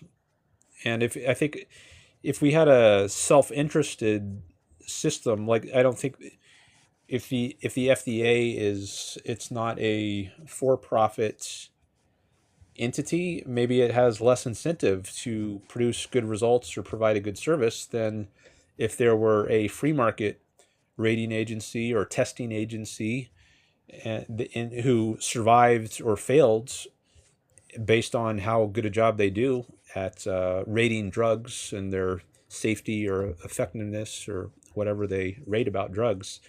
If they've got some skin in the game and they're not just automatically going to be funded by the government no matter what, then I think it makes sense that they would have more incentive to do a good job at rating the drugs accurately and getting a reputation as a reliable source of ratings of effectiveness or safety. So I think that's a reason to have do you think that there should be any in your free market utopia, would there be any consequences for, let's say somebody created my medication for me, and I don't mean to be weird about saying the name, it's just I don't want to get your live stream taken down, but it's a central nervous system stimulant. If somebody were to create my medication for me and I were to buy it from them, and then it were to kill me because it were to have something that it wasn't supposed to have in it, should they be criminally or legally or civilly liable? Yeah, I think or so. Should that just be At like, least should the consequence be that everybody heard that they killed me and so nobody gets their stimulants from them anymore? Like, no, am I just the cautionary tale? No, I think it's reasonable for there to be legal consequences. Like if you buy food from a grocery store or a restaurant and it's contaminated and you bought the food on the understanding that it's not contaminated, then I think you could take the restaurant or the grocery store to courts and claim either fraud or negligence. But that's literally the job of the health department. So I actually own a restaurant. So, and the health department is a thorn in my side, don't get me wrong. But basically their job is, for good or for bad, to hold me responsible, to hold me accountable for not killing people due to my own negligence. And the basic understanding is, and I'm not really arguing for or against it, honestly, I'm just giving you like the basic understanding is that you coming over to my house for dinner and I accidentally like I cook some shellfish and I don't do it right and you end up in the hospital and you die and it was a mistake. Like, I don't think your family should be able to sue me or have me prosecuted. That's just a horrible mistake, right? But if you go to my restaurant and you pay me and I serve you some shellfish and I kill you, I think that's different. But I think what you're arguing for basically equates them to the same. And basically you're saying that, well, consumers can choose, like, you know, so if my restaurant kills somebody, like, then the consequence is that nobody wants to go to my restaurant anymore.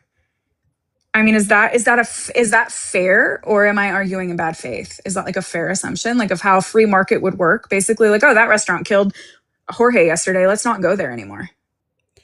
Well, no, I said that there could be legal consequences, and but in order for there to be legal consequences, there would have to be a regulation. No, there can just be otherwise laws. There can be laws, non-regulatory laws. Okay, so a law against what, though? Well, negligence would be one example. Like certain standards of cleanliness are expected. But those are the regulations. That's literally what the health department does, is they come into my restaurant, they temp all my meats, they check my dates, they make sure that my bleach bucket is at the exact correct concentration of bleach so that when I wipe off a surface, it actually disinfects it. If you take all those regulations away and you just say, don't kill anybody, and then somebody dies, how do you prove that my negligence killed them when there's no rules about storage? Obviously, if I just left the meat out on the counter with flies laying eggs in it and then I barely cooked it and fed it to you, that would be pretty simple, right? But more complex would be, for example, if I stored things in my refrigerator in the wrong order and I had some raw chicken above lettuce and the chicken dripped some of its raw chicken juice out of its container and fell on the lettuce, and then I made you a salad, right? Here's the deal. And I think in your free market utopia, it might be hard to hold me liable because my chicken juice dripped on your salad. But in this rule, that actually did happen. It was actually a case that I had to study for getting my licensing for my restaurant. And ultimately, the restaurant wasn't prosecuted criminally, because it was a mistake. But they were shut down and they never reopened because it was a violation of the health codes that specifically say you can't have chicken over lettuce in a refrigerator. So how do you hold somebody liable or responsible? Or like if you're an airplane and like you crash, if there's no regulation, how is there accountability? Okay, yeah, let's stick on one example and not jump around a lot. Okay, sorry, I have ADHD, so I'm going to be all over the place. But yeah, you can bring me back. Yeah. Okay. So the chicken over lettuce case, I think it's unfairly penalizing everyone. Like if one guy has a faulty container, and then through negligence or whatever, and then some chicken juice drops on and contaminates the lettuce. Now, is it fair to penalize everybody in the entire country who runs a restaurant and demand that under force of law they cannot store lettuce underneath chicken because of one guy, he made a bad mistake? Or I don't think that's fair. Now, I do think what you could do is you could penalize the one guy who did allow his chicken juice to contaminate the lettuce, but I don't think it's right to penalize everybody for the sake of one person. Like some people, they're reckless drivers on the road. Should we now outlaw all driving for everybody because some people are reckless? No, I don't think that's fair. That's a collectivist, non-individualist approach. What about speed limits? I think that should be an issue decided by private road owners.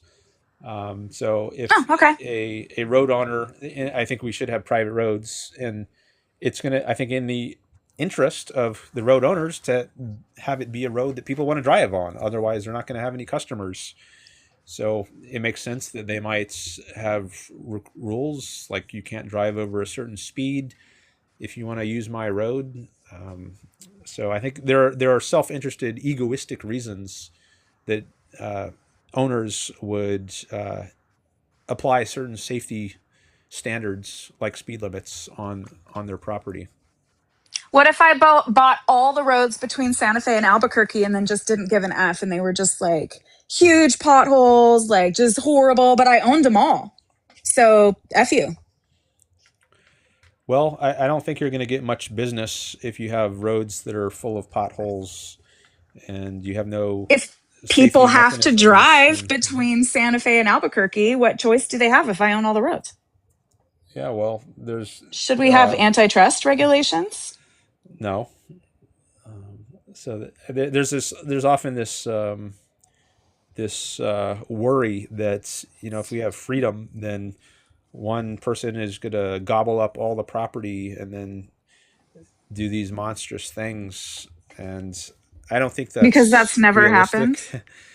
happened.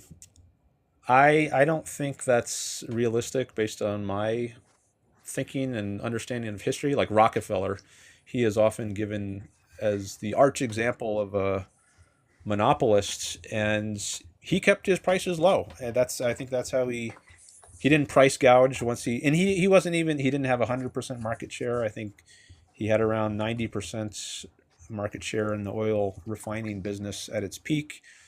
And he eventually lost market share to competitors.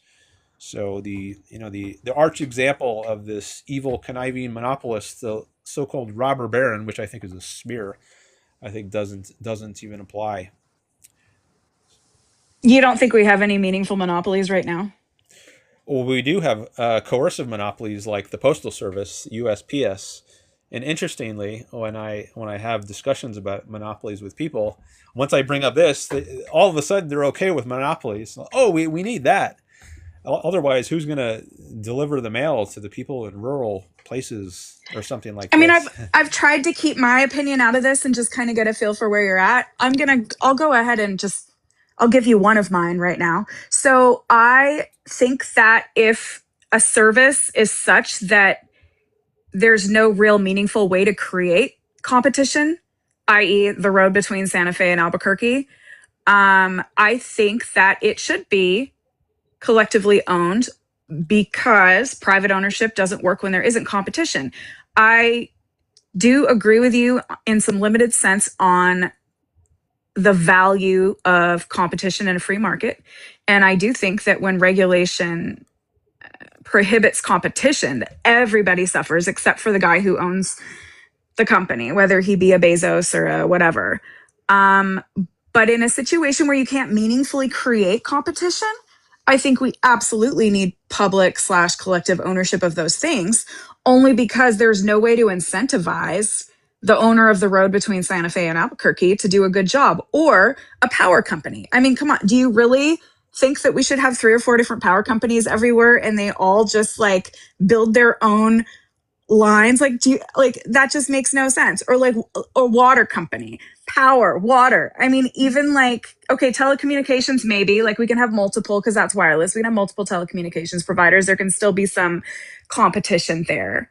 But for things that you can't, or the post office, you're absolutely correct. There is no meaningful competition to the post office. FedEx and UPS, you could argue like, okay, I think that's great that FedEx and UPS and Amazon now exist, but is the post office a monopoly in and of itself? Yeah, I mean, you're correct. But my argument is, if it's going to be a monopoly, then it needs to be publicly owned. And here's the other thing. Okay, so the railroad. Okay, so the railroad workers were being horrifically treated, and they tried to strike. I don't remember how many years ago it was. I have ADHD. My sense of timing is terrible. But basically, the argument was made that they should not be allowed to strike because of how horrifically it would damage our economy if the railroad shut down. The same thing with the banks. Why did we not let the banks fail in 2008? Because it would have harmed, like the harmful effects would have been catastrophic, echoing throughout the entire economy. Okay, so my question is, though, if it's too big to fail, or if it's too big to even allow the workers to strike, then it needs to be broken up or made or collectivized or publicized. So that is an opinion that I hold, because honestly, because you are correct. We need competition in order for a market to be healthy. There are certain areas in which competition just isn't, I wouldn't say not possible, but it's not really feasible. All right, there's a lot that's come up, and I need a breather here. I just got to slow down for a moment and rest my minds. Let me take the opportunity to thank my new followers and the new gifts I've gotten. Parade. What is this? Somebody sent Paradox of Tolerance sent 155 roses. Thank you. I wonder why you sent that many roses. I think I've seen your name before. Are you trying to request up? Is that why? No, I don't see you in there. Oh, Poetivity is in the request list. I chatted with her before once. Dariusher and username. So I got 3 people on the list. I don't know how long I'm going to stream today. How long have I been streaming? 4.5 hours about.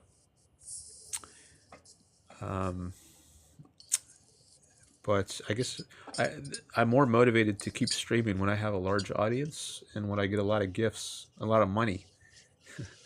So if you want me to keep streaming, you can help. Can I just say your honesty and your just straightforwardness is just very refreshing. And also, I want to compliment you on being consistent with your views.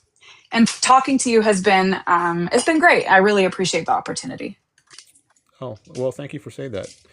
I appreciate that. I do think honesty is good, but I have no reason to be ashamed of what I just said. I think, see, a lot of people, when they think it's bad to be self-interested, but I think it's good to be self-interested. So if I say I like getting money and having a big audience, I'm not ashamed of that. I think that's a good thing to do. I think you getting money and having a big audience is fine. I don't think that, just morally and ethically, I would say that I don't think you're being a moral or an ethical person when you say that a few 6-year-old coal miners are okay. I think there are moral and ethical lines that have to be drawn somewhere. I realize that it's not really an epistemological debate to be had, because you can't, but I do think that there are some universal moral and ethical positions that any society needs to hold in order to be considered a good one. And we can debate where the line exactly is, but I know it's well on the other side of children in dangerous jobs. But, I think it's important for us to have these conversations, and there's no point in coming on here and just being combative. Like, that doesn't really foster a conversation. Yeah, I agree that it's good to be civil. I think that's conducive to a productive conversation. So I appreciate that you've been civil. We could talk about the child labor. Some you don't think that's ethical? Do you think it's ethical? I guess by implication, you would say yes, it is ethical to coerce people. But sometimes when I put it that way explicitly, sometimes people, they show some hesitation. So if I just ask you straight out, do you think it's good to coerce people? I'm curious what you would say. Coerce people to what end? And how? By what means? Well, we haven't talked about taxes. We have talked about regulations, but taxes would be one case. Do you support there being taxes?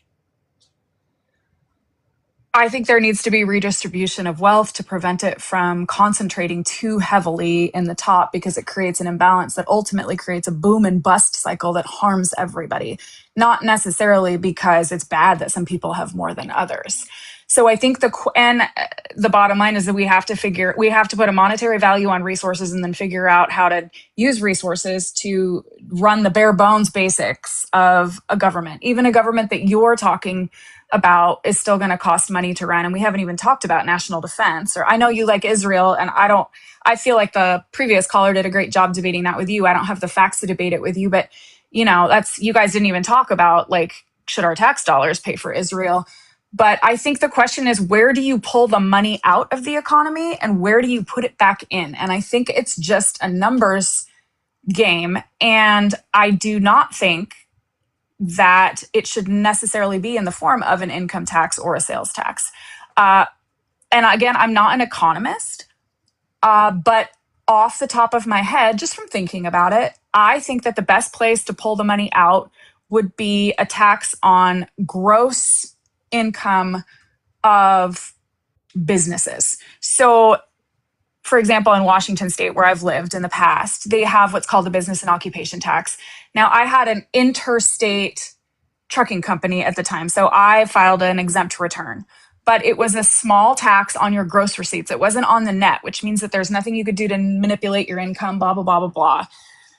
I feel like that would be as close to anything as a tax on GDP as you could do. And you could adjust the tax up and down maybe to control inflation or to stimulate the economy. But I'm not an economist. And so, yeah, I'm sure you could tear that apart if you wanted to.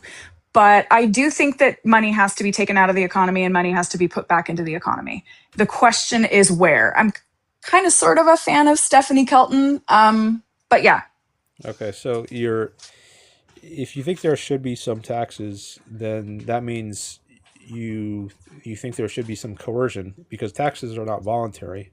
You're forced to pay them to the government under threat of jail, ultimately, if you refuse to pay. So can you be jailed for not paying your taxes, or can you be jailed for just like dodging your taxes? I don't think debtors' prisons should be legal in any way, shape, or form. But yes, I do believe that money needs to be removed from the economy and money needs to be injected back into the economy. I think we should find a way to do it that is the most simple and makes the most sense, just from a point of view of keeping the economy functioning correctly, which is, if you have too much wealth inequality and concentration of wealth in the top, everything just, it's not great. Well, people don't spend as much. Okay, I want to make this very clear. I just want to get if you can, I would like to get just a simple yes or no to the question, is it okay to coerce people?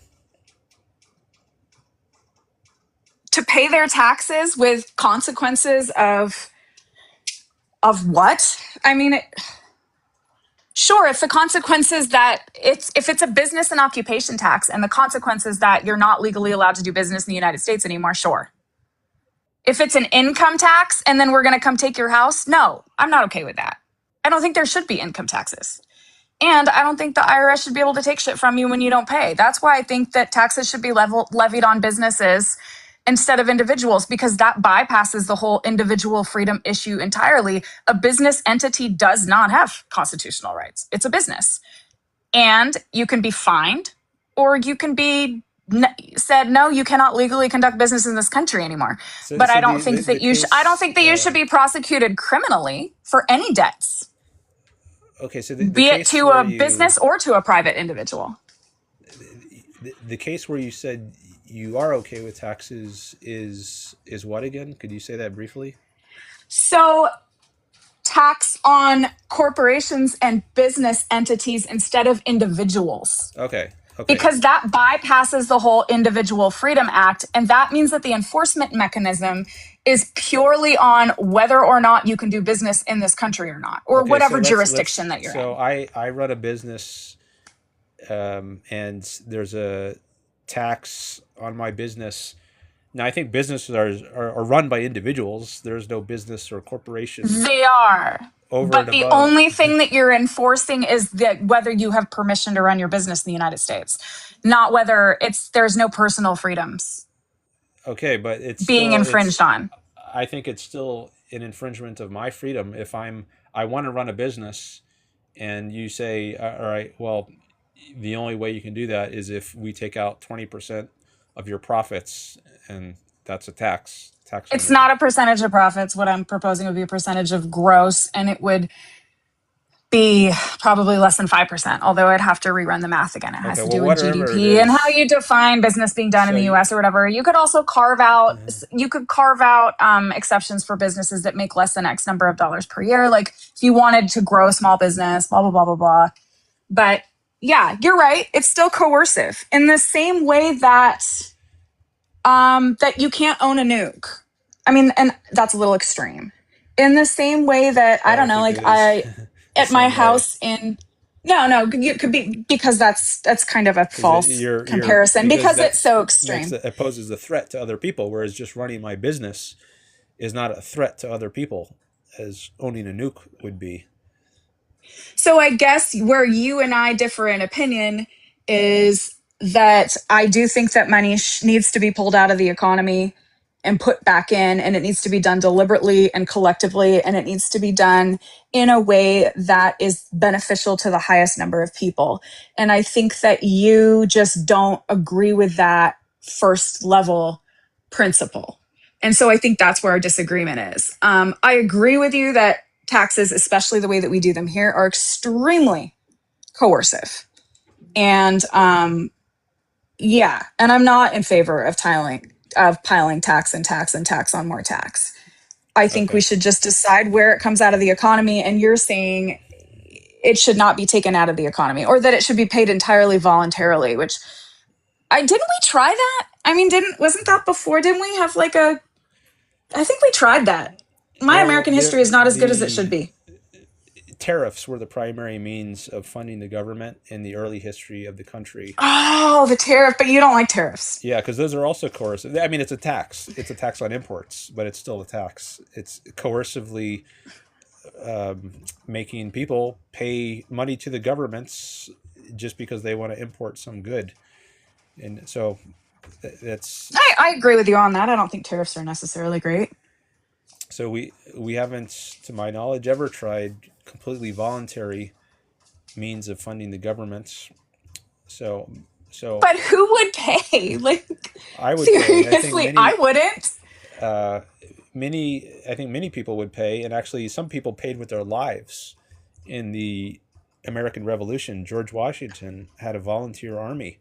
So these are people who were doing much more than just paying some money to the government. They gave their lives to the cause of freedom. Yeah, we have an entire voluntary military force right now, and whether or not you believe in what they're being ordered to do, I think we can all agree that they're brave, amazing people that volunteered for the right reasons.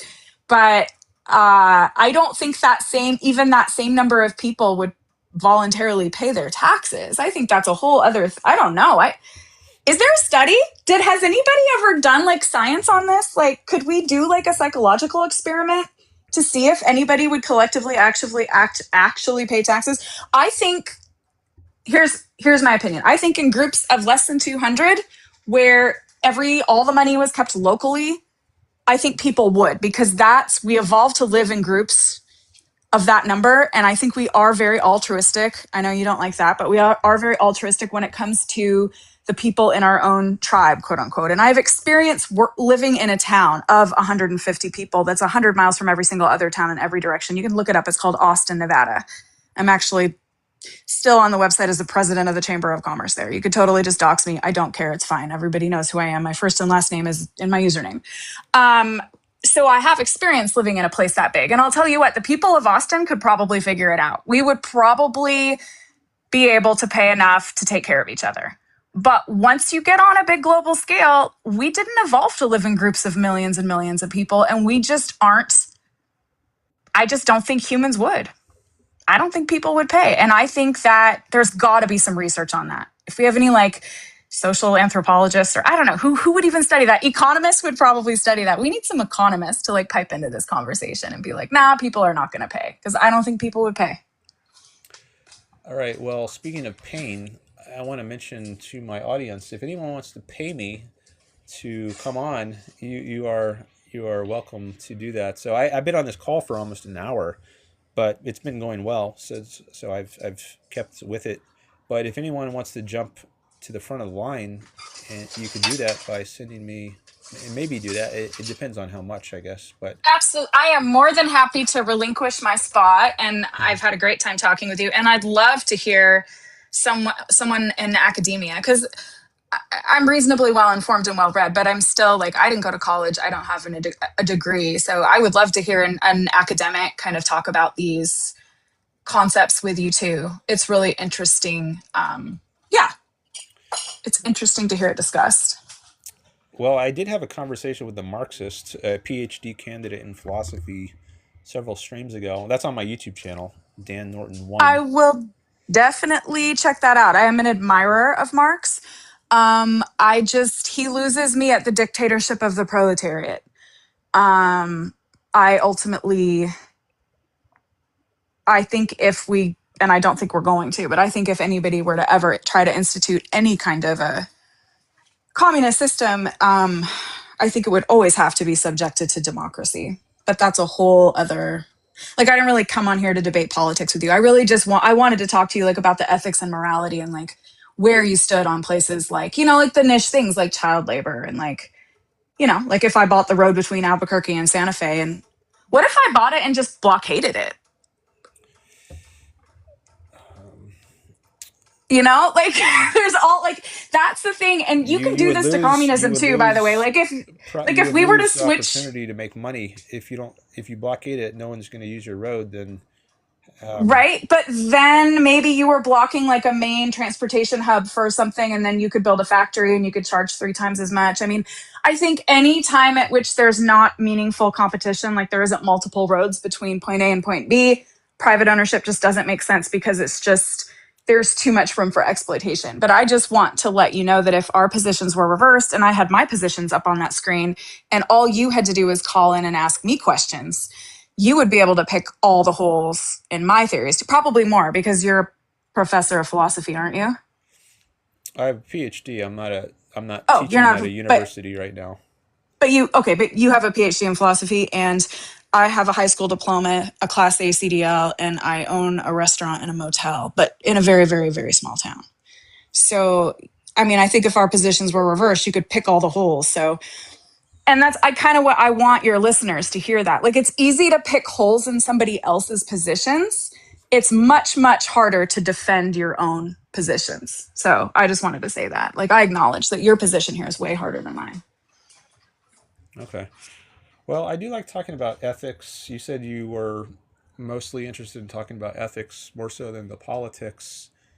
So we could talk some about that. I guess we talked about it at least implicitly when you mentioned the child labor, because you said you thought that was unethical. But we could talk about it in a different sort of way, like in terms of egoism or altruism. Is it unethical to live for your own sake? Is it more ethical to live for the sake of others? I'm curious what you think about that. I don't think they're mutually exclusive.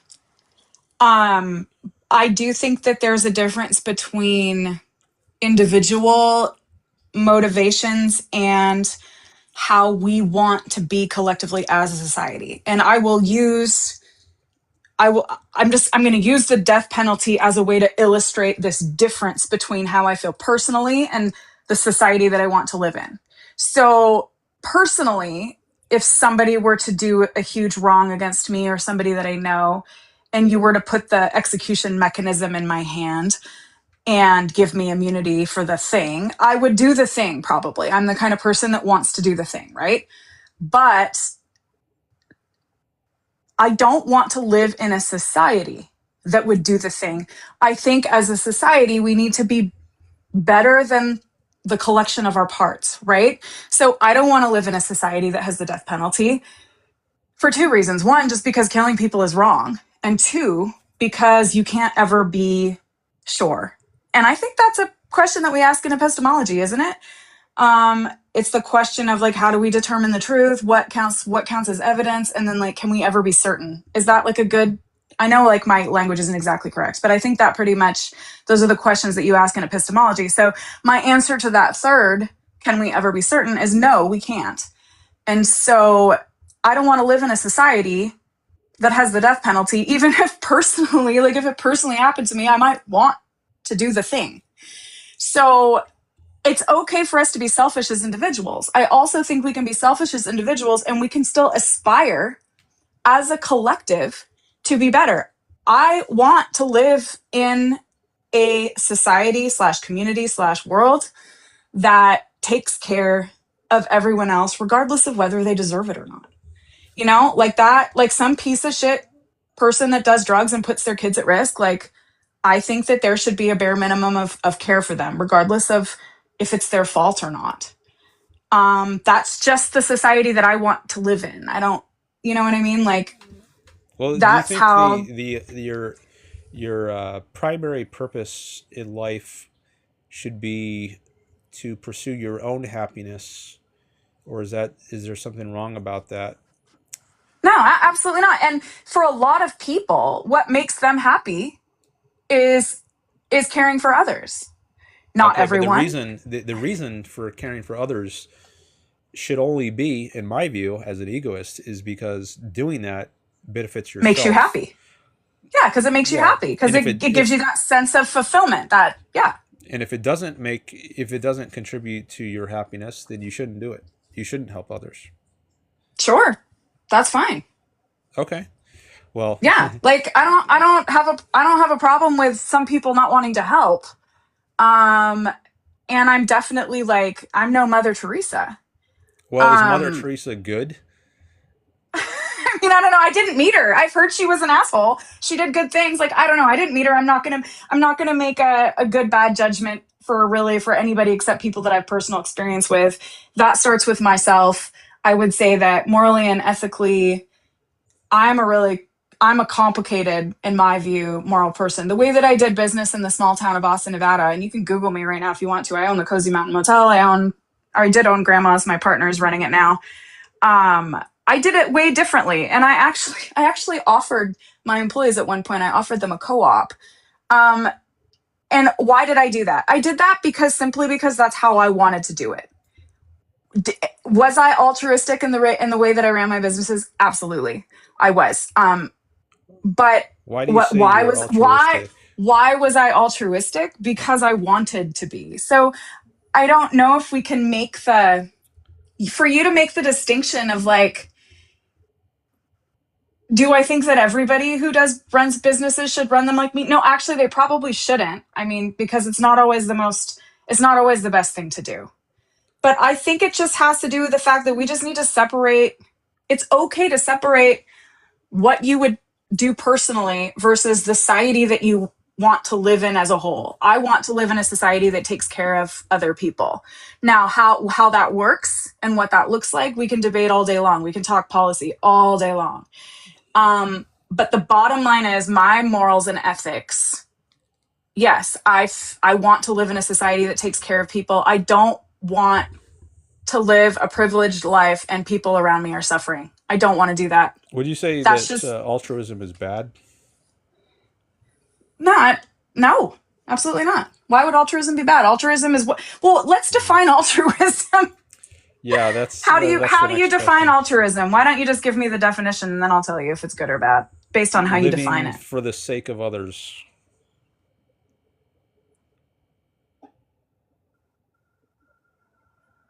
No. There's been plenty of people that have devoted their whole lives to the service of others. I'm not one of them. I'm not Jesus. So then if it's not bad to live for the sake of others, then what about egoism? If that means living for your own sake, is that bad? Not inherently, but if you're living for your own sake at the cost of others, then you have to ask yourself what the cost is. But just the sake of living, just living for your own sake in and of itself, without examining what your actions are, no, I don't think that's inherently bad. I mean, let me ask you this, like, because this seems like it's a very like one or the other for you. So would you classify yourself as somebody with a high need for cognitive closure? Because that might be where some of the dissonance and disconnect in our conversation is I have a very low need for cognitive closure. So two opposing things can both be right. They don't need to resolve. I can live in ambiguity. I do think that's where the truth is, usually, is somewhere in ambiguity.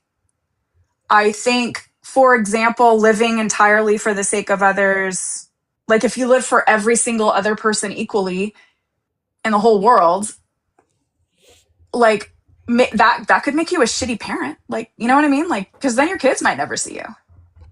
Like, there's always situations in which you can take any position and you can make it bad or good. But I think this thing where you inherently think that either altruism is right, and if it is, then egoism is bad, or the opposite, I would just challenge that on its head. Mm-hmm. Yeah, neither is good nor bad inherently. It's just, I mean, think you have to look at. Altruism is always bad and egoism is always good. So, I mean, I'm going to take you in good faith here. I think a lot of your positions here are just maybe to just like spark some kind of heated debate or whatever. So, I mean, do we know anybody who is absolutely 100% altruistic? I mean, Jesus. So you're saying Jesus was bad? I'm not a Christian too, by the way, but I'm pretty sure that at least the way that Jesus is depicted in the New Testament of the King James Bible, we could say that Jesus was an altruist. So you're saying Jesus was bad and his teachings were bad? Yeah, I think so. Okay. Not because he's supposedly the son of God, because I know it looks like you're an atheist, right? Yes. Yeah. I mean, I'm not a monotheist, so you and I pretty much agree on all that. I do have some woo-woo beliefs or whatever, but they don't apply here. But okay, so Jesus was a bad guy. I mean, why? Why was Jesus bad? Well, I don't think he wasn't an egoist. He didn't place his own life and happiness first. He sacrificed his own interests, not only for others, but for sinners. He died to save other people from their sins, which I think is even worse than just dying from random strangers who weren't bad people. But if you think people are sinners and you die for their sake, I think that's even worse. But why? Well, I take it as fundamentally, I think where we get the concepts of good and bad is from our experience of pleasure and pain. I think that's what grounds these concepts. And that's like when we're infants, we have the experience of pleasure and pain. If you drink your mother's milk, maybe that gives you pleasure, or if your mother drops you on the ground, that gives you pain. And one feels good and one feels bad. And that's where we get the concepts of good and bad. So I think Jesus is going against that. Like he's the way he advises acting is not consistent with your own pleasure and avoiding pain. Now I think we can become and need to become more sophisticated about pleasure and pain. We can't just take those as we have to have a long run view of it. Like maybe you have to. Well, I don't. By the way, I didn't decide what's good and bad based on pleasure and pain. I decided my morality of based on what's good and bad came from my experience, my observation of people around me experiencing pleasure and pain. It's empathy that gives me my concept of morality. If you're alone on an island and there's no other people around, I think you can still get an idea of good and bad from your experiences of pleasure and pain. So I don't think good and bad. Like a human being raised in absolute isolation with no other contact with any other human beings. I mean, yeah. I think that would be a really interesting psychological experiment, but I don't think that's a relevant argument to what you and I are talking about, because we don't exist in isolation. And I don't think there's anything inherently wrong with developing your own personal set of morality based on how you experience pleasure and pain. But just because that's how you did it, it doesn't mean that my experience of how I developed my ethicals and morals came mostly from observing other people experience pleasure and pain. I mean, I don't think why is one inherently better or worse than the other?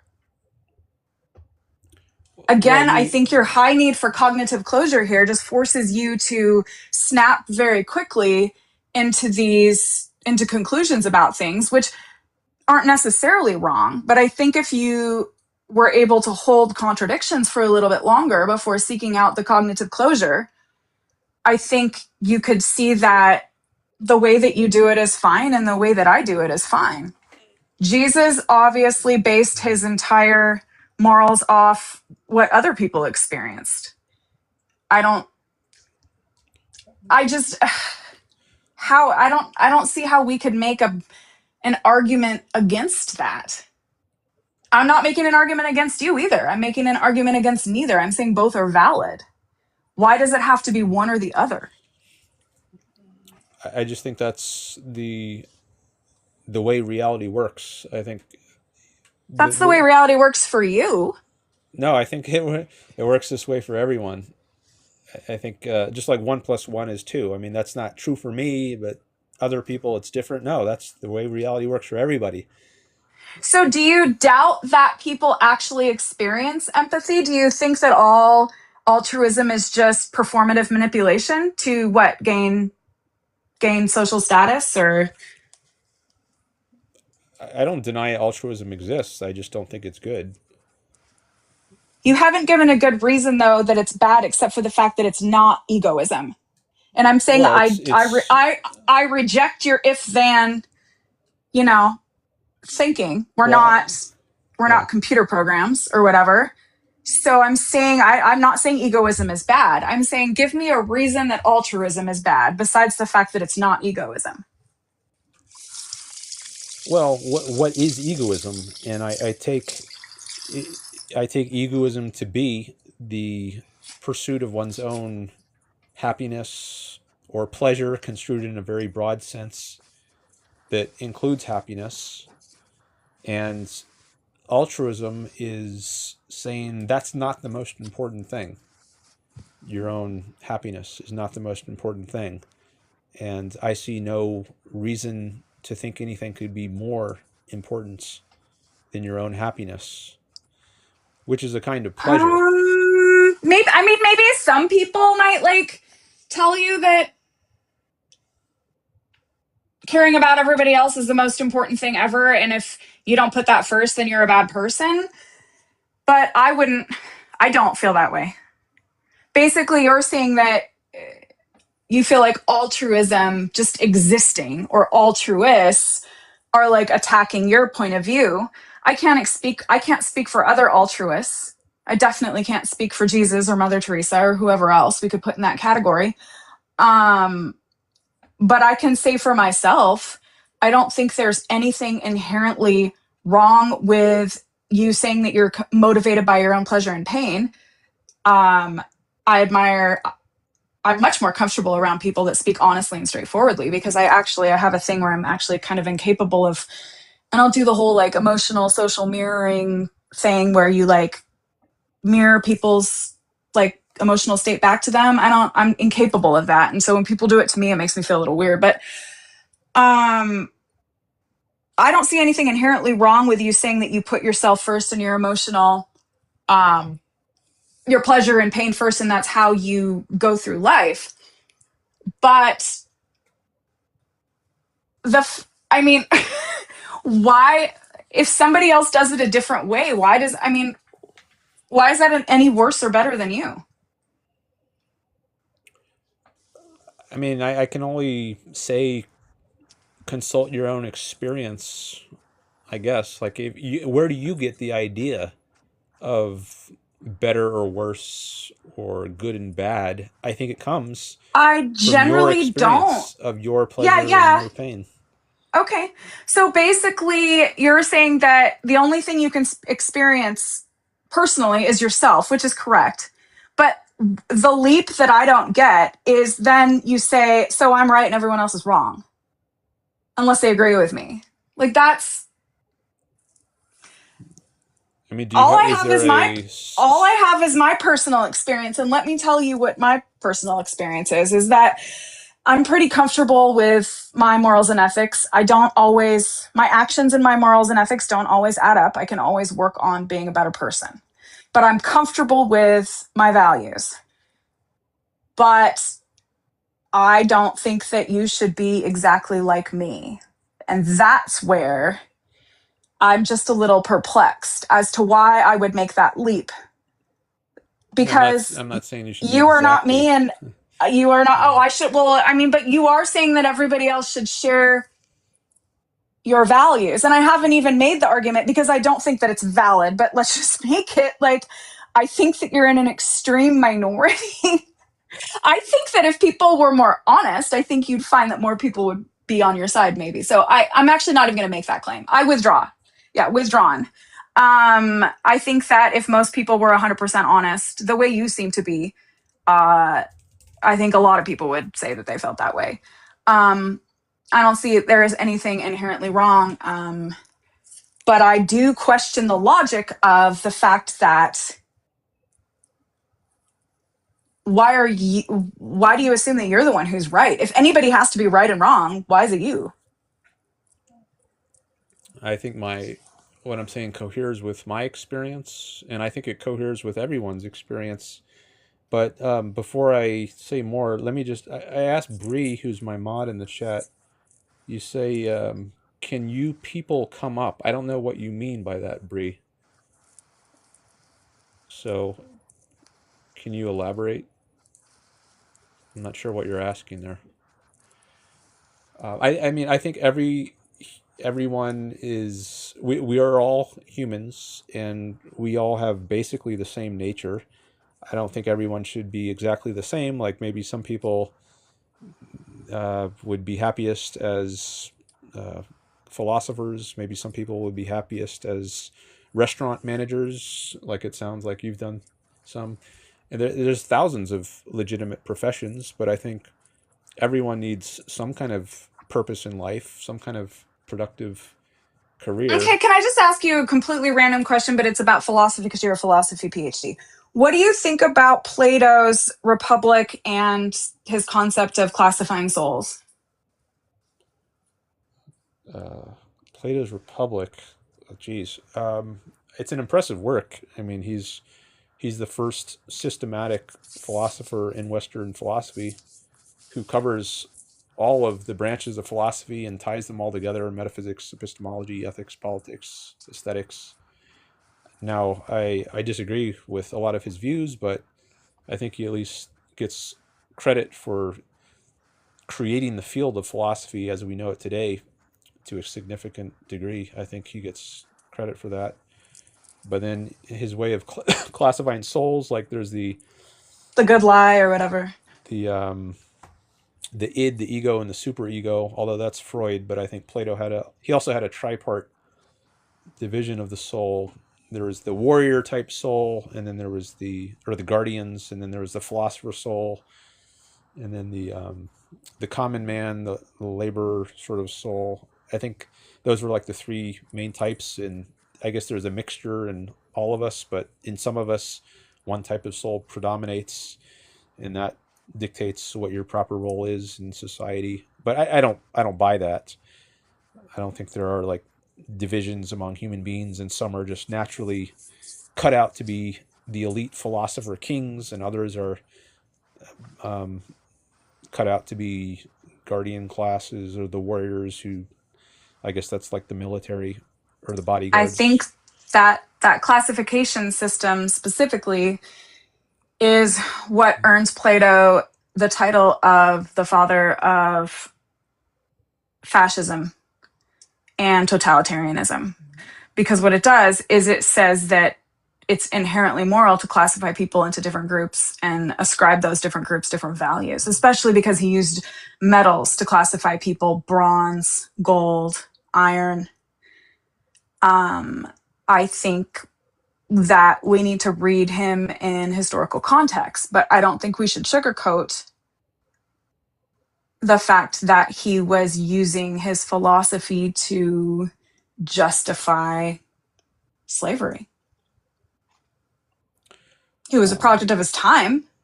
You know what I mean? It is what it is. But I think that we need to, and the reason why I tie that together is because it's just what you said to me about some people are cut out to be philosophers and some people are cut out to be restaurant managers. By the way, was that passive aggressive? Because I own that restaurant.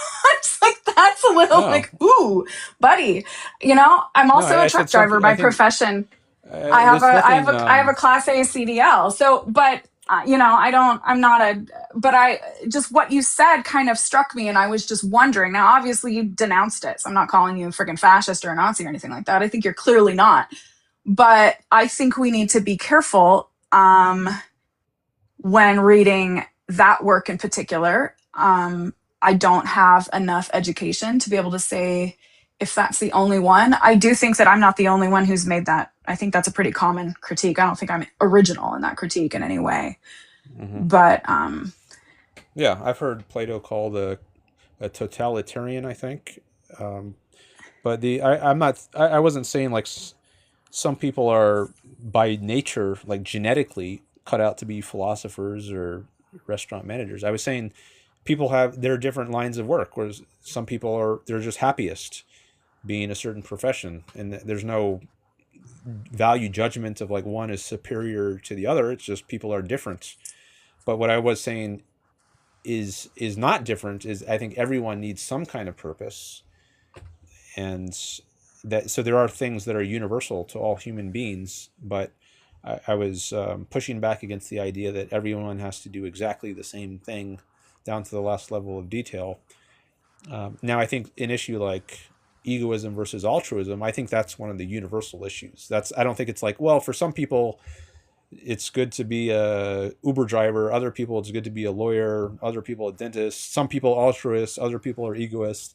No, I think for everybody, it's good to be an egoist and it's bad to be an altruist. So it's not one of those. But you haven't really given me any clear reason as to why it's bad to be altruistic, except for the fact that you don't understand it and it's not your personal experience.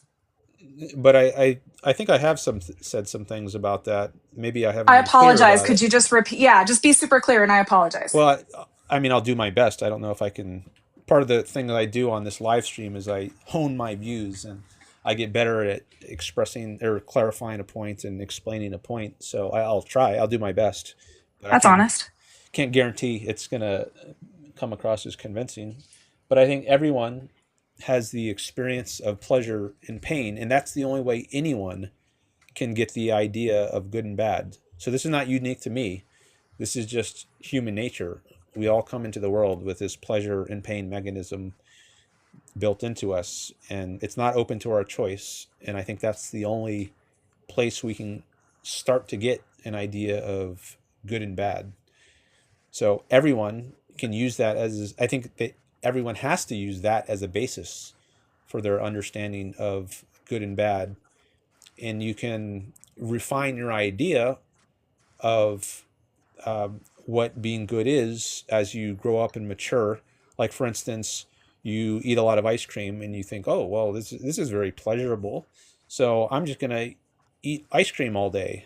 Well, if you consider the consequences of doing that and you say, oh, well, that caused me to get a stomach ache later, or maybe you get diabetes or something in the future.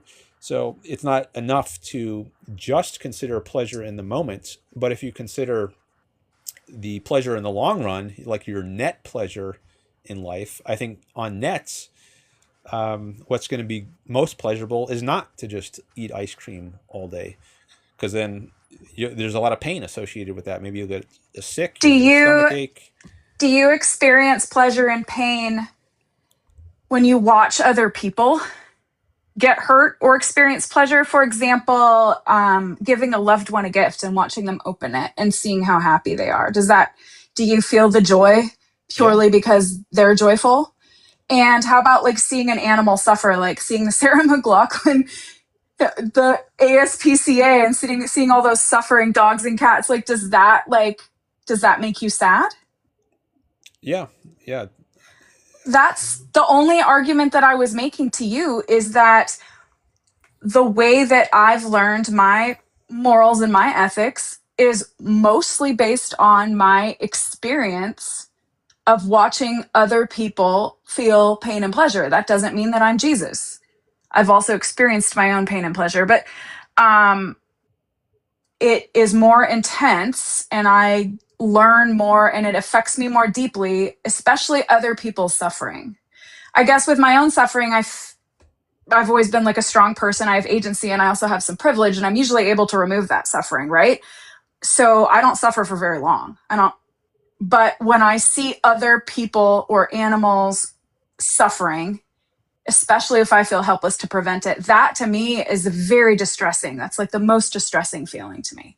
And so that's my personal experience of pleasure and pain. And that's how that drives my morals and ethics and how I move through the world. Okay, but I don't see that as inconsistent with egoism. Like if it hurts you, and you want to see someone else or some animal suffering, then that's the whole reason for altruism. You have a reason to somehow, like, if you could do something to alleviate that suffering, then you might do that. Yes, I would. Unless it causes some greater suffering. Even to you. Sometimes or to somebody else. And yes, and those are the big ethical questions. Like, for example, if there was one person in front of you, and then there was the hypothetical genocide across the world, and if you could just put I can't use these words, I'm sorry, I don't want to get your shut down. If you could just do the thing that we were talking about in relation to the death penalty to that one person in front of you, and then across the world you could prevent millions of deaths from occurring, like, would you do it? Like, that's like the basic, like, it's like the guy on the train track or whatever, the people tied to the train track. And for me, although I admit that it's perhaps doesn't make any sense, if the person in front of me was innocent and couldn't consent, I don't think I could. So, I mean, values and morals are kind of like, they're sticky. They don't always make perfect logical sense. But I think if you are saying that there's nothing wrong with me developing my sense of pleasure and pain from watching other people's pleasure and pain, and from feeling especially pain from people being forced to suffer that I can't alleviate and that they can't alleviate, and feeling that very intensely, and wanting to alleviate it for myself, then maybe your real argument isn't that altruism is wrong, but that it doesn't really exist. Because that would be an interesting argument to make. No, I wouldn't. I wouldn't say it doesn't exist. But I also wouldn't say, in your case, at least, that it is altruism to be concerned about these suffering animals. I think I would be concerned, but I don't consider that an altruistic concern. I think it's... So what is altruism if not the concern and the feeling other people's pain and wanting to alleviate it? And or wanting to make other people happy and going out of your way to do that because it makes you happy. It's doing it without regard for your own happiness. Like, if you think you have a duty to help these suffering beings, regardless of how it makes you feel, then, and I think some people do feel this way, then I think that would be altruistic. But if you see helping these suffering beings as a way of making your own life go better, now the world is a happier place. I'm no longer in a bad mood because I don't see these suffering beings anymore.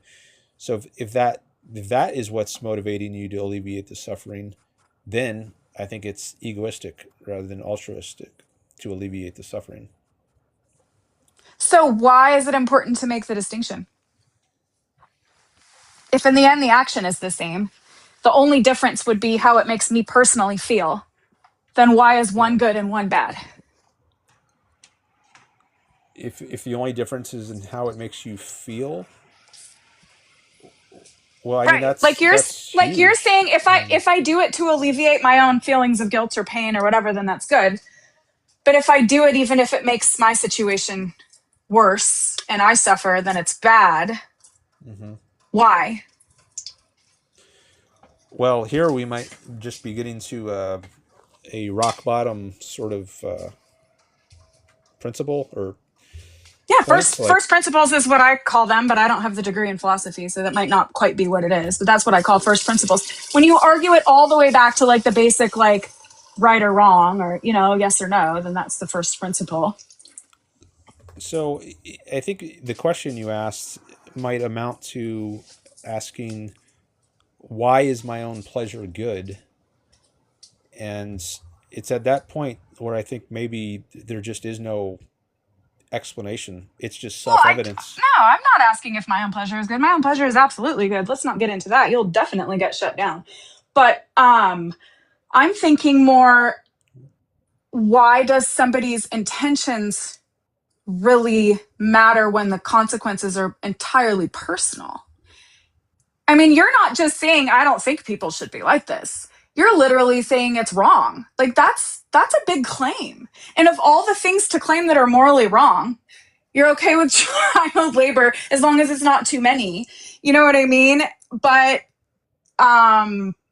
doing something pure, like being a pure altruist like Jesus, and who knows, like maybe Jesus was just more like just the extreme empathetic person, and he just looked around the world and saw suffering and he couldn't stand it. And so he did everything he could to alleviate suffering.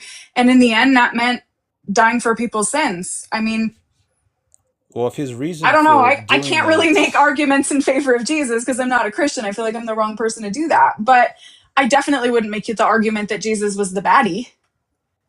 Okay. Whereas I would, if his motivation is unrelated to self-interest. Like if he was motivated to alleviate other people's suffering because doing that contributed the most to his own well-being, then I would be okay with that. Is your argument for everybody needing to behave in their own self-interest simply because that's its own like order? Like that's how the world stays ordered? And that's how we can like measure everything? No. Okay. I'm just trying to understand it because I really don't. I don't understand why you're so, like, I get a lot of your points about free market capitalism and property rights and all that. I don't agree with them, but they logically make sense to me from a certain point of view, right?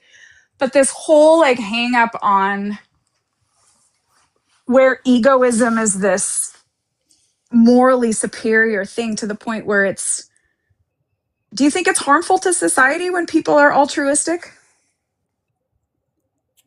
Yeah, I do. Why? Because then there's much less value in the world, I think, than if people are self-interested. Like, I think it's in my interests to be in a world where other people are also self-interested. Adam Smith made this point, or something like it. When everyone is pursuing their own interests, it results in more production for society as a whole, something like this. But if you have people sacrificing their own interests, then I think there's, the world is going to be a more impoverished place. It's in my interests to produce values I need to survive, like so many things: food, clothing, shelter, internet, TikTok live streams. There's so many things that's so this is just based on the fact that we all just need to be good little sources of labor and to produce growth in the market. I think what's good is your own happiness. And when everyone is pursuing their own happiness, I think society as a whole, insofar as it makes sense to talk about society as a whole, I think is better off. Like if the United States is a country which is founded on the principle of the right to life, liberty, and the pursuit of happiness. And I think that's very distinctive. at least at the time, it was a novel idea. And look at how great, at least I would say, America has been. We're in our 250th anniversary now, and we're the envy of the world. At least many people in the world would like to immigrate to America. I wish it were much easier for people to do that. I don't think that America has ever been great. I think that I don't think that America has a lot ever of been people great. think And America is great, and they love its freedom and its opportunity, and they want to come live here. And why is that? Well, I think a big part of the reason is that we have these founding principles in the Declaration of Independence, the right to life, liberty, and the pursuit of happiness. People are free to pursue their own I interests. think the freedoms in the US absolutely 100% contribute are a positive thing. The Bill of Rights, Constitution, I support 100%. I'm for all the rights, just like you are. I want guns, I want abortions, I want marijuana, I want all of it. But when I say that I don't think that America is great and never has been, what I mean is the fact that one of the reasons why we live such a very high quality of life here in the US is because we have raped and pillaged and colonized the quote unquote global south. So if you look at what we consume and the people that live all over the world impoverished so that we can consume the way that we do, I don't think that qualifies as greatness. Now, I mean, does that make every single American inherently evil? No.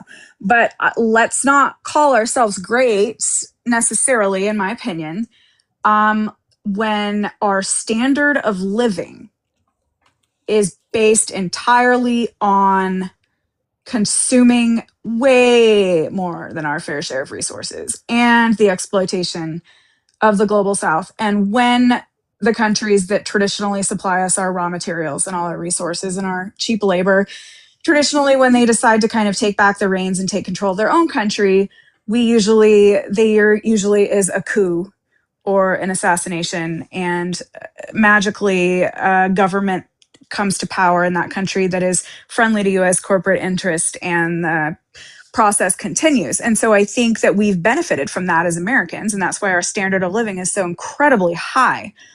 But we can't, I think it's disingenuous to just say, look how great we are. Yeah, sure, we've done some great shit, and that doesn't take it, that we've made strides for sure. And I'm not going to take away from that. And I'm not arguing against freedom either. You and I agree on all the personal freedoms, 100,000%. But I don't think we can call ourselves great when our standard of living is at the expense of so many others. But that's a personal opinion. That's all that is. Yeah, I do not agree with that opinion that our standard of living is a result of exploiting, victimizing other people.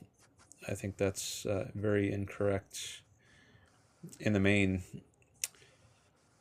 But I'm taking a look at this list. I'm wondering if I should. Is there lots of people waiting to talk? If there's people waiting to talk, you gotta kick me off, dude. I'm gonna talk with you. I'll talk with you all day. I'm not working today, so.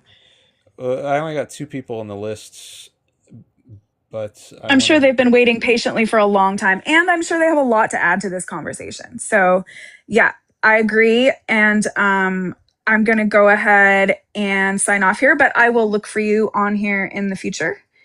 And I really appreciate the opportunity just to chat. All right. Thank you for the call. Appreciate it. All right. Thank you, sir. Bye. Bye. Okay. I got 2 people, username and Are You Sure? I see username in the chat. What do you want to talk about, username?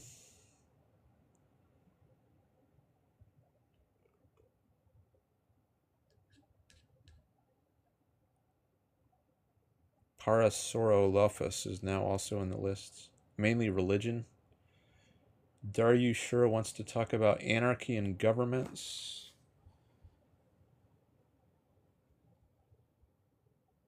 Okay.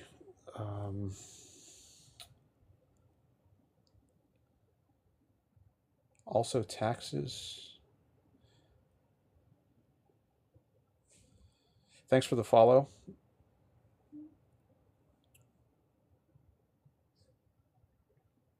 I've been boosting your live.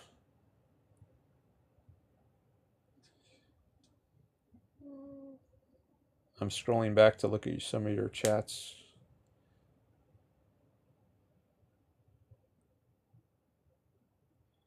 All right, that's a kind of strange one there.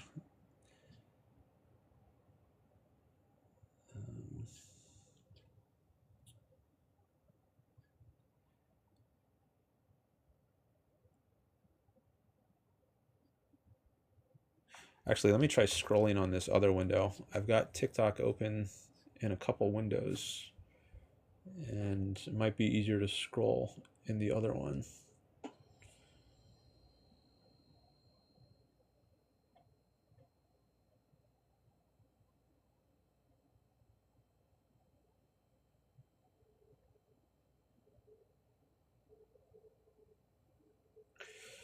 I see some strange chats from you, username.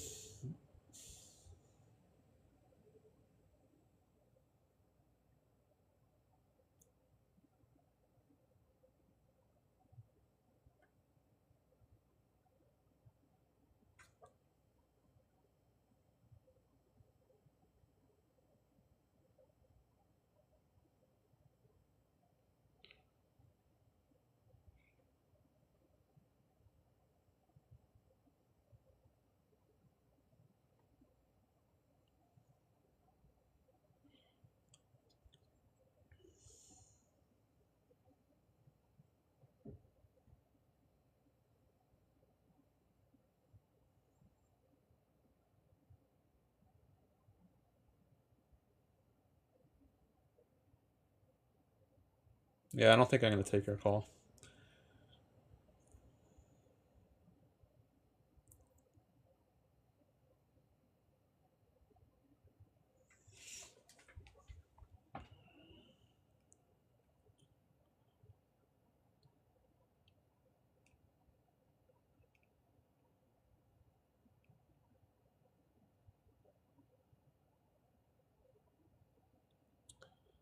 Come on, they were lighthearted jokes. No one was hurt. Nah, I don't think so. Oops.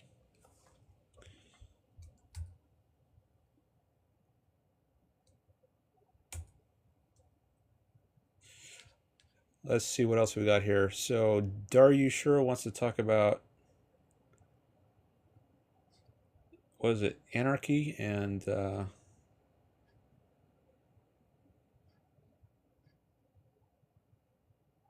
wanted to challenge your claim of believing how capitalism is good and are a big push for individual.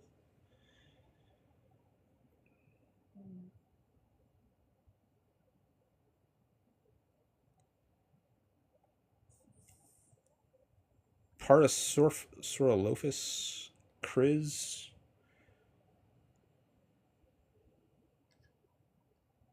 wants to talk about leftism and Israel.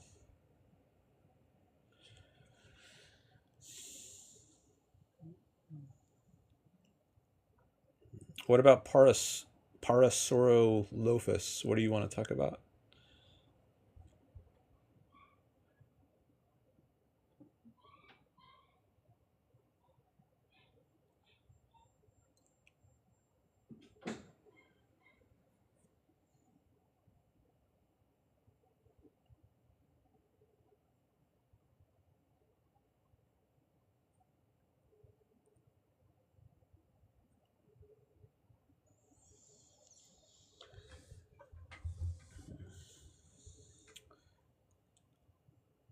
$15K likes. Nice. Thank you. I wonder if that's the most I've ever gotten on a stream.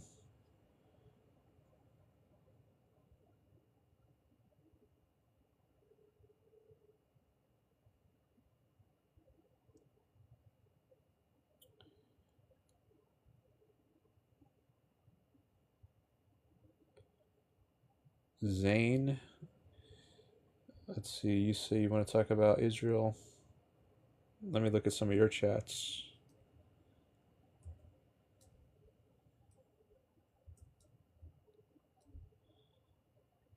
Let's see if I do a search on Zane. Are you going to show up?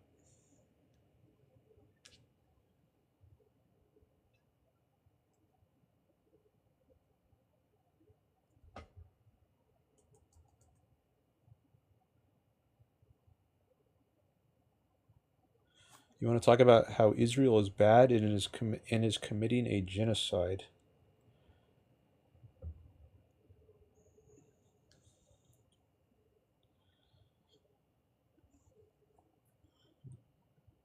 Why do you think Israel is committing a genocide?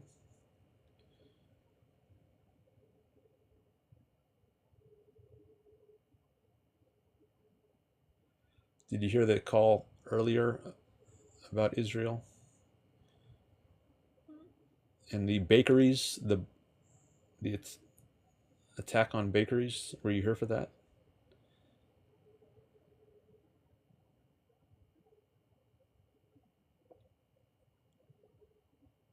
Oh, you didn't hear that? Yeah, someone came on and talked about that. And didn't mention at first that Hamas was thought to have been hiding out in the bakeries. And that's why Israel... I would be trying to challenge your views from an Austrian school economics point of view, says Daryushur.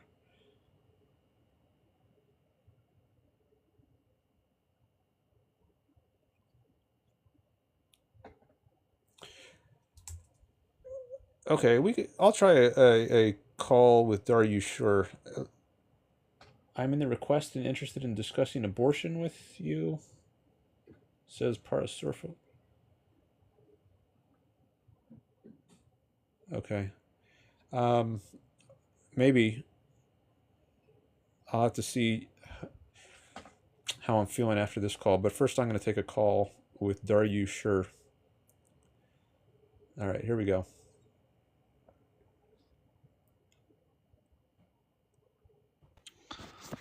Hello. Hello. Can you hear me? Yes. So, on a lot of your calls, the one thing I was noticing a lot is you were a big pusher for example, with the last lady, you were arguing with private roads. You were arguing that speed limits should be decided by the owners of these roads. If they're not going to be taking care of it, they're not going to be maximizing their profits, etc. So, my definitions here, I set them out right now, is we can define capitalism as any form of economic system where businesses are privately owned and all the exchanges are done through a consenting manner. And socialism is where the means of productions are owned by the collective, usually by the government.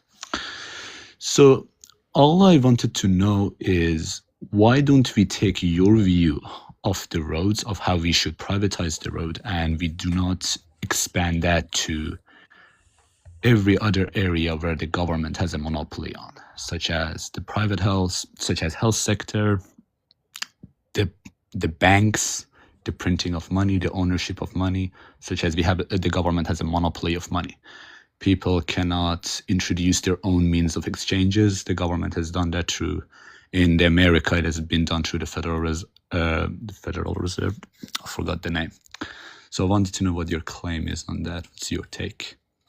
Those areas, I think, should be in private hands. I don't think the government should be involved in healthcare or currency. I think people should be able to make their own currency, and there shouldn't be a fiat currency, which the government forces people to use. Do you want to go back to a gold-based currency, tying back the currency to gold and not allowing the Federal Reserve to set the interest rate? Or I don't think there should be a Federal Reserve, and I don't have a view on whether there should be gold.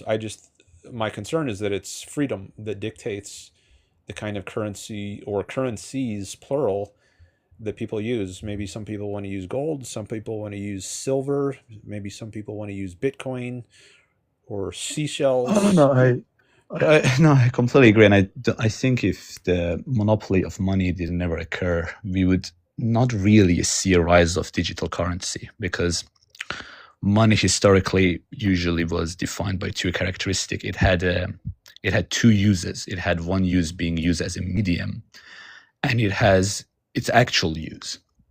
For example, gold previously historically was used as jewelry. Now it is being used as industrially. It's being used in other form of the economy as well. So, but why are you against anarchy then? Where do you see the use of government in all of this? Why can't we take the privatization of defense being done by private contractors? Why do you believe we need the existence of the government? Government being defined as a monopoly of force, let us put it that way, because you're also against coercion. Do you believe that we need a little bit of coercion? Do you believe that coercion is bad, but we need bits of it to run civilization? Or no, I think government should be established with the consent of the governed. I don't think that force is going to be eliminated by, or I don't think coercion is going to be eliminated by anarchy. I think it would increase. How so? Well, then you have people meting out their private view of justice instead of impersonal third party. And so if you have people taking the law into their own hands, I'm concerned that that's not a system of objective law. I think it's subjective. That's what I'm. We can talk about the legal system, but let's talk a bit simpler. What is law? Why has law been created in the first place?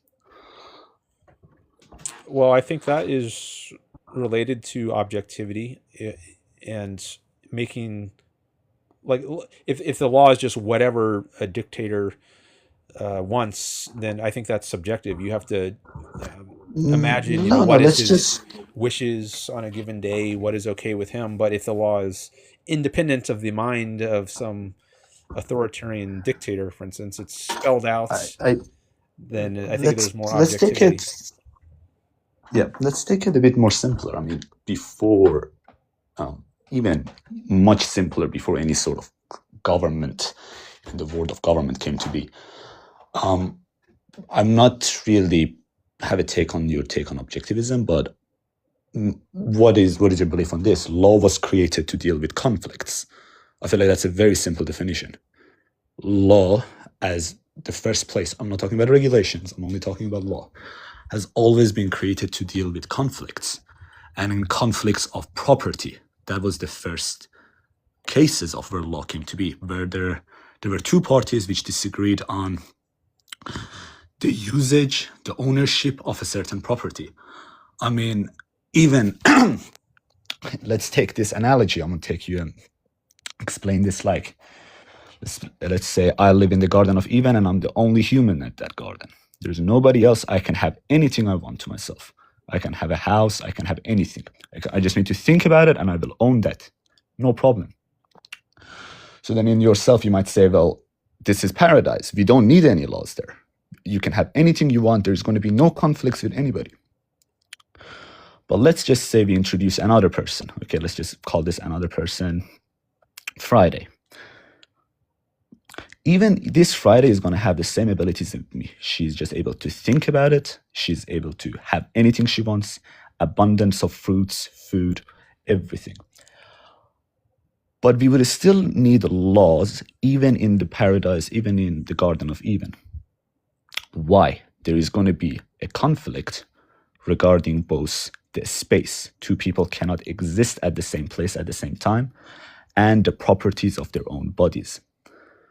So my whole take is that the origin of law has always came from the root of conflict over property. I'm sure you can try to extend the view on objectivism, but I think a much simpler option would be just define it as a conflict over properties occurred, so therefore we have tried to find the best way to deal with it. Okay. Well, I think That's that's at least part of what gives rise to the need for law. I don't know if it's the entirety of it, but I think that is part of it. A way to deal with conflicts instead of just fighting it out with physical force. You can. yes. So, I mean, the other alternative would be the rule of the jungle, where the strongest person can have that. I mean, yeah. So now that we almost went over this, so you agree with this? You're not really a big disagreeer on this one. At least right now, I don't see a problem with thinking that law, at least partly, originates from the fact that there's conflict. Yeah, so now that we agree on this, then we move on to the next part. Can laws be incorrect? That's a very, can laws be incorrect? Because majority of the laws that we use have come from the natural law or the man, which originates, a lot of them originates from the UK when you actually look at them. The system of law in there, can they be incorrect though? Can we evolve through time and find out that this thing was not actually the most correct respond to the situation? Yeah, I think so. Okay. Like if a law, and I think that the point of laws is to enable people to coexist in a peaceful way. So if there's a law, for instance, that says if you're of a certain race, then you're going to be a slave, I think that would be an incorrect kind of law that does not make for the peaceful existence of people coexistence. Going even on the slaves. Okay, now we'll go back on this later. But yeah. So now you talked about in the state of anarchy, where people are going to be getting into this feuds over law. What was it again? Could you repeat your exact claim? People will decide for themselves what is just and whether a law has been broken. So they will enforce the law themselves. They'll take the law into their own hands instead of leaving it to a third party. I think you're kind of, I don't agree. I think if a violation of property has occurred, people would be making their claim to their own private defense contractors, which they're involved to. And if the other party who has also committed the crime is going to be involving their own private contractors in defense, and then in force, there is going to be a disagreement. There is going to exist third parties in here. I mean, I don't believe how there isn't going to exist third parties, legal systems. I don't know what is the basis that people are just going to attack each other the moment they feel like it. I mean, well, maybe not the moments, but they're ultimately like if I have my defense agency and you've got your defense agency and we let them work it out, or then are they gonna then is it just instead of I fight you directly, then the defense agencies fight each other? Would you say that? Yeah, that's the thing. And not really the defense agency. It would be more of the legal agencies that you guys have occurred to, because fighting would damage your property. It would incur a lot of losses. I don't understand why you wouldn't go to a legal agency in this case, because majority of the time you're also going to be, quote unquote, subscribed to this insurance companies of yours. This insurance company is going to be making sure whether you're getting your services done, if there's a fire breaking out in your house, it's going to have your firefighters coming in, etc. It's not going to be a thing of defense agencies. It's going to be more of this legal agencies going off against each other. I don't know why you think the legal system is going to collapse immediately the moment we are in a system of anarchy. I don't understand how the law is going to be immediately destroyed. Well, I didn't say immediately. Eventually, or even eventually through time. I fail to see that if people. I fail to see that completely. Well, let's say we have this. Let's say it's you and I on an island, and we have a dispute over an apple tree. Let's say there's an apple tree growing on my side of the islands, and we put up a fence, so the apple tree is on my side of the fence, but there's a branch of the apple tree which is hanging over into your side of the fence. And I say that apple is mine because it's growing on my apple tree, and you say no, the apple is mine because it's hanging over on my side of the fence. So we have this dispute, and how are we going to resolve it? You mean if we both of our aim is to survive on the island, wouldn't we want to cooperate with each other in the first place then? Yeah, so let's say we try to cooperate, and I say, let's say we just can't come to an agreement. So you in the end, you still insist it's yours, and I still insist it's mine. It's a big assumption that you say we can't come into an agreement. Would you not say so? I don't think it's an unreasonable one. I think sometimes there just are unreconcilable disagreements, and people can go their separate ways. People can go their separate ways, but all I'm saying, if the aim in that island is to survive, we would want the absolute cooperation between the both of us. Yeah, but sometimes we're not going to agree on everything. I mean, I think it would be a big assumption to think that we can agree on everything, and we're never going to have a irreconcilable... I'm not saying we're going to agree on everything. I'm just saying, in that case, what's going to happen what am I going to do to resolve the issue? What are we going to fight each other off? And if we're going to fight each other, aren't we going to be even if we fight each other to the death? Aren't we both going to be worse off before we fought off each other? Aren't we going to be in a worse physical state and in a worse state to actually survive the island because we went into a physical dispute? I just think it is a very illogical decision for us to get into any sort of violence contact in that scenario. I mean, you're assuming that people are not going to be cooperating. I'm just going to be saying, I don't know whether people are going to be cooperating. It's a very big assumption for you to make that either way.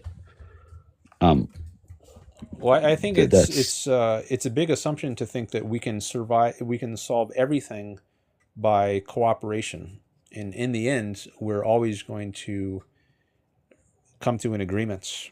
And there will never be a case where we just can't see eye to eye on some issue.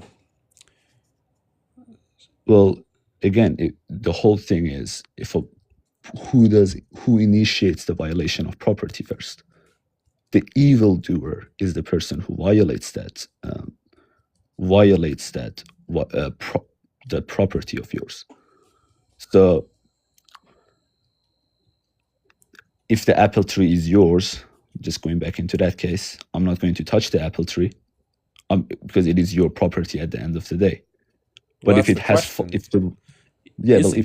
fallen, well, no, again, that's the thing. If it has fallen onto my property, if an apple from your branch has fallen onto my property, it would still be. You needed, as the owner of that tree, you needed to make sure it would not be conflicting with my property in the first place. It is kind of on your burden to making sure that your property does not damage others, and that others can continue to make the best use of their property without any sort of disruption. So you think if the apple falls, then you have a right to it? It would be a disagreement, but you needed to make sure in the first place that it wouldn't be falling under my property. That's the bigger problem. Or so for example, let's take it is at your fault that it disrupted my property. It disrupted my usage of my land. For example, if you're running a massive, like for example, let's say me and you are neighbors, and you have a massive tractor. That tractor is producing an insane amount of pollution. You are using it in your own land. You're not conflicting with my own land. But all of that CO2 and carbon dioxide is entering my property. It is going to be stopping me from staying on my land, breathing on my land, and doing what I wanted in that place in the first place, because it is conflicting with me. So then it would again be on your fault. If you own that tree, you needed to make sure it would not be crossing the boundaries into my properties in the first place. The question is not, your first assumption is that the tree is on my property. That is already the first problem. Why is it at my property? Why did you let the tree branch grow within my property lands? You shouldn't have done that. You violated my property rights. That's the first place. Well, I don't think it's not clear cut what to say about this case. Like, let's say I planted the tree, and then it's entirely on my lands, and then 3 years later, it grows big enough so now its branches are extending into your airspace. And is that going to be? You can't really privatize air. You cannot privatize like air really on that sense. But is it going to be stopping me from me building a house on that part of my land because the tree branch exists there, for example? Is it going to be while stopping me from doing that? If yes, then yeah, you can't let that. I'm going to be cutting that tree branch down. It's not going, because it's going to stopping me from exerting my rights within my property. That's the whole thing. Well, we might have a dispute over cutting the branch. Like once the tree grows big enough that the branches are now going onto your side of the fence. So it's going into my side of the fence. Yeah, at a certain point. So it is in my property, and I cannot continue the best use of my property. So you violated my property. So then you are, quote unquote, would be a criminal in this case. Well, I'm not maybe sure not in the that. same sense of a person murdering another person, but would still be violated. There is a dispute over the property land. You were not careful enough for how big the tree got over, and you made the tree cross over onto my part of the land, and I cannot make the best use of my property. So in this case, it is under your fault for letting the tree grow out. I have the complete right to chop off the branches. Okay, well, I'm not sure it's well, there might be a difference in like how soon. Let's say I agree that you have a right to chop off the branches, but I say I have to the branches that you chop off that have apples hanging off of them, those are mine. So, and you say, no, since they were on my side, they're mine. And we have a dispute about what to do with the apples. Well, no, they were originally yours. They're not mine. Like if you drop a phone on the ground, it's the same thing as like if you drop let's say you're walking on and you drop a phone on my lawn. And then say, oh, well, it fell on my property, it's mine. Loser. No, that doesn't work. The property originally belonged to you. It is going to be belonging to you unless you consensually made the agreement to give me your phone. You didn't. Even if it's on my property, it still belongs to you. It is still under your name. We didn't form any form of contracts where you gave me that tree or where you gave me that phone. Like just because I dropped my phone or I dropped my bowl over your property doesn't mean it belongs to you now. You're still the owner of that property. If I did take your apple tree branches, I would be a thief. But I have the complete right to cut the tree branches down, but because it is on my property again, because I cannot keep the use of my property. But the tree branches is on my property. No, it's not. Absolutely not. It still belongs to you in the first place. But it could not have been come and it stopped me from making the best use of my own land. So that's the whole thing. Let me just read a chat here. I'm confused what the dispute would be over if they maintain it. Well, the person wouldn't want you to cut the branch, so it becomes a dispute. No, you do need a court, but you do need a court system. I'm not saying you don't need any sort of system of law. I'm not against a system of law at all. I'm just saying the third party there would be many There would be many in this theoretical land. There would be many third parties. But I think And if you people don't had have like an ultimate third party, that's what I'm concerned about. Like if you have wouldn't people want to? Okay, so here's the thing. well Wouldn't we want have to people? we have a dispute, but it seems like what if people can always settle their disputes, then what do we need a court system for? Like, I think the reason people take things No, to we need the court, court system. I'm not against the court system. but I'm not why do against you the court why system. do you need a court system? If you think, you tell me if you don't think this, let me know. But Yeah. if you do think that you can always resolve your disputes with people No. cooperatively, Sometimes, then what's sometimes maybe sometimes no. You do need no. That's not what I'm saying. I'm saying the issue sometimes might be more complex. It will be a much more complex issue, and we might need to get the involvement of third parties, such as the court or the rule of law.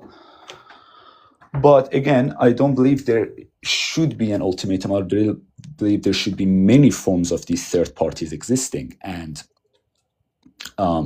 each party has to choose which third party is going to be the most unbiased. And they don't want to be dragging this out any longer, because every time people are in law, they have to be spending money on lawyers, they have to be paying the court fees, etc., etc. All of these are extra costs. If the majority of the reasons why courts take so long as of right now is because, for example, if there is a violation of property done by a company and the government believes that company is in the bad place, the government is going to be suing the heck of that company. They could be going on forever and forever. The government isn't going to take on any losses in here. But it is the private company that has to be keep defending and defending. They're going to be incurring billions of losses sometimes. But if it is in a private system where two parties are completely going off against each other, they do not want to be incurring all of these losses by constantly being at the law. They want to be resolving this issue as fast as they can. It again goes back to the benefits. People want to maximize their benefits, so they do not want to be dragging on this conflict any longer. The same thing, you might say, well, they're going to go to a war with each other. I think resolving this as fast as possible is going to incur much less losses on their side than it is by. So what if some people? There's what if some people just ignore it? A gang of criminals. If you're what are you going to say? So you're not against a court system, but you think there should be multiple court systems as an option. No, just third parties who both parties believe that is going to be unbiased towards them. Like maybe let's just say there is third party X. Is like an example of a court X, for example, just use simple language. And party 1 and party 2. Party 1 likes court X, but party 2 says, no, I think court X, based on his previous cases, is going to be biased. I don't like this. Then they're going to be choosing like court Z. Both of them say, okay, this guy has the best reputation amongst them, so we're going to be going to this court because they had the best reputation on deciding who the winner of this conflict is. I mean, if you take a look at the Inuits, for example, they ran on a very similar setup where if there was a person violating another person, like stealing food, etc., they would always choose the best set of person that they both agreed would be the least biased towards them.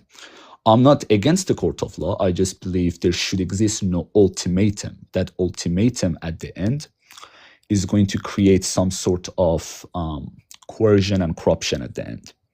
Even if we have at the USA, I'm not from the USA, even in the USA, when you have your commandments, well, no, not command, what is it? That Constitution? Your founding fathers, the Constitution. You have the ultimate constitutions. Through time, we have seen that a lot of these governments are going to try to overrule what the Constitution has written, over in subtle manners. I mean, we have in some countries on gun restrictions, for example, the Second Amendment being the you allowing to own guns. We see a lot of these states in America trying to restrict the usages, such as California, etc. So this is usually the problem when you have this ultimatum, is that the state will always try to cause some sort of trying to overrule this so the state can gain even more power. When you have this any sort of ultimatum in any form of society with the existence of the state will try to expand its power in any means.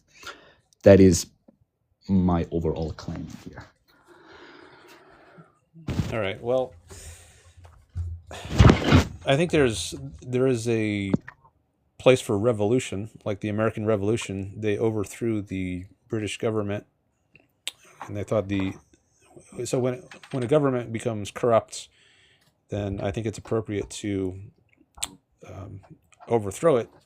But if it's not corrupt, then I mean, but there is no government to overthrow on your system. It seems like if you want anarchy, there's no government, meaning a institution with a monopoly on the use of physical force. There's there are private defense agencies, maybe. There are private, there are private defense agencies, there are private health contractors, there are insurance companies. And so what happens when there's so we're on the islands and we have a dispute which we can't resolve, and it sounds like you acknowledge there are such cases, and that's why we need courts to help us peacefully resolve the disputes. Yes. But you think there should be a choice in courts. So if I think one court is going to be biased against me, then I don't want to use that court. So we have to agree. If we are going to take our case to court, we have to agree on a court. So let's say we do that. We agree to use this court. And now, doesn't that, in that court's orders are enforced by some executive arm. So you have to abide, we agree to abide by the court's orders, and but then doesn't it have a monopoly on force once we agree to that setup? I am not against monopoly. I've never said I was against monopoly. You're against the government monopoly on force, right? Yes, I am, because the existence of a government is not done through a contract.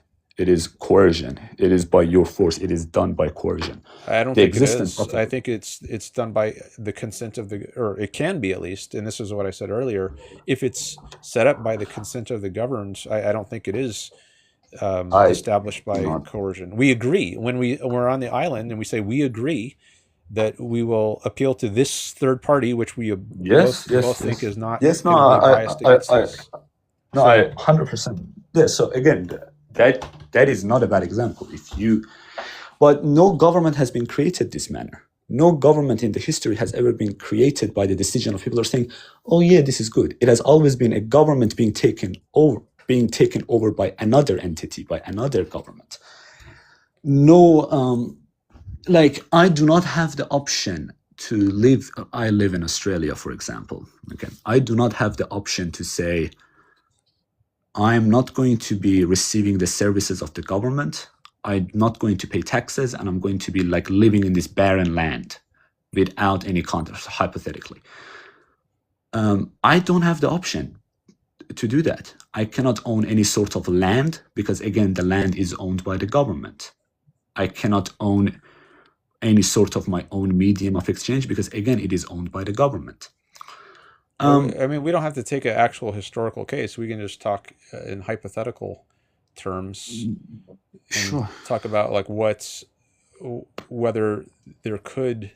How do you let's make this. How do you define a government? What is your definition of a government? Is it the same as mine of the monopoly of force, or do you have a different definition of that? An institution with a monopoly on the use of force within a given area, maybe something like that. And have all of the people under the jurisdiction of that government agreed to this? They could.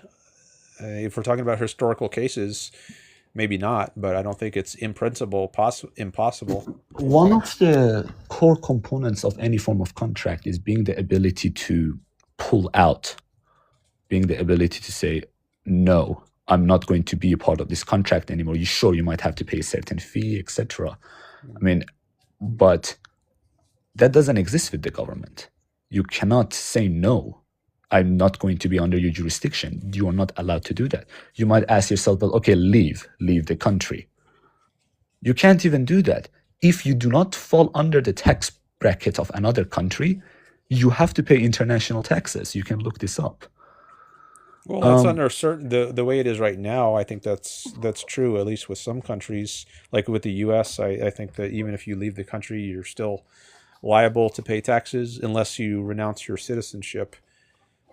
But again, we don't have to take actual countries. We can just talk in hypothetical terms. We can talk in the hypothetical. If the hypothetical is that all of the people who live under the jurisdiction of the government have inherently agreed through the form of a contract to live by the laws of this society, by the laws of the system, they agree by the use of monopoly that this state has, whether it be on money, on force, on land.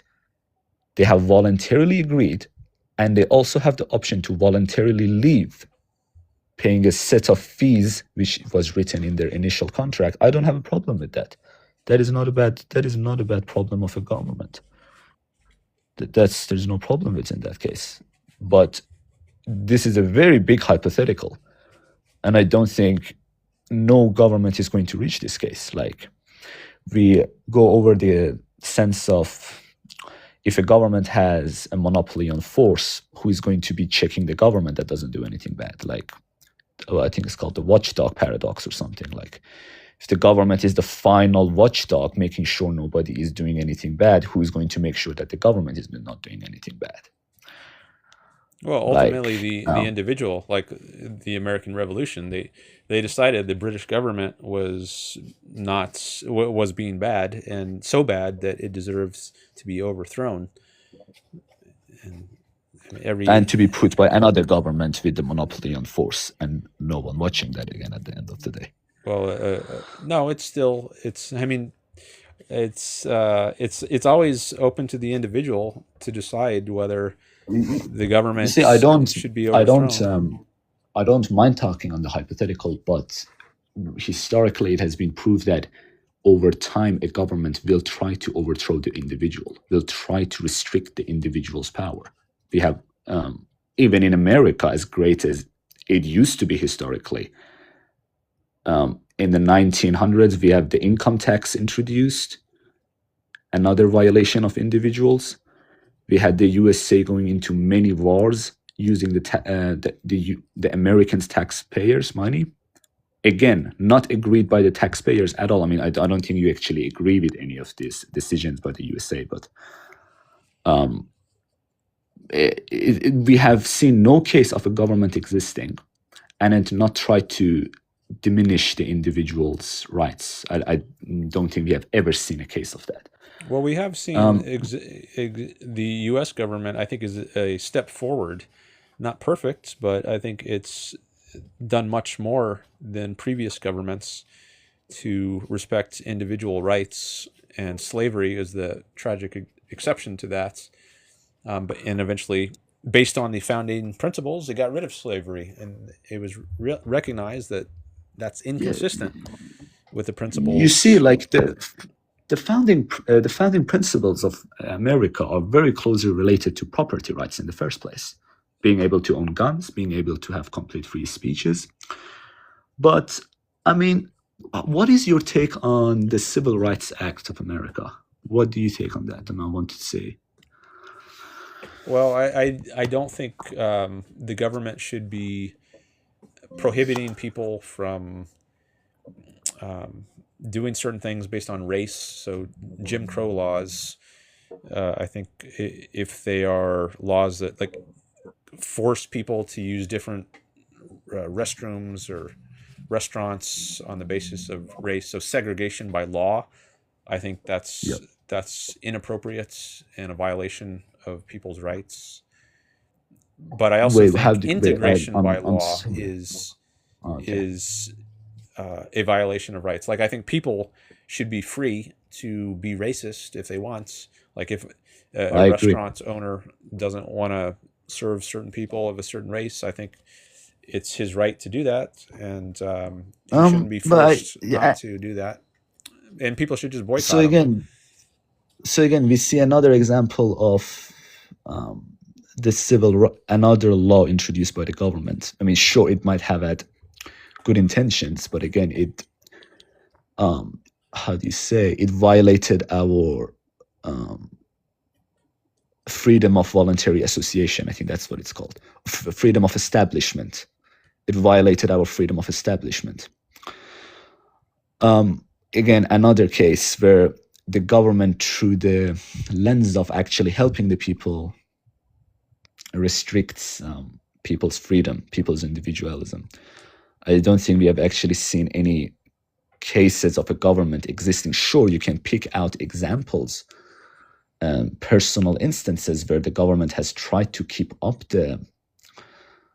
give power to the individual, but I don't think over time it has always diminished. Even in America, do you think the individual has the same power that it had during when the founding fathers created the Constitution? In some ways, yes, and in some ways, no. So I think some things have gotten better, like such as women's rights. I think they're more equal. Or homosexuals, I think, are better treated now. Race issues as well, I think. So, but in other ways, I think it's gotten worse. Like the government has grown in its social programs that involve coercing people, like Social Security and Medicare, welfare, which didn't exist in the 19th century, but are massive programs now. Moving on forward, do you see an improvement or a decline? I don't really have a view. I mean, I'm trying to improve things by what I'm doing here. I think to get a better government, people need to first be aware of, and then ultimately understand and agree with a certain set of ideas. I think Ayn Rand's ideas are what's needed, and that's why I'm trying to spread awareness of her ideas.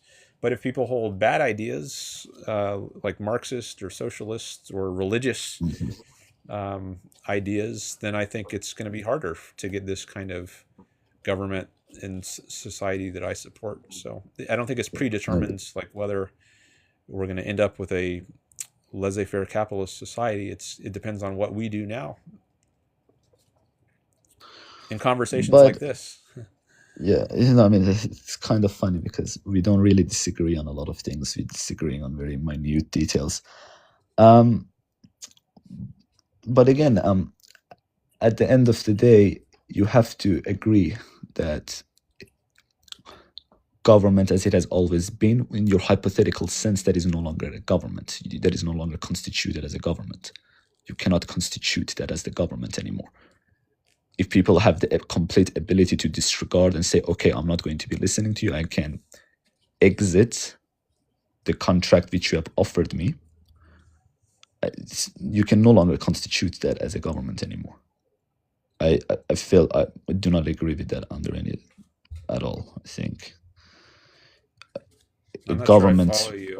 Like if we're on a government has always been, again, a government has always been defined by its characteristic on a monopoly of force and a monopoly of land. And if people are just able to buy the land from the government and live in it without the government's control, I don't think you can defy it as a government anymore in that sense. I'm not sure I followed that. If people are able to buy the land of the governments, I mean, how has a government has never formed through people governmentally just agreeing to it. It has always replaced another government. It has never come from the fact of no government and everyone says, okay, let's have a government. It has never followed that train of thought. It has never followed that domino. Well, there had to be a first government, right? It couldn't be that It every didn't government really. just replaces another government. Otherwise, there would be an infinite series of governments, which I think is metaphysically impossible. There had to be a first government. Yes, but that first government has never been approved through a sense of people agreeing, okay, let's have a government. This has never occurred. That I mean, first sense of it. yeah, and I It assume has that's been done true. through violation of property. The formation of the first government was done through violating others people's property. And that's, I can agree, that's true. The first, I mean, I don't think governments really were pro-freedom until, well, I think the U.S. is a major step forward, not perfect, but I think even if past governments have been coercive, I don't think that means future governments have to be coercive. And also, they can become less coercive. So even if we don't go from like totalitarian government to laissez-faire capitalism government, we could make at least some steps in a more pro-freedom direction, like maybe a mixed economy governments where we get more freedom. And then maybe from that, we can go to less mixed economy where it's even less, the mixture of freedom and coercion is more weighted towards freedom. And then eventually we could get to total freedom. Yeah, no, I mean, even with total, I completely agree. I mean, we cannot jump straight away from this state that we have and jump immediately into anarchy. We need to slowly Well, give I'm the not people. proposing anarchy. When I say go to total freedom, I think anarchy is anti-freedom. I know we How disagree so? on that, but that's, when I say total freedom, I mean a system where there is a government with a monopoly on the use of force, which protects people's rights. That's what I mean by a system of total freedom. How is, again, I would like you to answer, how do you make sure that the government doesn't violate people's rights? How do you make sure that this total freedom, in your sense, doesn't turn on the people? Well, there's no, I mean, people have free will, and there's no guarantee that will make it metaphysically impossible for the government to become corrupt. Because, I mean, the government is composed of people, and people can make bad choices. But what we can do is at least educate people with ideas and make it more likely that a government is sustaining itself as a pro-freedom kind of government rather than one that becomes corrupt. But you can never like make it certain or impossible for it to become corrupt. Freedom requires eternal vigilance, I think. There's no way around that. So you agree that there is always an inherent risk of the government turning completely corrupt? There's a risk. I don't think it's a large risk necessarily. And I think the risk is less if we have a good philosophy in place, like Ayn Rand's philosophy. And how do you make sure that we slowly move towards this more freedom? Like how are, take the USA for example. It has not been successful so far. I do not believe too much on this. That it has, I mean, sure, it has improved on a few things, but with the new introduction of its tariffs, with the new introduction of its, I mean, there has been no improvement on the capital income tax. There has been no improvement on the regulations. How do you actually move forward towards this? In your sense, how do you actually move forward? Well, I do agree America has gotten worse in important and alarming ways in recent years, like with January 6th. And Trump, I think, has been a very bad influence. But there have been periods where things have gotten better and economically. Like I think in the Yes. 70s and 80s there was some deregulation under Carter, and I'm not sure about under Yes. Reagan, but I think there was a more free enterprising spirit in the 80s, also with Thatcher in the UK. I think there was improvements there, but I mean, the biggest there's person that tried to push it was Bob F. Kennedy. What happened to him? He tried to, he made a risk to the medical oligarchs. He tried to weaken the federal bank, and he got killed. Bobby Kennedy in 1968. Yes, in 1968, he tried to weaken. He tried to deregulate. He tried to lower the amount of regulations. Tried to lower the. And what happened to him? Like, is the USA as a country ever going to allow an individual like that to ever try to make the government weaker than it weaker? Like, for us to achieve what you're saying, we need to make the government weaker. You would agree on that, wouldn't you? Well, I don't know if I would put it that way as weaker. It's like in some ways, I think the government is too weak. Like when it comes to foreign policy, I think we allow our enemies way too much ability to attack us, and I think if we had a In better what foreign sense? policy, we like in Afghanistan or I think the rules of engagement were such that we couldn't fight an all-out war, and we But fought let me with take this on. Let me actually, talking on to war. Do you support America's initiation of wars on Afghanistan, on Libya? What are your takes on those? This is also like. Well, okay, I'll come to that in a second, but let me just say on Yeah. the previous point, Yeah. how do we make the U.S. more go in the direction of freedom? I think it's through what we're doing right now, is through having Really? conversations and Oh, having educating conversations. people on other ideas. So that's why I'm doing, but at least part of the reason I'm doing streams on social media is to give people new ideas to consider, Ayn Rand's ideas, Yeah. and maybe, hopefully, through enough of that, people will start to think in new ways and decide to vote for politicians who represent ideas that are more aligned with the kinds of ideas of objectivism that Ayn Rand supports. And I mean, there's no guarantee, but what else can you do? You can try to change people's minds, and I think that's what I'm trying to do here. No, I appreciate it. So. As for wars, I think we should only get involved in wars when doing so is necessary to protect the lives of our own people. So we should be egoistic in that way. So we shouldn't fight altruistic wars to defend some other people around the globe. It's not our role to be the policeman of the world.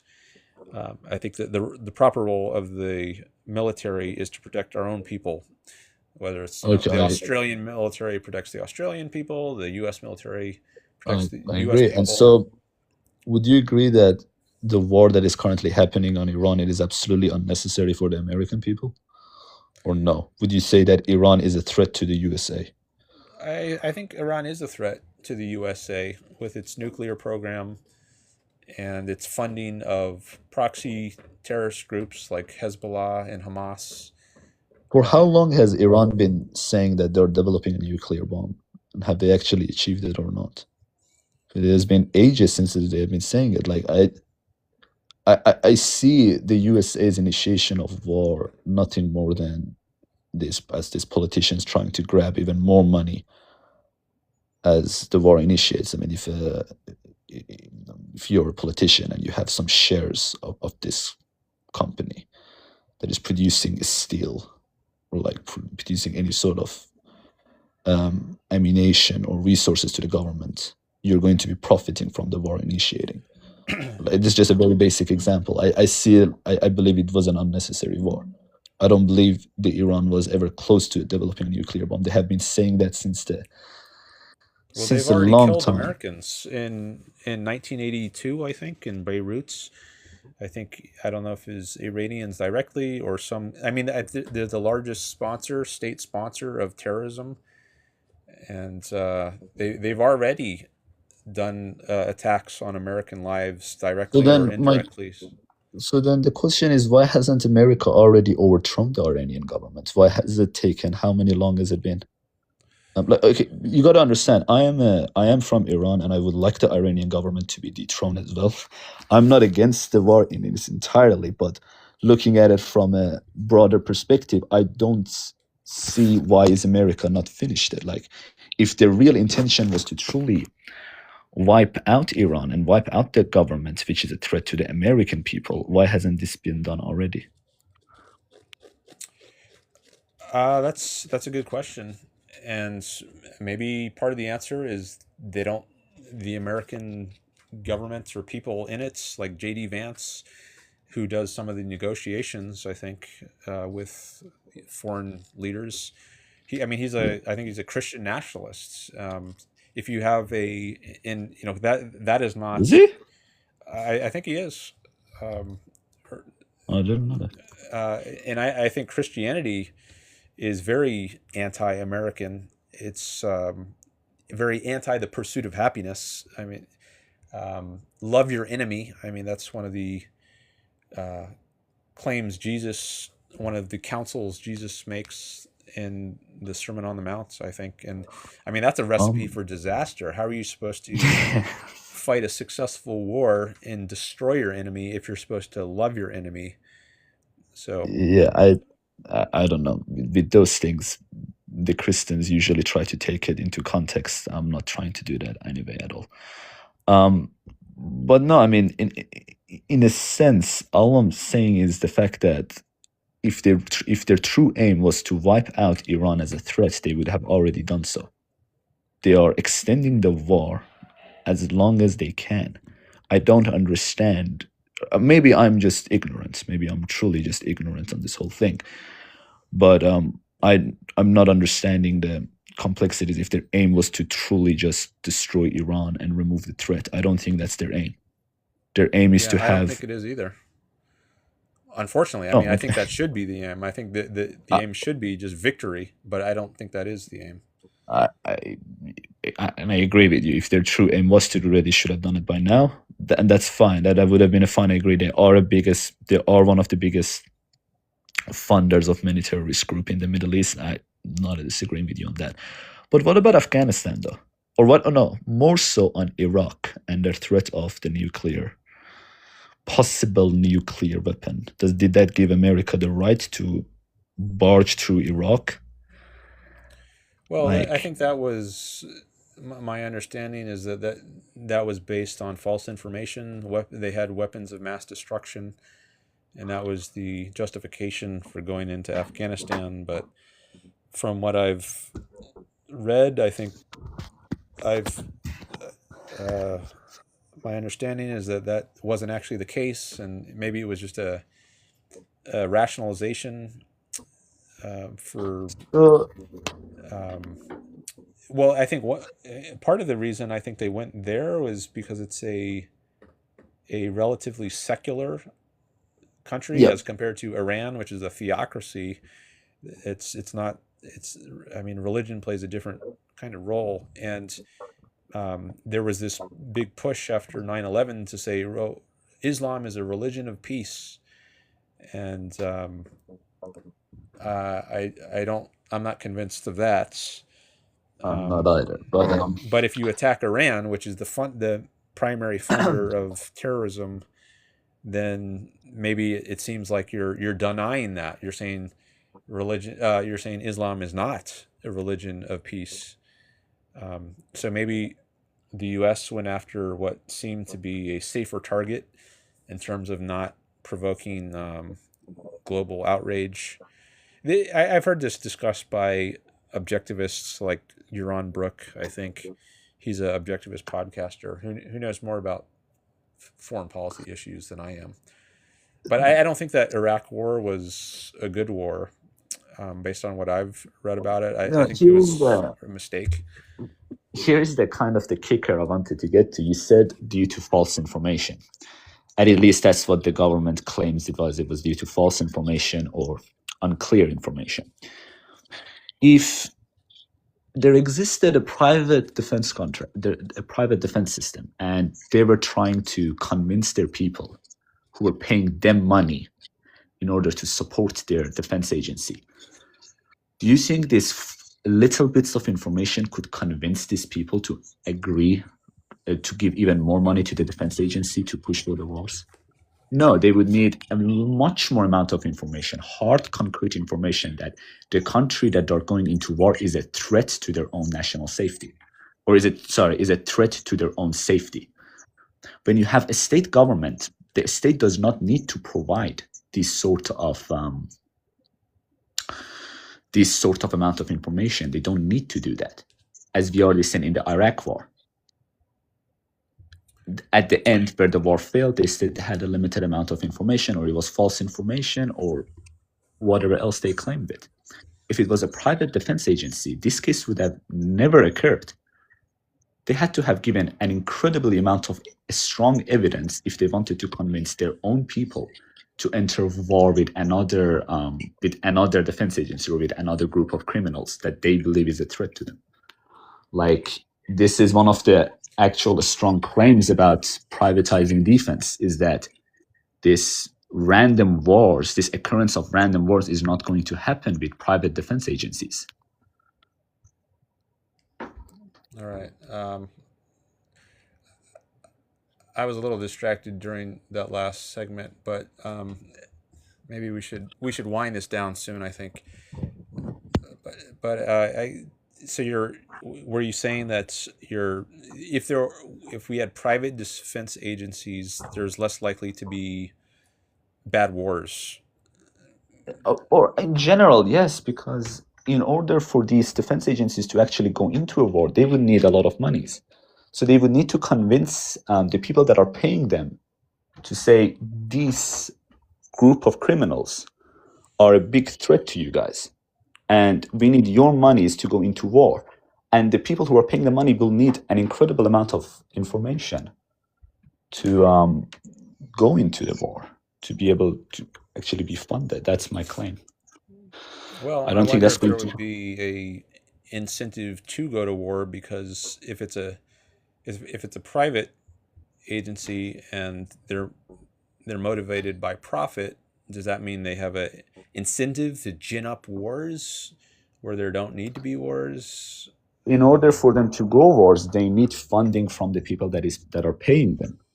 The people that are paying them are the average people, such as me and you. And if they want our fundings, they would need to show us much stronger evidence than a country such as the USA going into war for Iraq. And I don't understand how you can agree that taxation is bad, but on the other side, say that we need a monopoly on force, where it must need taxation to be actually fund itself. Like, no, it these doesn't two need things taxation. I don't think the military needs taxation. There's voluntary ways of funding the military.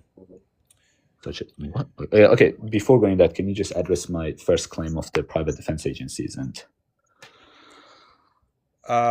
you might have to say it again, because I don't remember. And we do need to wrap up in a minute or so, because I gotta do some other stuff. Yeah, the whole thing, the claim I'm saying is the USA entered the war with a limited amount of information, wasted an insane amount of the taxpayers' dollars, and we found that there was nothing in Iraq. With the private defense agencies, if they want to go to a war, whether they're incentivized by illegitimate reason or legitimate reason, they need to be providing an incredibly much more amount of money to the people that are paying them money, that are paying them and are funding these agencies.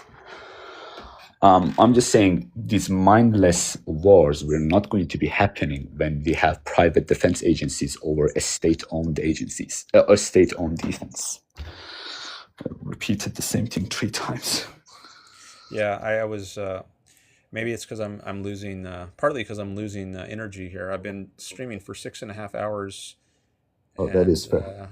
my ability to concentrate is not at its peak. So maybe I'll just say one more thing on this, and then let's end it.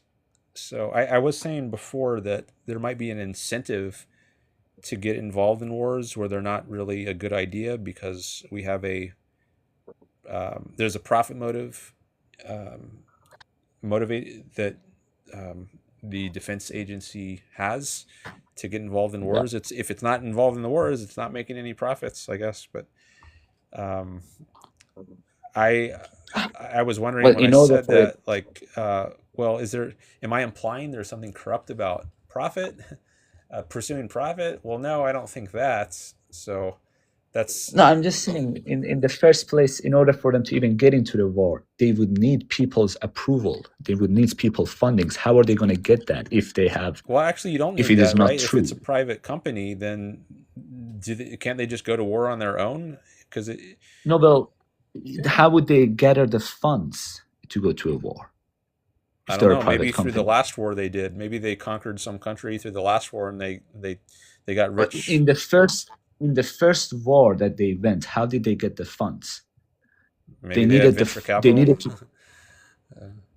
No, that's, come on now. They would need to actually receive the funding from the people that are supporting them, like that are paying the money to keep them safe. That is their main way of actually receiving the fund. That's one way. I mean, but I don't see why venture capital wouldn't be involved.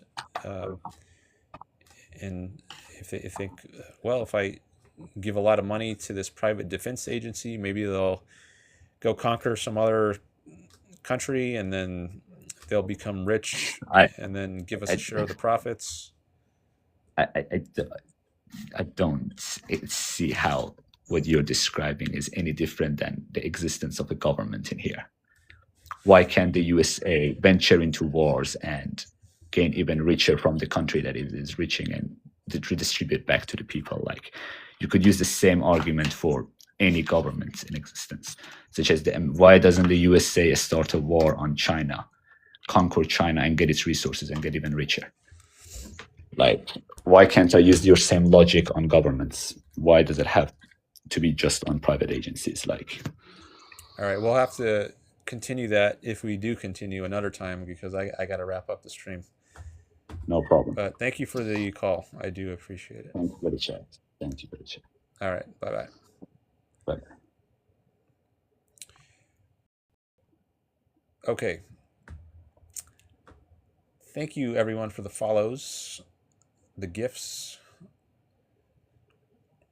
and thanks for watching. I'm going to end the stream. Not sure when I'm going to do my next stream, but if you're a follower, you will more likely get a notice in your feed.